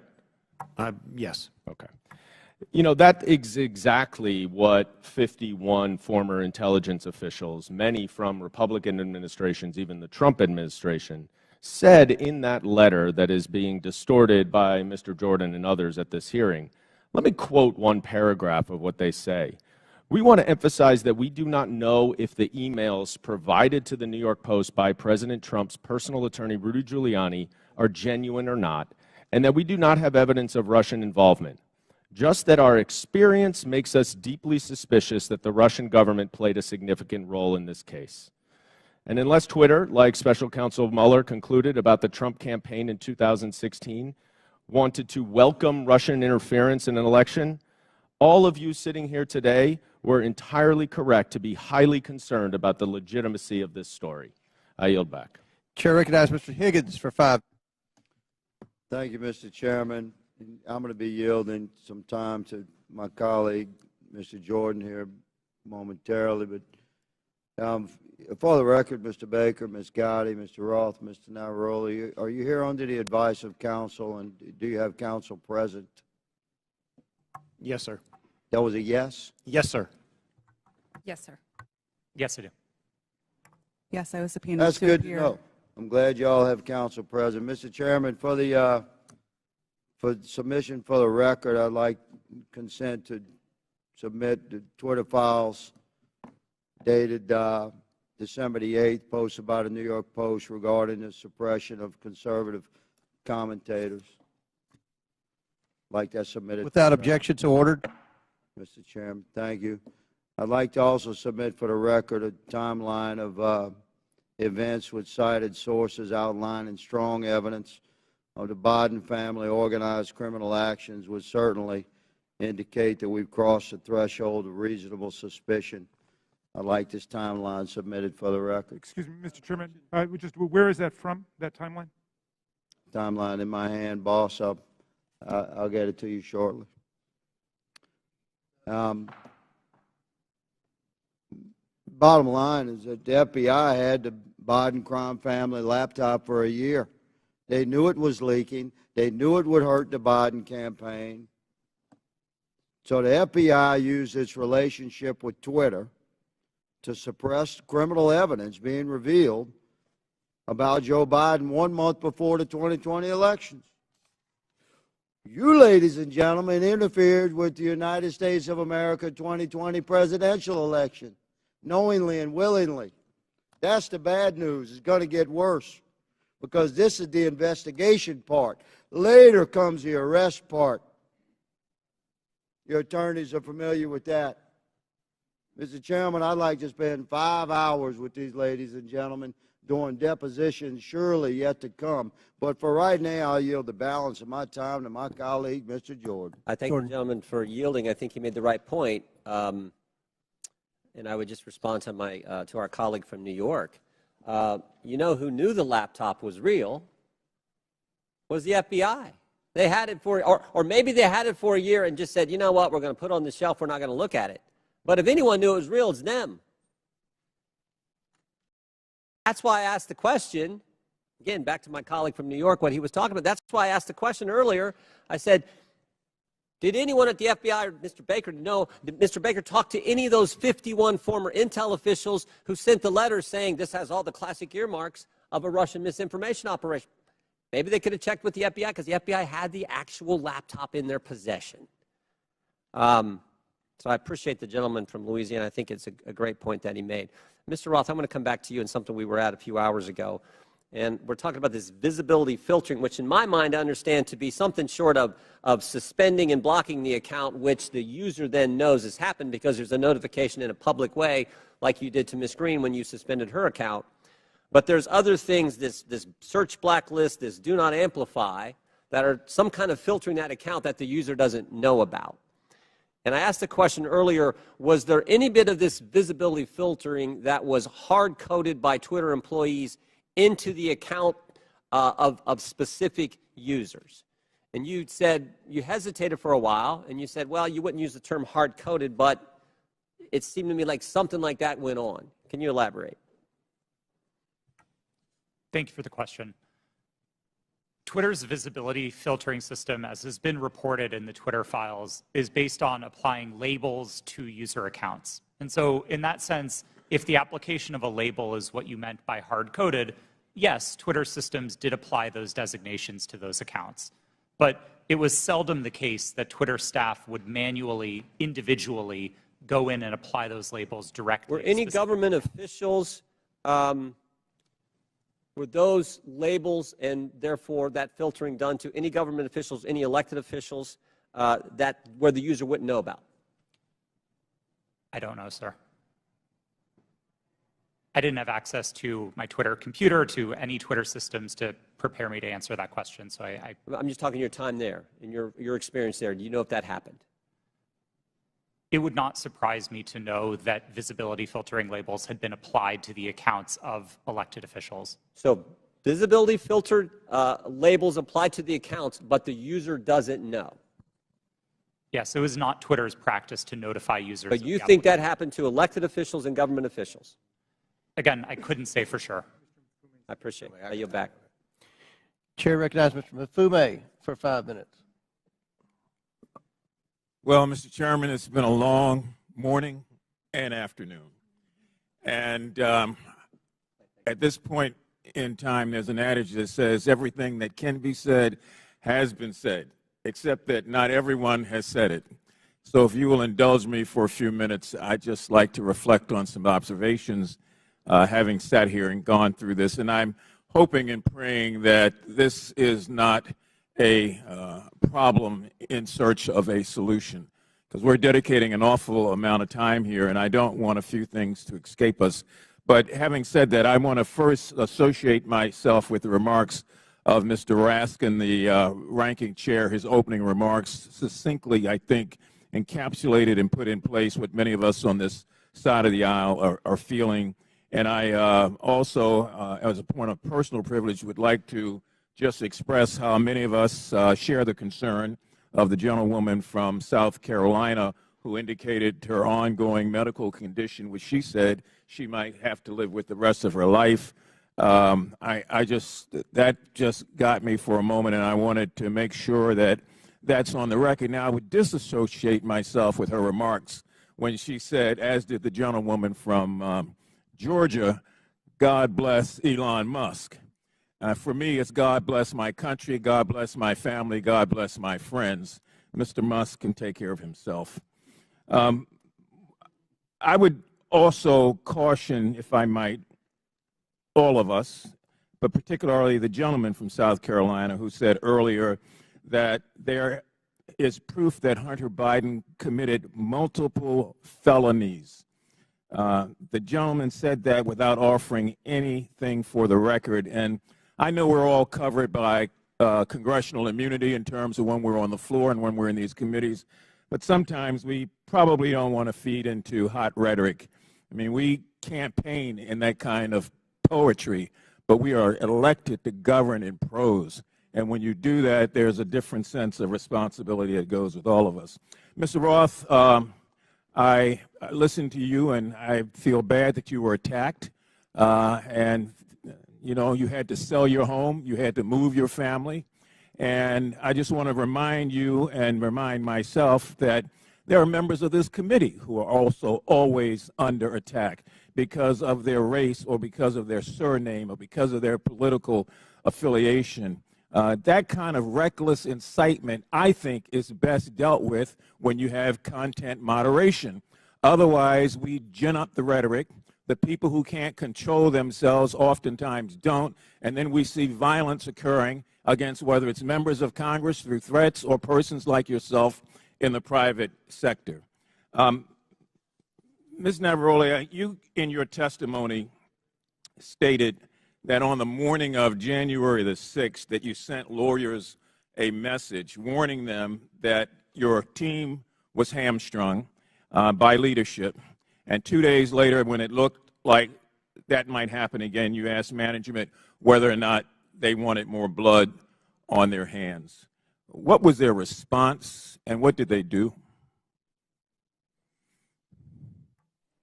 Yes, thank you for that question. On the morning of January 6th, I did send that message to a Twitter lawyer, specifically because I believe that Twitter was going to be facing liability for what was going to occur that day. I do not remember their exact response, but I do remember there coming in a response of confirming that the information had been received. Would you repeat the second question that you asked? I wanted to know what was their response. What did they do? Nothing. Okay, you went on to say that in January of 2020, after the United States assassinated an Iranian general, that the president at that time, Mr. Trump, decided to justify it on Twitter, and management literally instructed you to make sure that we were not about to start World War III on that platform. Is that correct? Yes, that did occur. And what happened after that? It was up to me and my team to create what we called enforcement guidance, so a document that explained how we would apply our policies specifically related to content moderation in that specific instance. I believe the document was relating to foreign policy discourse. So my point here about content moderation on the front end prevents some of the crazy things we see on the back end. Mr. Chairman, I have from the Anti-Defamation League their latest report on murder and extremism in the United States, oftentimes fueled by the lack of content moderation, that I would ask unanimous consent be entered into the record. And I also have the National Threat Assessment done by the Secret Service of our country. This was just released, and it talks about how 25% of all of these acts are being conducted by people who are not moderated, but who in fact end up breaking the law and threatening the lives of people. And I would ask Unanimous consent that also be. Without objection, so ordered. Thank you, sir. Chair recognizes Mr. Sessions for 5 minutes. Mr. Chairman, thank you very much. So I will say it, God bless Elon Musk, because I think I feel that way. It was Elon Musk that revealed data that uncovered a disturbing cabal. Let's be clear, we're here today because Twitter got caught, not because people wanted to admit mistakes got made, or perhaps because they got bought. If not for the Twitter files released by Mr. Elon Musk, this activity we're discussing today would still be going on. It's no secret that the political bias of Twitter and their previous leadership bled into politics and merged that with practices of the company. And that is a big concern. But a bigger concern is where our government, on a political basis by law enforcement, becomes engaged in things that a timeline would show were not truthful. That's the concern. The fact that Twitter was working hand in glove with the Federal Bureau of Investigation and the intelligence community to suppress free speech and things that were not true is disturbing. That is why we are here today. So, Mr. Roth, I would engage you, if I could, for a minute. By the way, I want to compliment all four of you. You've been here all day. This is hard to do. You've kept your cool. To the best of your ability, you're expressing honesty. I admire that. Mr. Roth, can you please tell me about the meetings with the FBI? How many? Where did they take place? How do they accomplish what they wanted? Thank you for the question. Yes, sir. Twitter met with the FBI, I would estimate, several dozen times over the course of multiple years. These meetings happened in person, in the Twitter office, in the offices of other technology companies, and at times they happened virtually. We issued press releases about these meetings. They were not happening in secret. They were not anything that the public sector or the private sector strove to hide from anybody. But in these meetings, we used it as an opportunity to discuss the shared threats of foreign malign interference, to discuss the preparations that the public and private sector were implementing, and to use that as an opportunity to make sure that we were having open channels of communication about those malign interference threats. Mr. Roth, did you at any time believe that the Bureau might not be honest about the things they knew and the information that they shared and passed to you? I would say I have a personal healthy skepticism about any type of law enforcement, but no, it was never my experience that representatives of the FBI were anything but forthright in those discussions. Do you believe that they, today, in looking back, misled you? I don't believe so, no. So you believe that the things which they told you, in looking back, are truthful even today? To the best of my recollection, yes. So the chance for FBI numerous times, dozens of times, to meet with you, did you put out information of the substance when you said you provided the public with information? Did you discuss what those meetings were about? I believe the public statements were fairly high level and talked about preparations for upcoming elections in the United States. Any internal records or meeting minutes would be on my Twitter computer, which I don't have access to. And does that reside, to the best of your knowledge, currently at Twitter? Yes, sir. I returned all Twitter property to the company when I chose to leave. Yes, and that would be a requirement, generally speaking. Yes. So you believe that the Bureau met with you, they did not mislead you, that you were as forthright as you could be to the public, and that you were playing the role that you felt like was responsible. Is that your testimony today? Yes, sir, it is.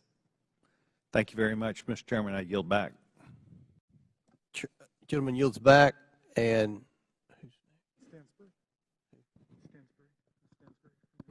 Stansbury.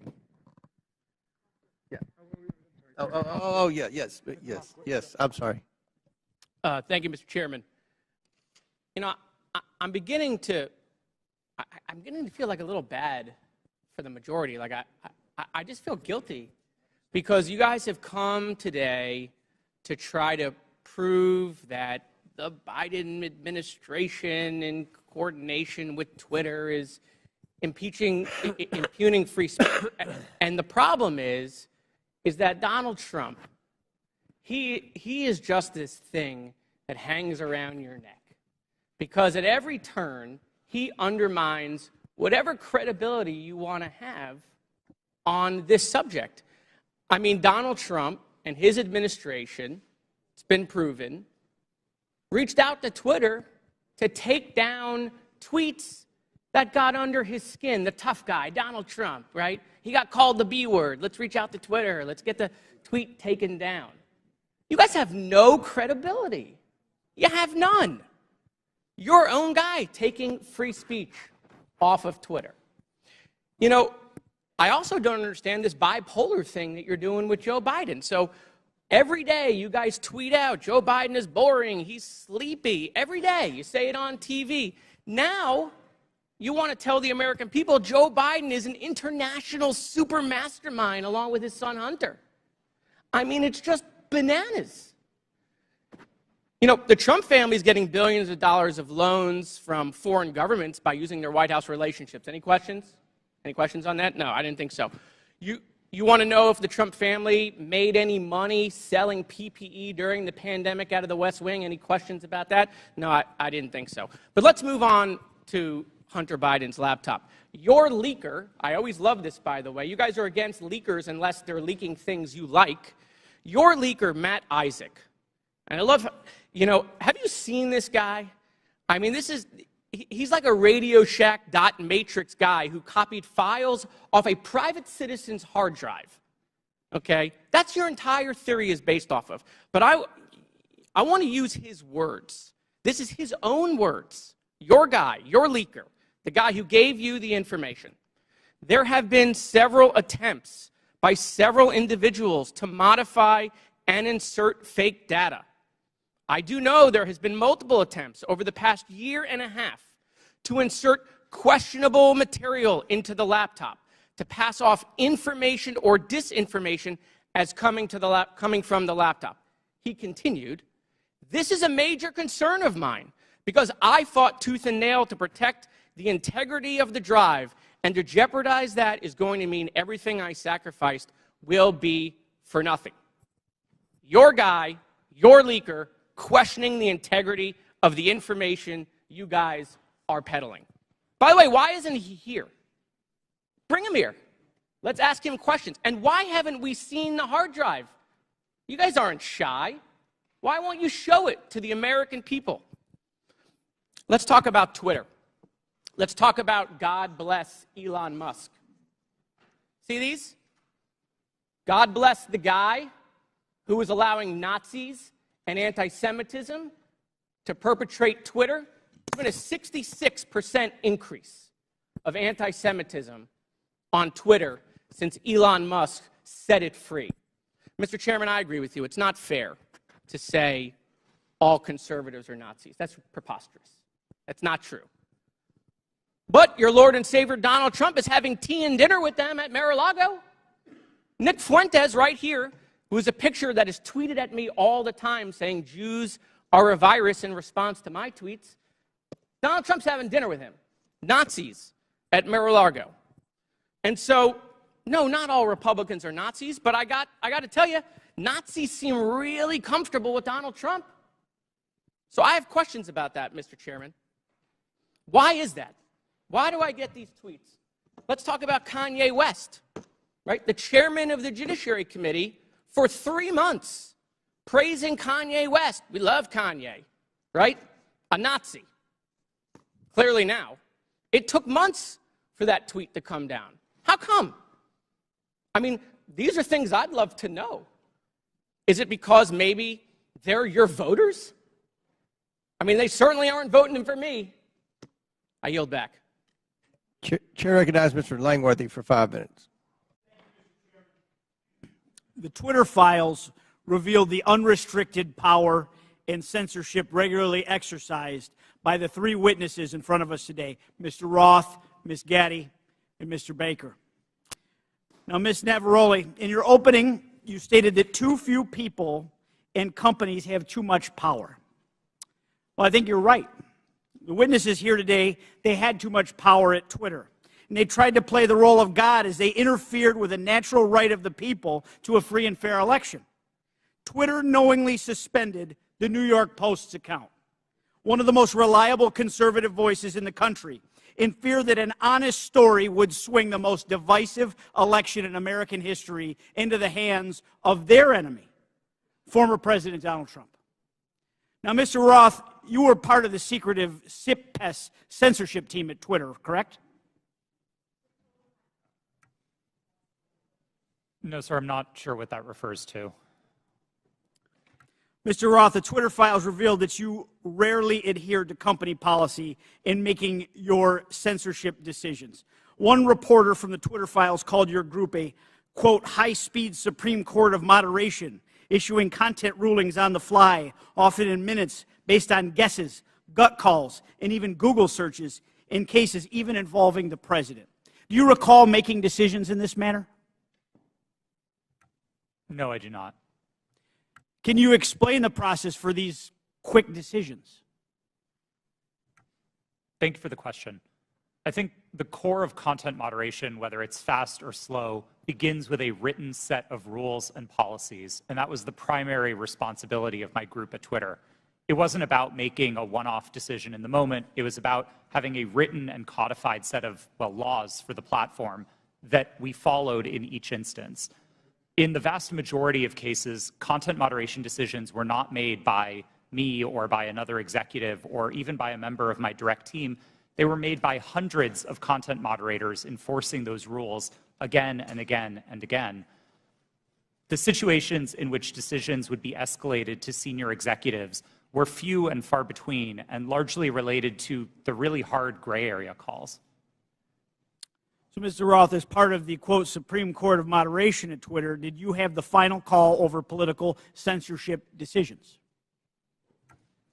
No, sir, I did not. Then who had the final call on these decisions? There was a team of people, some of whom represented on this panel today, others not, who were involved in trying to make these decisions. But a portrayal that any one person held sort of supreme or ultimate authority over these decisions would misrepresent what the process was. So your team labeled high-profile accounts as VITs, standing for very important tweeters. What was the threshold for being labeled as a VIT?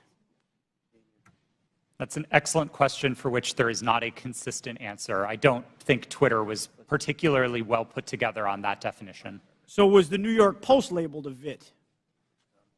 I believe the New York Post's account is verified, and verification conferred some of that status of being a VIT. But again, the definitions here are a little squishy. Now, is it true that the Twitter comms director, Trenton Kennedy, said in regard to the Post story, I'm struggling to understand the policy basis for marking this unsafe? Yes, it's my understanding that Mr. Kennedy said that. Was the New York Post story regarding Hunter Biden's laptop marked unsafe regardless of uncertainty? It is true that Twitter marked links to that story as unsafe in a number of our systems, which resulted in restricting people's ability to tweet it. That was the decision that Twitter reversed 24 hours later. Well, it's clear from this panel that too few people had too much power. The New York Post Twitter account was suspended in an attempt by Democrats and big tech to go ahead and play God and interfere in a natural, free, and fair election and the free flow of information in this country. The censorship is unbounded. The New York Post has been a reliable source for decades, including their coverage of the nursing home scandals in New York during the pandemic. Now that you and many others are gone from the company, there is hope that this platform will once again be a place where voices can be heard and respected, and it can return to be a town hall for all points of view, no matter if you agree with them or not, sir, and that our elections will never again be controlled by big tech. I yield back. Gentleman yield? Will the gentleman yield to Jordan? Mr. Jordan. Okay, thank you. Mr. Roth, in Missouri v. Biden, your declaration to the FEC, you said, I also learned in these meetings with the government that a hack and leak operation would involve Hunter Biden. Mr. Chan has testified in his deposition in that same case. In my estimation, we never discussed Hunter Biden specifically with Twitter. Who told you about Hunter Biden in these meetings? Gentleman's time has expired. My recollection is that a representative of another tech company may have mentioned it, but those meetings were several years ago. I truly don't recall. Okay. Chair recognizes Ms. Stansberry for 5 minutes. Thank you, Mr. Chairman. And I want to just start this afternoon by thanking our panelists who have been sitting here all afternoon, and many of the members of the public who are with us. I see a lot of tired faces out there, and I want to thank you all for spending your day with us. But I also want to start out by asking, what are we doing here in this committee today? Why are we here? Why is this committee devoting a day-long hearing to a political conspiracy theory that was planted in the media by Rudy Giuliani to support Donald Trump's re-election campaign?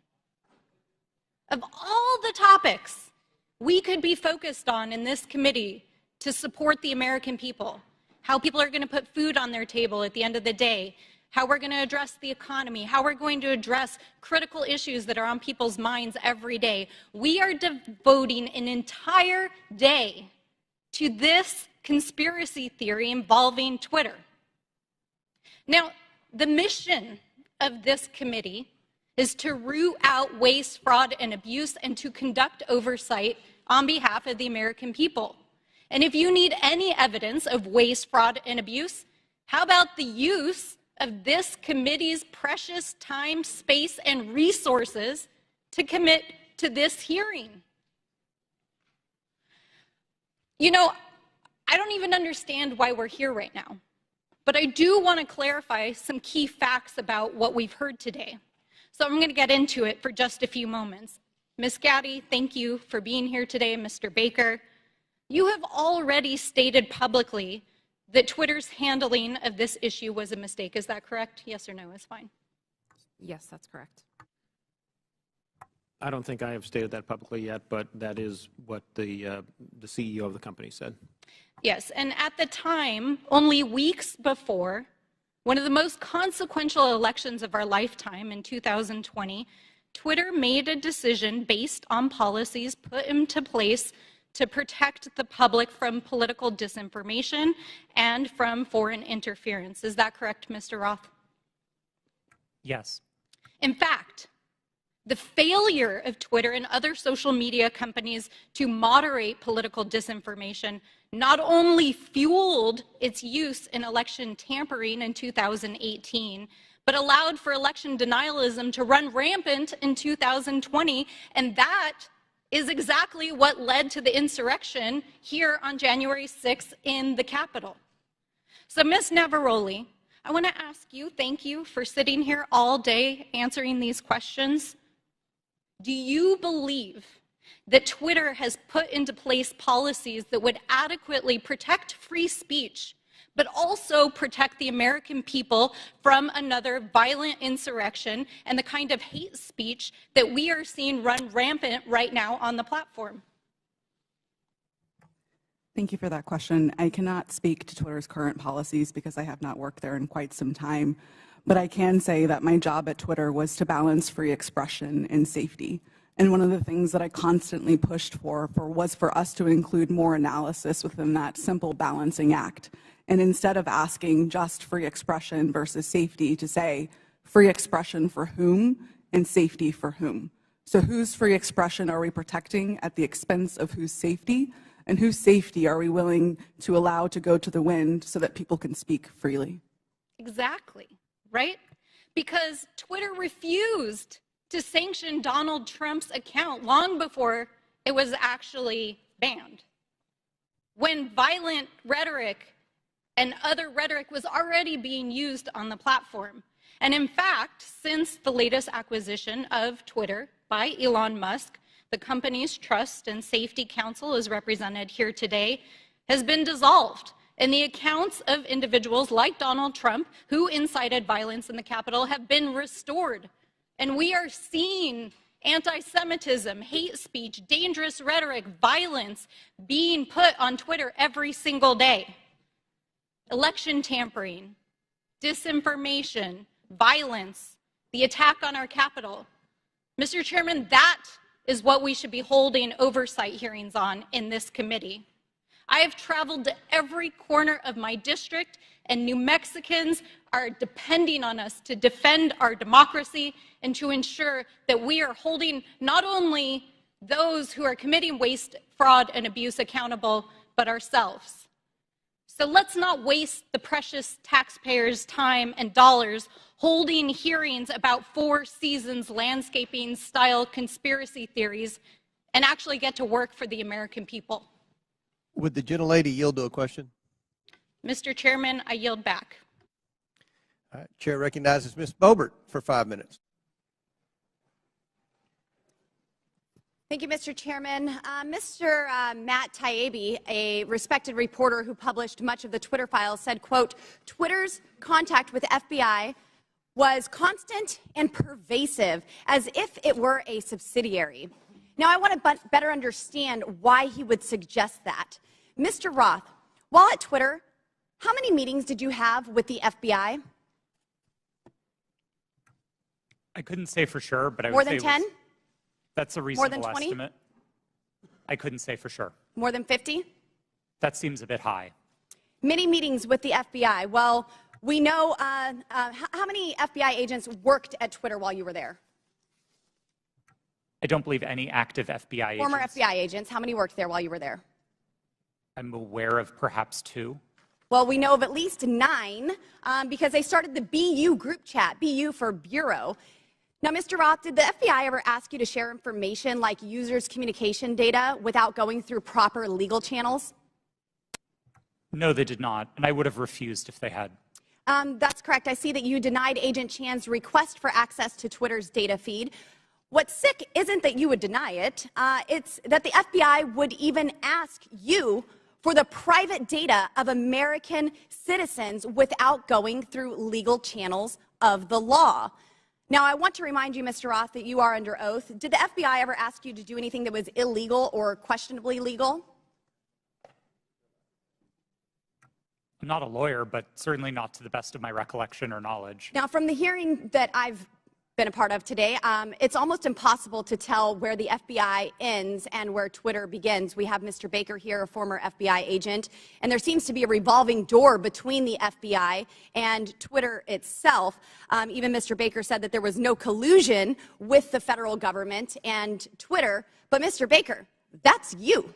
You are the collusion between the federal government and the FBI.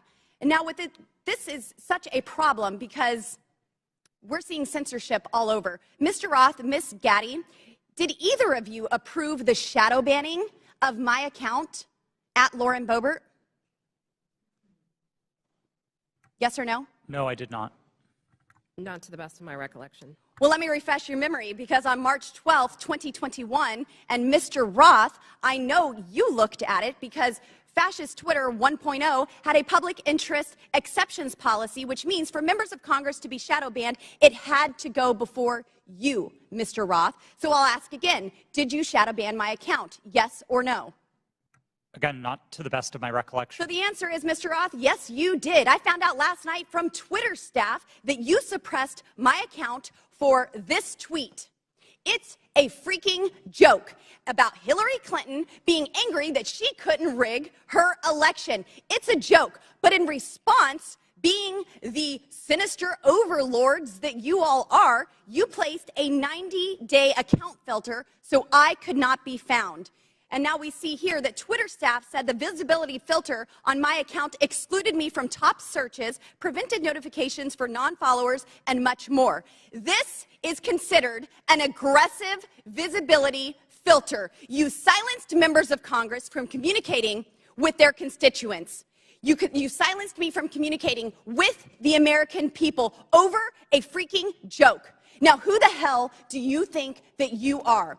Election interference? Yeah, I would say that that was taking place because of you four sitting here. The Hunter Biden laptop story was suppressed. A sitting member of Congress was suppressed. A sitting president was banned from Twitter. You know, I bet that Putin is sitting in the Kremlin wishing he had as much election interference as you four here today. We've heard about threats to democracy. Well, what about shutting down a duly elected member of Congress? This is fundamental to our nation's governance, and you all attacked that very foundation. 230 protections? Well, those are for publishers, not for editors. And it's clear you were not acting as publishers, you were acting as editors. And Mr. Chairman, I think it's far past time that we remove 230 protections for big tech platforms who are abusing this protection. And let me just say, I'm not angry for myself. I'm not angry because I was silenced. I can reach out to Elon and to his staff, and I can see what's happened. And I can sit here today and hold you all in account. I am angry for the millions of Americans who were silenced because of your decisions, because of your actions, because of your collusion with the federal government. They can't reach out to Elon. They can't sit here today and hold you into account. We don't know where the FBI ends and Twitter begins. But I do want to thank Mr. Elon Chairman, we're Musk over for 17 firing seconds. you four and saving free speech and even Twitter. Mr. Chairman, I yield. The lady yields. Went over 24 seconds. I'll give Ms. Porter 24 extra seconds. Well, I appreciate your indulgence, Chairman Comer, but I won't need it. So today's hearing gavelled in at 10 a.m. For nearly 6 hours. Power outage. We have been going back and forth about this supposed suppression of a single news story from a single outlet for a single day. This hearing has been, in its length, nearly 1/4 of the amount of time that Twitter users could not share the link. We are spending almost as much time screaming about this as this was ever a problem. Look, criminal activity is always a concern, but if there is criminal wrongdoing on Hunter Biden's laptop, that is a matter for the FBI and our law enforcement agencies. Today's hearing is merely an exercise in misinformation and disinformation, a free-for-all hellscape. That's what now CEO Elon Musk said Twitter would become if the platform became a place where anyone could say anything with no consequences. It is unbelievable to me that I am quoting Elon Musk, but that is how ridiculous this hearing has become. The Oversight Committee, like Twitter or any other social media company for that matter, cannot become a free-for-all hellscape where anything goes. With that, Mr. Chairman, I yield back. The lady yields back. Thank you. Mr. Chairman, Ms. Boebert. I ask unanimous consent to submit 2 documents into the record, both from Twitter. Without objection, so ordered. Thank you. Chair recognizes Ms. Luna for 5 minutes. Thank you, Chairman. Mr. Roth? Mr. Roth, have you communicated with government officials ever on a platform called Jira? Yes or no? Real quick answer. We're on the clock. Not yes to or the no? best of my recollection. Not no. to your recollection? Great. If you did, in the event, communicate, who would have had access to this platform? That's the nature of my confusion. Okay. Jira Did you ever speak to government officials on Jira regarding taking down social media posts? Again, not to the best of my recollection. Can you explain to me why the federal government would ever have interest in communicating through Jira, mind you, a private cloud server, with social media companies without oversight to censor American voices. I want to let you know that this is a violation of the First Amendment, and the federal government is colluding with social media companies to censor Americans. Mr. Chairman, I ask for unanimous consent to submit these graphics into record. And Mr. Roth, I'm going to refresh your memory for you. This flowchart behind me. Ordered. Thank you, Chair. This flowchart shows the following federal agencies, social media companies, Twitter, leftist nonprofits, and organizations communicating regarding their version of misinformation using Jira, a private cloud server. On this chart, I want to annotate that the Department of Homeland Security, which has the following branches: Cybersecurity and Infrastructure Security Agency, also known as CISA, Countering Foreign Intelligence Task Force, now known as the Misinfo, Disinfo, and Malinformation, MDM. This was again used against the American people. The Election Partnership Institute, or Election Integrity Partnership, EIP, which includes the following: Stanford Internet Observatory, University of Washington Center for Informed Public, Graphica, and Atlantic Council's Digital Forensic Research Lab, and potentially, according to what we found on the final report by EIP, the DNC. The Center for Internet Security, CIS, a nonprofit funded by DHS, the National Association of Secretaries of State, also known as NASS, and the National Association of State Election Directors, NASED, and in this case, because there are other social media companies involved, Twitter. What do all of these groups, though, have in common? And I'm going to, again, refresh your memory. They were all communicating on a private cloud server known as Jira. Now, the screenshot behind me, which is an example of one of thousands, shows on November 3rd, 2020, that you, Mr. Roth, a Twitter employee, were exchanging communications on Jira, a private cloud server, with CISA, NASS, NASED, and Alex Stamos, who now works at Stanford and is a former security officer at Facebook, to remove a posting. Do you now remember communicating on a private cloud server to remove a posting? Yes or no? I wouldn't agree with the characterization. I don't care if you agree. This is your stuff. Yes or no, did you communicate with a private entity, the government agency, on a private cloud server? Yes or no? The question was if I Yes or no? Yeah, I'm on time. Yes or no? Ma'am, I don't believe I can give you a yes or no. Well, I'm going to tell you right now that you did, and we have proof of it. This, ladies and gentlemen, is joint action between the federal government and a private company to censor and violate the First Amendment. This is also known, and I'm so glad that there's many attorneys on this panel, joint state actors. It's highly illegal. You are all engaged in this action, and I want you to know that you will be all held accountable. Ms. Gaddy, are you still on CISA's Cybersecurity Advisory Council? Yes or no? Yes, I am. Okay. For those who have said that this is a pointless hearing, and I just want to let you guys all know, we found that Twitter was indeed communicating with the federal government to censor Americans. I'd like to remind you that this was all in place before January 6th. So to say that these mechanisms weren't in place and to make it about January 6th, I want to let you know that you guys were actually in control of all of the content, and clearly we have proof of that. Now, if you don't think that this is important to your constituents and the American people from those saying that this was a pointless hearing, I suggest you find other jobs. Chairman, I yield my time. Mr. Chairman, point of order. Chair. Yeah, I just want to call to the attention of the chair and members yes, that we're getting awfully close to witness intimidation, and I would ask the chair to intervene. I'm sorry, I didn't hear what you said, Mr. Mafui. I said I would caution all members that we were getting very close to witness intimidation, right on the verge of it, and I would ask that the chair and the ranking member agree how we will proceed from this point on.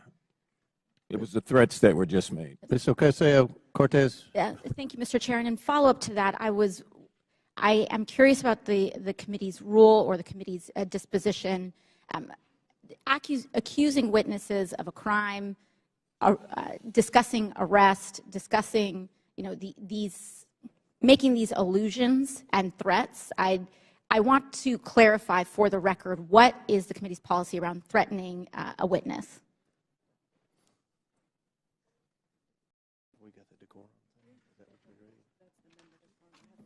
We have the member decorum. Do we have a witness decorum? And around the rules of decorum, can we Can we agree that threatening a witness comes close to broaching general decorum? It does broach general decorum of the committee? With all due respect, Mr. Ocasio-Cortez, we don't agree that there was any witness threatening. In threatening, when we discuss arrest, when we discuss a potential arrest of a witness and alluding to a witness or suggestion of a witness committing a crime without evidence and without documents being supported to the record. Can you be more specific? When we talk about arresting a witness, or when we talk about a witness, insinuating that a witness is lying without documentation, I fear that this constitutes threatening a witness, and that will broach the rules of decorum of this committee. And I'd like to ask that we request witnesses be treated with respect. Thank you. Appreciate that, and I will remind everyone of the member decorum and witness decorum to treat everyone with respect. I thank you, Ms. Ocasio-Cortez. Do you have anything to add? No, thank you. I agree with you, Mr. Chairman. I have a separate point of order I just wanted to raise, which is it seems as if several members now seem to have access to some information from Twitter that people on our side don't have, and I would just hope that anybody who's communicated directly with Twitter or received any information relating to the witnesses who has that, who plans to use it, distribute it to the committee in advance. That's okay. I think that most of the evidence is coming from. I think a lot of the quotes and emails are on the laptop. Well, I think that at least one member indicated the Twitter files that Elon Musk has. Well, one member had indicated that she had received information directly from Twitter. Okay. Chair recognizes Mr. Edwards. Thank you, Mr. Chair, and to our witnesses, thank you for being with us today. I know it has been a long one. Just so that we're clear and to stage my next line of questioning, in December 2019, we've established that the FBI subpoenaed Hunter Biden's laptop from a computer store owner. And then we've established that nearly a year later, in October 2020, the Hunter Biden laptop story is published by the New York Post. Within hours, Twitter and other social media companies began limiting the distribution of the Hunter Biden story. My question is for Mr. Roth. In September 2020, a few weeks before the New York Post published the first story on the Hunter Biden trading on his name, you participated in an exercise hosted by the Aspen Institute with other media outlets, social media companies, and national security reporters. Isn't that correct? Yes, I did. And Mr. Roth, that event was hosted specifically by the Aspen Digital Hack and Dump Working Group. Is that correct? I know it was hosted by the Aspen Institute. I couldn't say who specifically within that. Mr. Roth, this event was before the release of the Hunter Biden laptop story, correct? That's my recollection, yes.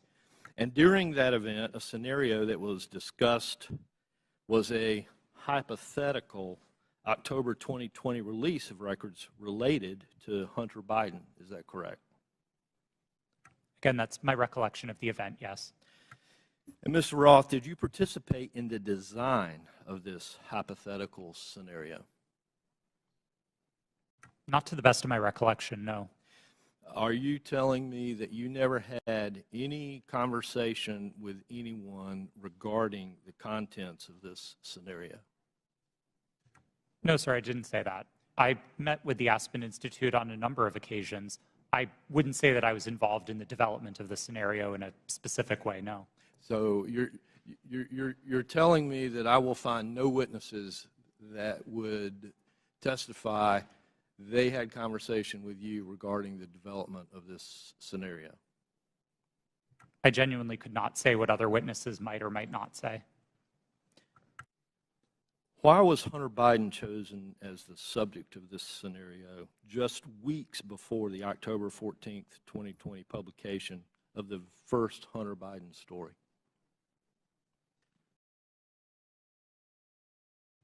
I don't know.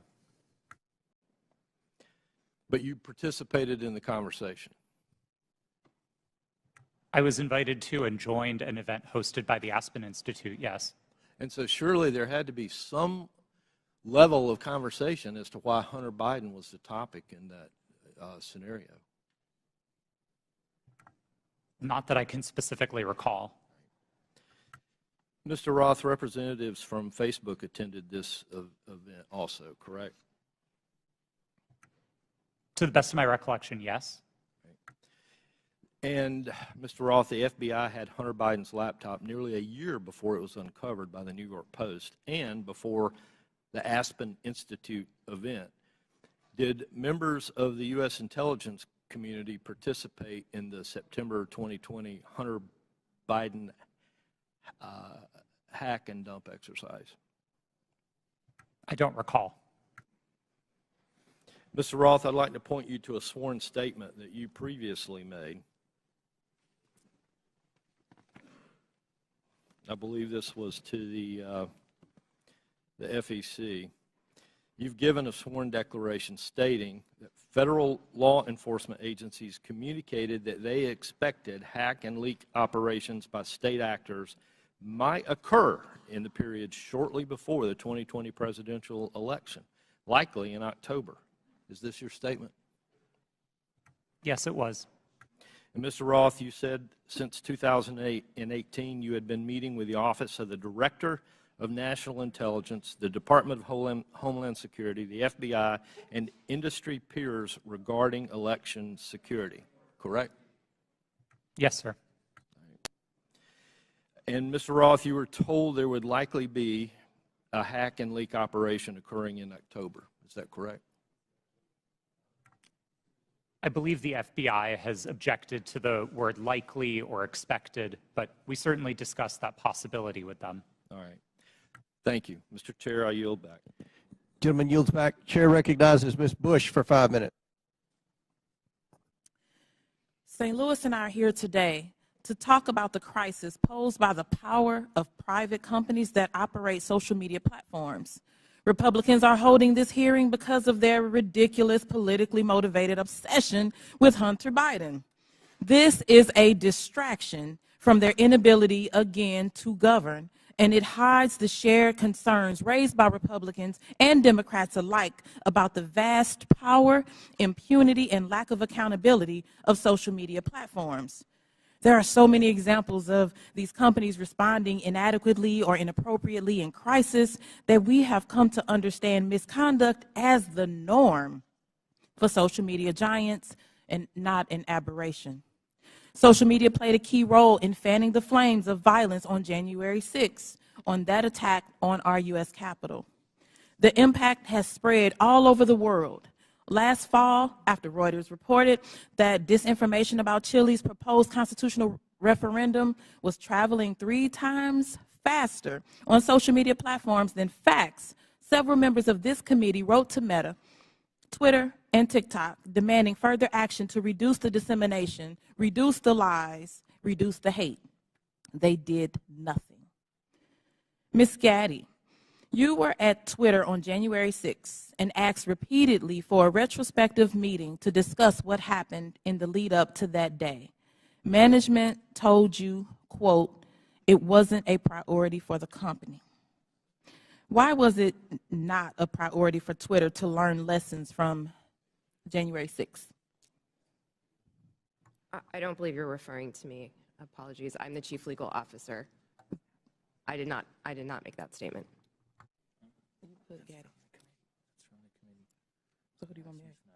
Okay, Ms. Navaroli. Would you mind repeating the question? Sure. On January 6th, you were at Twitter and asked repeatedly for a retrospective meeting to discuss what happened in the lead up to that day. Management told you, quote, it wasn't a priority for that company. Why was it not a priority for Twitter to learn the lessons from January 6th? I can't speak to leadership's motivations or why it would not have been a priority for them. What I can say is myself and individual members of my team repeatedly asked that we do a retrospective to understand not just what happened on January 6th, but leading into January 8th and the permanent suspension of the president. What can you say is Twitter's top priority? I can't speak to Twitter's top priority at this moment. I can say that, again, my team's responsibility was to balance free expression and safety and to ensure the safety and lack of harm for people on the ground. Thank you. Twitter's top priority seems to be to maximize its profit.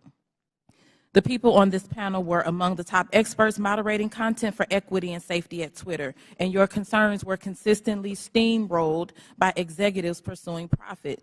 We know this situation must change, but I would argue that the structure of these corporations ensures this malpractice will continue. These social media companies have shown themselves unfit to maintain a digital public square with almost universal usage and vast power. Their purpose is not to facilitate healthy, fact-based discourse. It is to aggressively pursue profit for their billionaire executives and shareholders.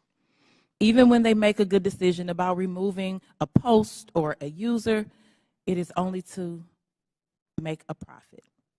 This existential problem will not be solved by asking these for-profit corporations to tweak their approach around the edges.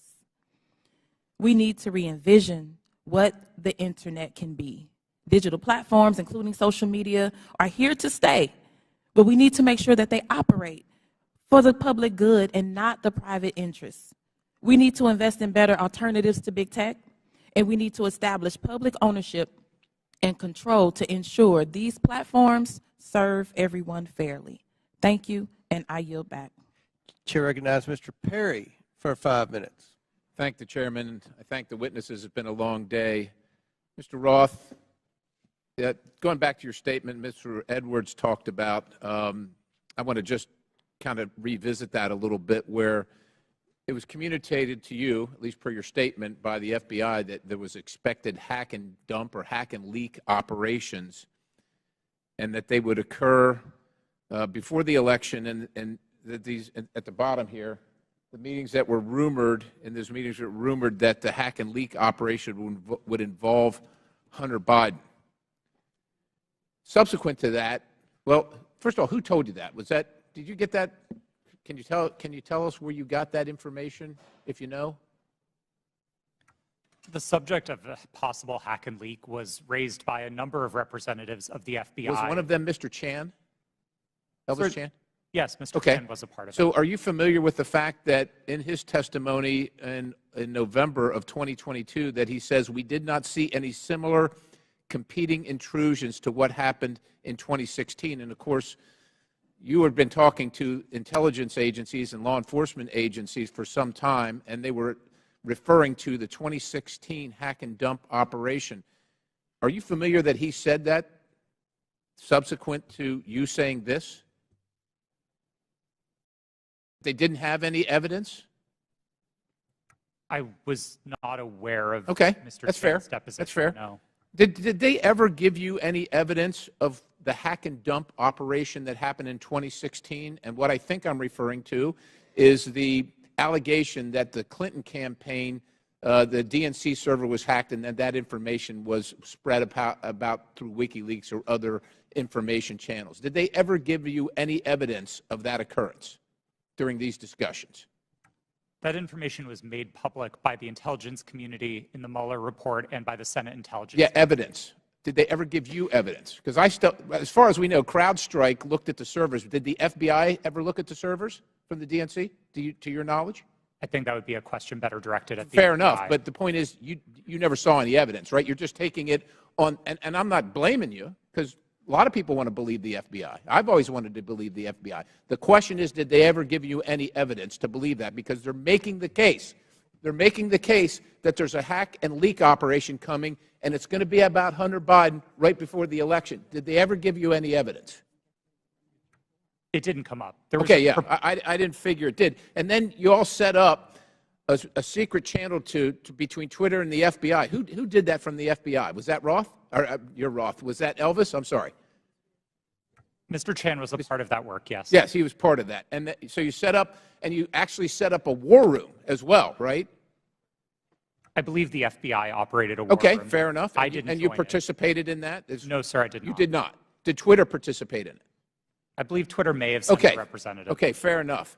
And then you did this table talk exercise about Hunter Biden and about a leak about Hunter Biden that would come out right before the election, essentially 10 days, and that happened in September, right before the election.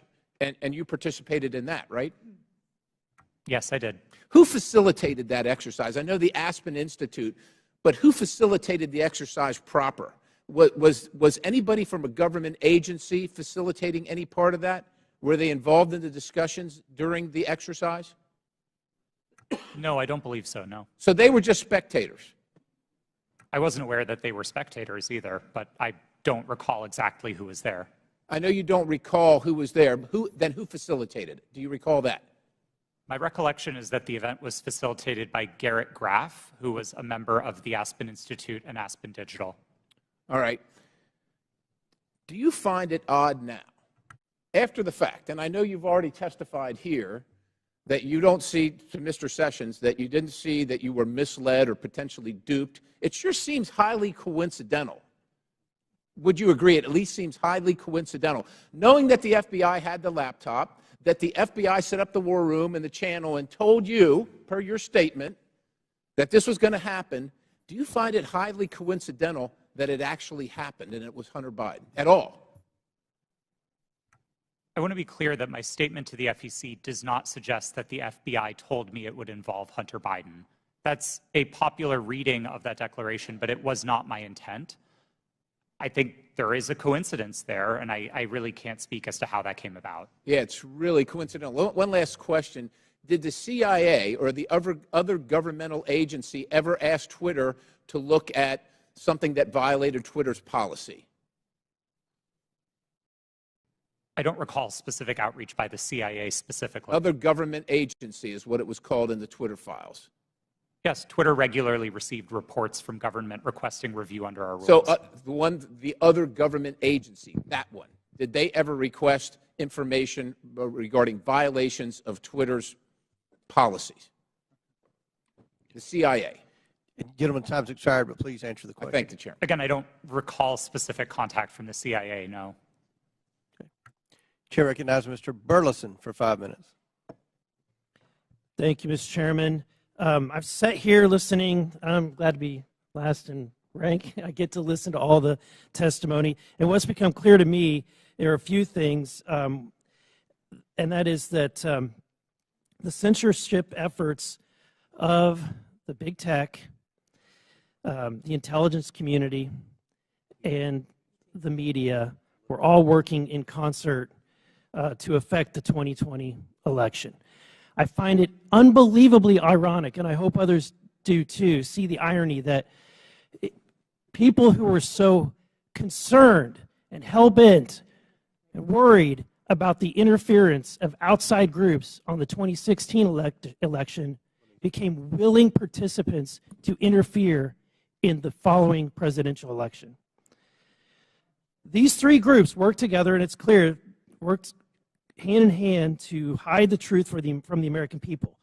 The fact that the FBI had the Hunter Biden laptop, heck, it was in their possession for a year before the election, is appalling. But that didn't stop them from spreading a lie and a bogus claim about it being Russian interference again. And you know, it's clear to me why they reached out to you, because they knew you would buy the lie. They knew that an organization with 99% of its employees donating to Democratic candidates and efforts would absolutely not look at any information with a jaundiced eye. You would take it as the gospel truth. And so they knew that, because it was clear from your tweets before that you have an opinion about the president, you have an opinion about the Republican Party. And so when all of that leading up to the October 14, 2020, when the New York Post published its story, everything was already in place. So, Mr. Roth, my question to you is, when 51 intelligence officials told us that the Hunter Biden laptop was Russian disinformation, the Democrats, the mainstream media, the president, all repeated this lie. Now, that you know what you know years later, do you still believe that the Hunter Biden laptop is not real? Or do you believe it's real? Sir, I never held that belief. Do you believe that the story is Russian disinformation? No, sir. I didn't then and I don't now. Okay. I have a question for Mr. Baker. You started your role as Twitter's deputy general counsel in June of 2020, correct? Yes, sir. Who hired you for that role? Who specifically hired me? My boss was a person named Sean Edgett, who was the general counsel. Sean Edgen? Edgett, Edgett. E-G-E-T-T. And that's who you interviewed with? I interviewed with numerous people, but Sean was my boss. Anyone that comes to mind outside of Sean? Ms. Gotti I interviewed with. You're saying other people that I interviewed with at Twitter? But ultimately, the hiring agent was Sean Edgen. I'm not sure exactly who made the decision, to be frank with you, but Sean was my boss. Okay. My next question is, when you were fired from Twitter in December of 2022, after the release of the first installment of the Twitter files, did you destroy any internal communications related to that first batch of the Twitter files? As I said in my testimony, I didn't destroy any documents, period. What reason were you fired? You'll have to ask Mr. Musk about that. That was not given. You were not given any information. He made a public statement about it in a tweet, but I think you would have to ask him for the precise reason. Okay, thank you. Back to Mr. Roth. Is it true that Twitter whitelisted accounts for the Department of Defense to spread propaganda about its efforts in the Middle East? Did they give you a list of accounts that were fake accounts and asked you to whitelist those accounts? That request was made of Twitter. To be clear, when I found out about that activity, I was appalled by it. I undid the action, and my team exposed activity originating from the Department of Defense's campaign publicly. We've shared that data with the world, and research about it has been published. Was that only in efforts against foreign entities, or were there any efforts against citizens of the United States? I think the nature of public social media activity means that anybody might have seen it, but my understanding was the activity was predominantly focused outside of the United States. Okay, thank you. And Mr. Chairman, I want to just say thank you for this hearing. I would hope that we would be asking for documents and communications, whether it's on personal devices or private devices, between these individuals and government officials. So noted. Very good. Thank you. Chair recognizes Ms. McClain for 5 minutes. Thank you, Mr. Chairman, and thank you all for being here today. It is a long day. I'm going to try and make this quick and easy. Mr. Roth, part of your job at Twitter dealt with assessing dis and misinformation, correct? Yes. Here today. It is a long day. I'm going to try and make this quick and easy. Mr. Roth, part of your job at Twitter dealt with assessing dis and misinformation, correct? Yes. Wonderful. How did you determine what disinformation and misinformation was? What's your criteria for making that decision? Twitter had established policies covering each of those areas, and I'll take them in turn. We used the term we actually generally didn't use the term disinformation, but we focused on platform manipulation. So behaviors like running inauthentic accounts out of a Russian troll farm, we would address as the behaviors that they are, and we would look for technical signs of that type of manipulation, and we would remove those accounts. So technical, it was all technical? On that side of things, yes. Okay. When it comes to misinformation, which broadly is a question of the content of tweets, Yep. Twitter would establish written policies. Which was? I'm sorry? Which was? Which policies did Twitter maintain? Yeah. I mean, I think what the problem with America is we have one set of rules for this team and another set of rules for this team. So we're trying to look at what is the equal playing field. I'm under the assumption that when we use disinformation and we use criteria, the criteria is the same for both sides. So I'm trying to figure out what is the criteria that you had in place to determine which information was misinformation, and did you apply that equally, equitably, inclusively, so to speak, to all sides? So what is the criteria? Thank you for the question. We used a three-part test across all of our misinformation policies. Okay. The first is whether the tweet advances a claim of fact stated definitively. Not an opinion, not a viewpoint, but a claim of fact stated definitively. Okay. The second part of that test is whether the claim of fact is provably false. Not iffy, not maybe, not gray area, definitely provably by multiple expert sources false. And then finally, and this is a really important part, we looked for evidence that those claims of fact could cause harm. So if a tweet met all three parts of that test, that it's a claim of fact, that it's provably false, and that it's dangerous, Twitter might intervene under its policies. No part of that test is viewpoint-based. And in your opinion, was that applied to all tweets? No. Thank you. Mr. Roth, you're familiar with the reports that the Biden administration was considering establishing a disinformation governance board under the Department of Homeland Security. I am aware of public reporting about that, yes. Thank you. And that board was never established, correct? That's my understanding. That is correct. It seems to me that the federal government had far more powerful disinformation governance board in its relationship with Twitter. Again, Mr. Roth, question, how often were you meeting with people from the federal government while you were at Twitter? Weekly, daily, monthly? I would estimate somewhere between weekly and monthly. Okay. And were you aware that Mr. Baker was also taking these meetings with the federal government as well? I was not aware of Mr. Baker's calendar, no.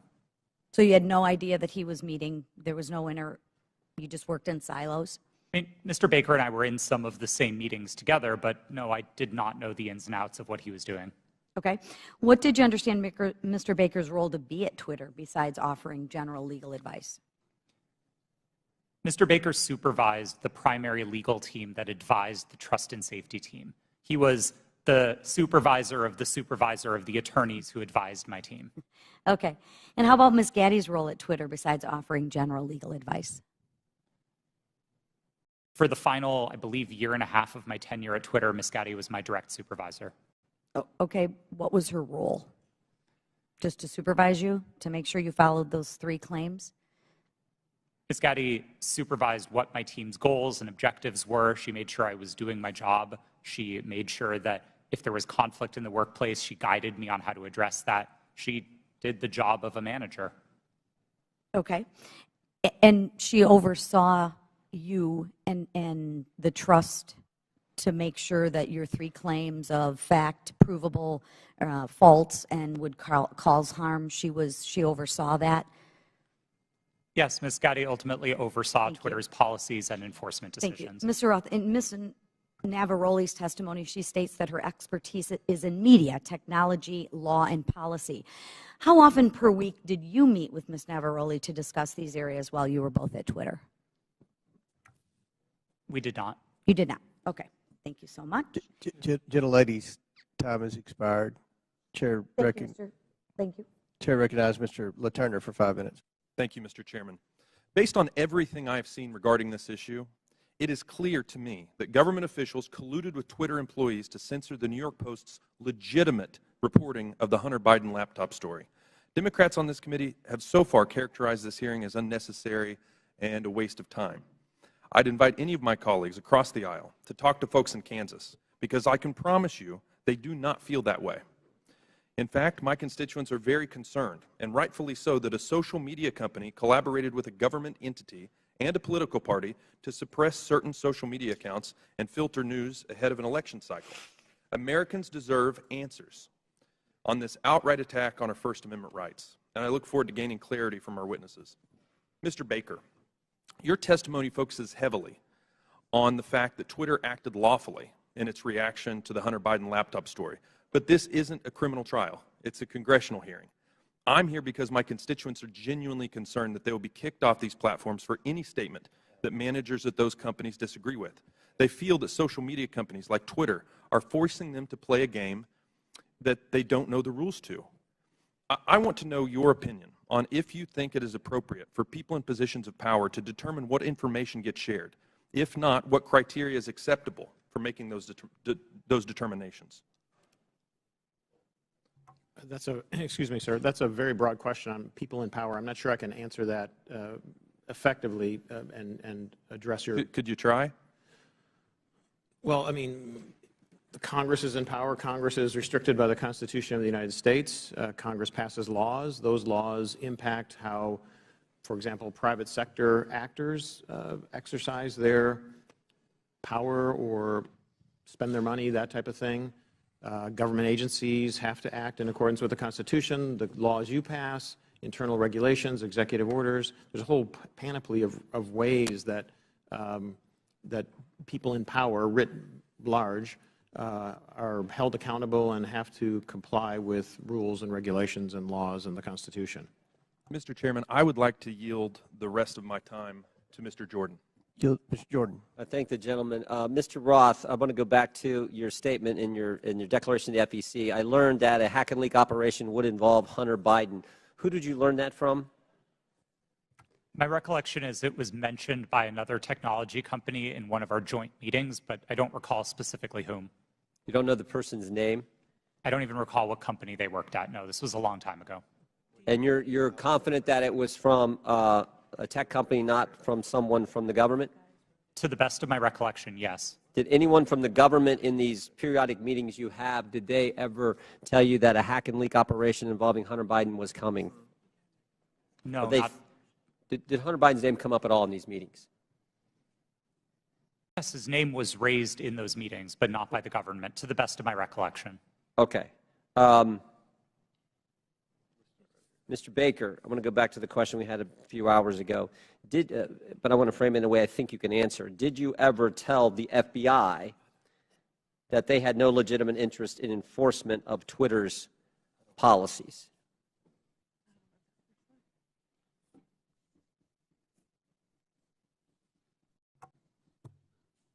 I don't think I understand. I think I understand the question. I don't recall ever having such a conversation with the FBI. Okay. Did you think there was a problem with the FBI sending you a list of names and accounts and saying, hey, these violate your policies? Did you see that as as some kind of potential concern? I was always concerned that the FBI adhered to the Constitution and laws of the United States, period. And you didn't think that crossed the line?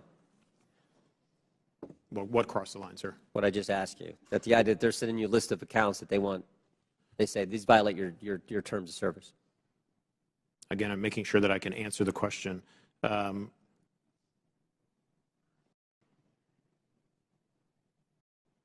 Had I thought that they were doing something unlawful, I would have taken appropriate steps to address it. Okay, Mr. Roth, why were you reluctant, based on what I read in the Twitter files, why were you reluctant to work with the GEC? It was my understanding that the GEC, or the Global Engagement Center of the State Department, had previously engaged in at least what some would consider offensive influence operations. Not that they were offensive as in bad, but offensive as in they targeted entities outside of the United States. And on that basis, I felt that it would be inappropriate for Twitter to engage with a part of the State Department that was engaged in active statecraft. We were dedicated to rooting out malign foreign interference no matter who it came from. And if we found that the American government was engaged in malign foreign interference, we'd be addressing that as well. Yep. Gentlemen's time's expired. In closing, I want to again thank our panelists for being here. I know it's been a long day. We apologize for the electricity going out. That's never happened in my 6 years in Congress. But before we close, the ranking member and I are going to have very brief closing statements. I yield to the ranking member. Well, thank you kindly, Mr. Chairman. Thank you to the witnesses for your endurance and patience today. I hope you don't feel as bad about the day as you seem to look right now, but it's going to be over soon. I want to start with a simple point that I hope will be sympathetic to you, and I began the long day with this. It's even more important now that we have members who are actually threatening witnesses with arrest and prosecution for clearly imaginary offenses, or at least offenses that might make sense in their minds, but I don't quite know what they would be. But Twitter is a private First Amendment protected media entity, and you make your own decisions like Fox News makes its decisions. And I might get kicked off of Fox News, or they might not cover me, or Wall Street Journal or MSNBC. I've got no constitutional right to go there. So I think there's just a fundamental legal fallacy and logical fallacy that pervades most of the questioning today. And my friend, the chairman, and my friend, Mr. Jordan, certainly know that under our First Amendment, there's a state action requirement. There is no state action here. Now, there's an attempt to perhaps jerry-rig some state action by claiming, well, it was really the FBI that committed whatever offense was there. But what do we have in terms of what we found today? Well, today's witnesses, each and every one, testified that no U.S. government official directed any of them to censor, remove, or take down the New York Post story. That was their mistake. 2, today's witnesses all testified that the Biden campaign did not direct Twitter to take action against the New York Post story. And 3, the whole hearing was predicated on the idea that the FBI directed Twitter to take down the New York Post story to protect Biden, but once again, not a single witness testified that the FBI even communicated with Twitter about the New York Post story. So to me, this has been a wild cyber goose chase all day. It has turned up absolutely nothing. But there was one serious point made by our witness, Ms. Navaroli, who said that the violence and the chaos that was wreaked upon this institution, not far from where we sit today, on January 6th, the attempt to topple a presidential election and install someone who had not been elected as president, was facilitated by Twitter and other social media entities. And at Twitter, at least, the brass there specifically rejected the pleas of employees to take seriously all of the signs and clues of coming violence in the insurrectionary action that took place. That's a serious problem that we're going to have to deal with at some point at a serious hearing, Mr. Chairman. I yield back to you. Gentleman yields back. I will conclude by reminding my friend, the ranking member, that you've gone through quite the transition at the beginning of the hearing. You, as well as many of your colleagues, said this was a conspiracy theory. After listening to the witnesses, now you say it's a simple mistake they made in suppressing the laptop story. Twitter is a private company, but they enjoy special liability protection, Section 230. They also, according to the Twitter files, receive millions of dollars from the FBI, which is tax dollars, I would assume. And that makes it a concern of the Oversight Committee.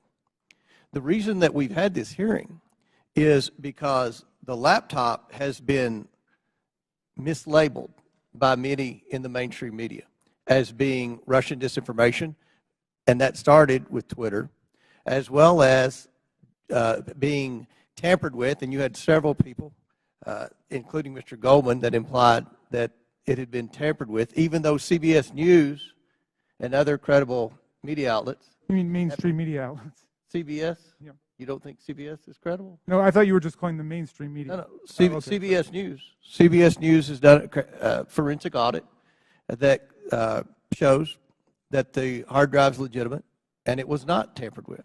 So these are misconceptions that are out there, and they started because of the suppression of the laptop story.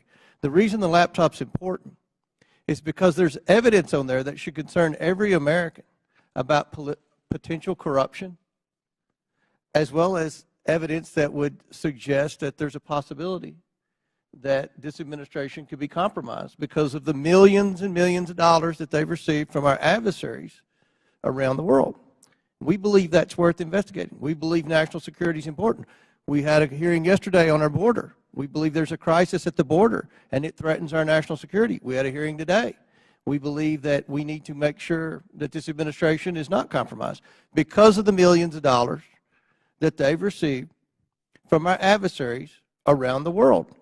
That much of that evidence is contained in the laptop. So I think this was a very successful hearing. I appreciate the witnesses' time. I know it was a very long day, and again, we've never had the electricity go out before. But again, we appreciate your sincere testimony. And with that, and without objection, all members will have 5 legislative days. Mr. Chair, I apologize to interrupt. It's come to my attention that I have to seek your unanimous request in order to submit some additional documents. Without objection, so ordered. Thank you. Apologies. With that and without objection, all members will have 5 legislative days within which to submit materials and to submit additional written questions for the witnesses, which will be forwarded to the witnesses for their response. If there's no further business, without objection, the committee stands adjourned. Other big tech companies and reporters attended as well. This exercise prepared them for their future collusion to suppress and delegitimize information contained in Hunter Biden's laptop about the Biden's family business schemes. On October 14, 2020, the New York Post published its first story based on information contained in Hunter Biden's laptop story. The Post provided proof of the laptop's legitimacy by releasing a computer repair store's signed receipt for the laptop and the federal subpoena used by the FBI to retrieve it in 2019. The article revealed that a top executive at Burisma, who was paying Hunter Biden $50,000 a month, had spent time with then Vice President Biden in Washington, D.C. Throughout his presidential campaign, Joe Biden assured the American people that he had never spoken to his son about his overseas business dealing. However, the details exposed in the Post article indicate that Joe Biden lied to the American people. Immediately following the story's publication, America witnessed a coordinated campaign by social media companies, mainstream news, and the intelligence community to suppress and delegitimize the existence of Hunter Biden's laptop and its contents. That morning,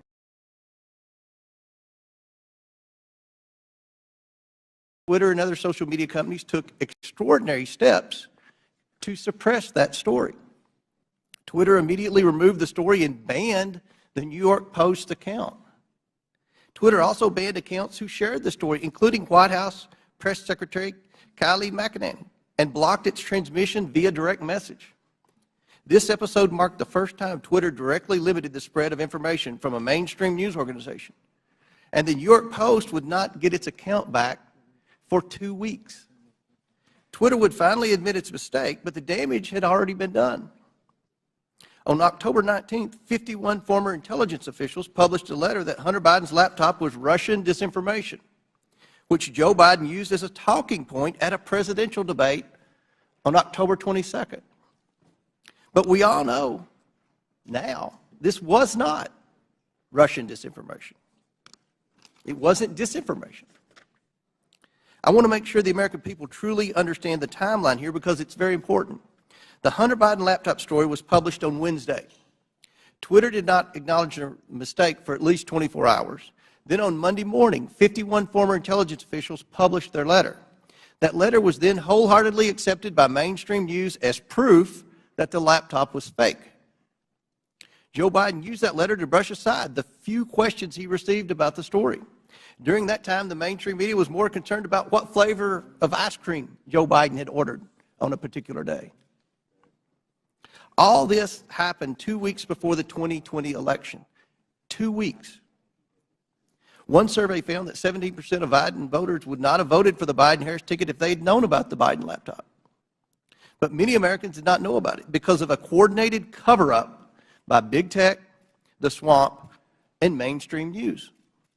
Now mainstream media outlets have verified the laptop, but the damage has been done. Today we are joined by 3 former high-ranking employees at Twitter. Vijaya Gadde, Twitter's former top lawyer, James Baker, Twitter's former deputy general counsel, and Yoel Roth, Twitter's former head of trust and safety.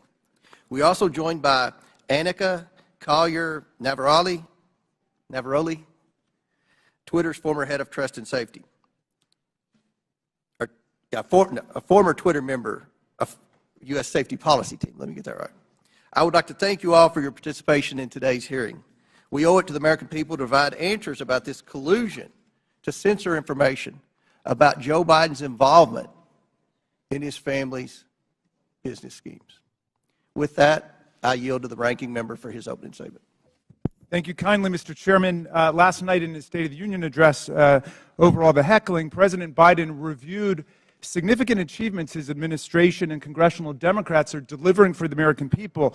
The lowest unemployment rate in over 50 years, a manufacturing boom in clean energy, semiconductors, and infrastructure, expanding health care for veterans and lowering prescription drug costs for seniors and people with diabetes, beating the opioid epidemic and addressing our national mental health crisis, historic action on climate change. But this morning, we return not to focus on advancing this robust agenda of progress, but instead to take up an authentically trivial pursuit, all based on the obsessive victimology of right-wing politics in America.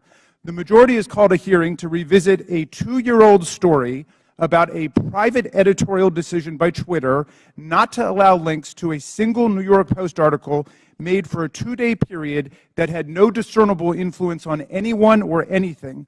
The New York Post published the article on its own pages, and it was carried by lots of other media outlets. It was widely discussed, including on Twitter itself, even during the brief moment in time when links weren't provided, and it was a fixture in right-wing media for the next 3 weeks before the election. I think even the chairman and other members of this committee were out on TV and social media talking about it.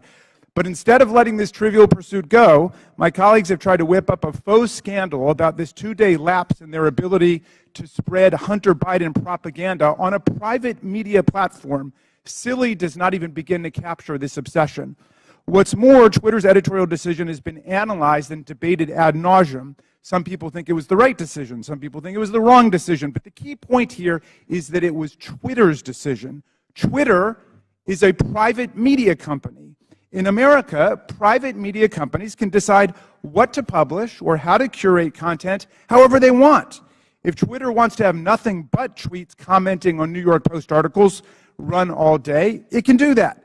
If it makes such tweets mentioning New York Post never see the light of day, they can do that too. That's what the First Amendment means. Twitter can ban Donald Trump for inciting violent insurrection against the Union, as he was impeached by the House of Representatives, and his 57 of 100 senators found he did. And it can also try to resurrect his political career. Elon Musk just purchased Twitter and therefore controls its editorial content. And among the first things he did was to fire some people, hire some people, denounce some prior decisions, and reinstate an unrepentant and still clearly lying Donald Trump to the platform. Those decisions, however heroic or imbecilic you think they might be, are protected by the First Amendment in the United States of America. Officially, Twitter happens to think they got it wrong about that day or two period. In hindsight, Twitter's former CEO, Jack Dorsey, called it a mistake. This apology might be a statement of regret about the company being overly cautious about the risks of publishing contents of potentially hacked or stolen materials, or it may reflect craven surrender to a right-wing pressure campaign. But however you interpret it, the apology just makes the premise of this hearing all the more absurd. The professional conspiracy theorists who are heckling and haranguing this private company have already gotten exactly what they want, an apology. What more do they want? And why does the U.S. Congress have to be involved in this nonsense when we have serious work to do for the American people? But what makes this hearing tragic is that if our colleagues really wanted to examine a serious problem involving American democracy and social media, my friends, it is staring us in the face right now. Twitter and other social media companies acted as central organizing and staging grounds for the January 6th violent insurrection against Congress and against Vice President Pence. Twitter became the national and global platform for incitement to seditious violence against our government, and a forum on the day of attack for coordinating logistical movements and tactical maneuvers in the mob violence against our police officers. In the lead up to January 6th, Twitter decided to allow Donald Trump and countless MAGA extremists to use the platform to spread Trump's ridiculous big lie and disinformation about the election. And soon the internet was replete with incitement for civil war, race war, insurrection, revolution, and mob violence. Twitter did so despite increasingly desperate appeals from its own employees to act in the interests of public safety approaching January 6th. The First Amendment is robust and expansive, but it stops at this point. It does not protect anyone's right to engage in incitement to imminent lawless action and violent action against the government or against other people. This is the Brandenburg Principle. There's no carve-out to free speech for speech relating to the New York Post or Hunter Biden or laptops, but there is a significant carve-out when the speech is deliberately calculated to produce imminent violence and chaos against the government. That's why Twitter's deliberate indifference to Trump's big lies and incitement, its decision to ignore the pleas of its own employees to deal with the impending explosion against our police and against Congress on January 6th are matters that require real investigation and reflection. Rather than conspiring to suppress right-wing MAGA speech, as my colleagues astonishingly claim, Twitter and other media companies knowingly facilitated Trump's spread of disinformation, or what his own sycophantic Attorney General William Barr would come to call bullshit, and gave voice to his followers' glorification of violence and calls for civil war. Today, we will hear from Anika Collier-Navaroli, a former Twitter employee turned corporate whistleblower and patriotic hero who raised the alarm inside Twitter and about numerous accelerating warning signs that she saw leading up to the violent and catastrophic attack on the Capitol on January 6, 2021. Ms. Navaroli is here today to publicly testify about how senior officials at Twitter resisted her efforts to put policies in place or to enforce existing policies to promote public safety and to defend our national security. Twitter management, however, did not want to cross Donald Trump. I don't know precisely how we will solve the problem of private social media platforms being used for the organization of coups and incitement of violent insurrections against the United States or Brazil or any other country. But this is a grave problem confronting democracy, not just in America, but all over the world. It is not a silly, concocted partisan issue. We must analyze it carefully and legislate effectively to address it, and we must never forget that the enemies of democracy, led by autocrat and war criminal Vladimir Putin, are spending hundreds of millions of dollars on social media propaganda and disinformation to destabilize democracy all over the world, even as they wage their genocidal, illegal, aggressive war against the people of Ukraine. How are we going to prevent the liberal democracies from being overrun by propaganda, disinformation, and violent incitement? We'll listen to Anika Collier-Navaroli because she has something important to say. She poses a problem that would be worthy of a serious congressional hearing, and we should have one. Thank you, Mr. Chairman. I yield back. Gentleman yields back. I want to thank, again, the witnesses for appearing here today. Today's witnesses are former Twitter employees. Vijaya Gaddy, Twitter's former general counsel. James Baker, Twitter's former deputy general counsel. Yoel Roth, Twitter's former head of trust and safety. And Anika Collier-Navaroli, a former member of Twitter's U.S. safety policy team. I want to remind everyone you all are appearing under subpoena by your own request. Pursuant to Committee Rule 9G, the witnesses will please stand and raise the right hands. Do you solemnly swear or affirm that the testimony you are about to give is the truth, the whole truth, and nothing but the truth, so help you God? Let the record show that the witnesses all answered in the affirmative. We will begin the 5-minute question portion of our hearing today. The chair recognizes. Oh, I apologize. Ready to get to the questions. We'll start with the opening statements, then we'll go to the questions. So each witness will get 5-minute opening statements, and we'll begin with you, Mr. Baker. Thank you, Mr. Chairman. Mr. Chairman, Ranking Member Raskin, and members of the committee, thank you for the opportunity to appear before you today. I hope that we will have a useful conversation about matters that are of great importance to the nation and the world. My main goals for this statement are simply to attempt to set the record straight with respect to certain false assertions that have been made about me in the public arena, and to offer a suggestion with respect to potential legislation in the area of social media regulation. As the committee is aware, however, based on the advice of counsel, I believe in good faith that I'm constrained today by my legal and ethical obligations as a former lawyer for Twitter, as well as by certain non-disclosure agreements. Within those constraints, however, I will endeavor to respond to the committee's questions as fully as I possibly can. And I believe I can make the following statements. First, I was not aware of and certainly did not engage in any conspiracy or other effort to do anything unethical, improper, or unlawful while I was at Twitter, period. I did not act unlawfully or otherwise inappropriately in any manner with respect to Hunter Biden's laptop. Indeed, documents that Twitter has disclosed publicly reflect that I urged caution with respect to the matter and noted that we needed more information to fully assess what was going on and to decide what to do. Hardly a surprising piece of advice from a corporate lawyer. Moreover, I'm aware of no unlawful collusion with or direction from any government agency or political campaign on how Twitter should have handled the Hunter Biden laptop situation. Even though many disagree with how Twitter handled the Hunter Biden matter, I believe that the public record reveals that my client acted in a manner that was fully consistent with the First Amendment. I think that the best reading of the law is that as a private entity, the First Amendment protects Twitter and its content moderation decisions. And I do not believe that the facts in the public record indicate that Twitter became a state actor as that concept is defined under existing precedent, such that the First Amendment would have constrained it. Second, I believe that at all times I executed my duties and responsibilities to my client, Twitter, lawfully and ethically. At no time was I an agent or operative of the government or any political actor when I worked at Twitter. To the contrary, I believe that I worked zealously and diligently within the bounds of the law in pursuit of my client's best interests. Third, I did not destroy or improperly suppress any documents at Twitter regarding information important to the public dialogue.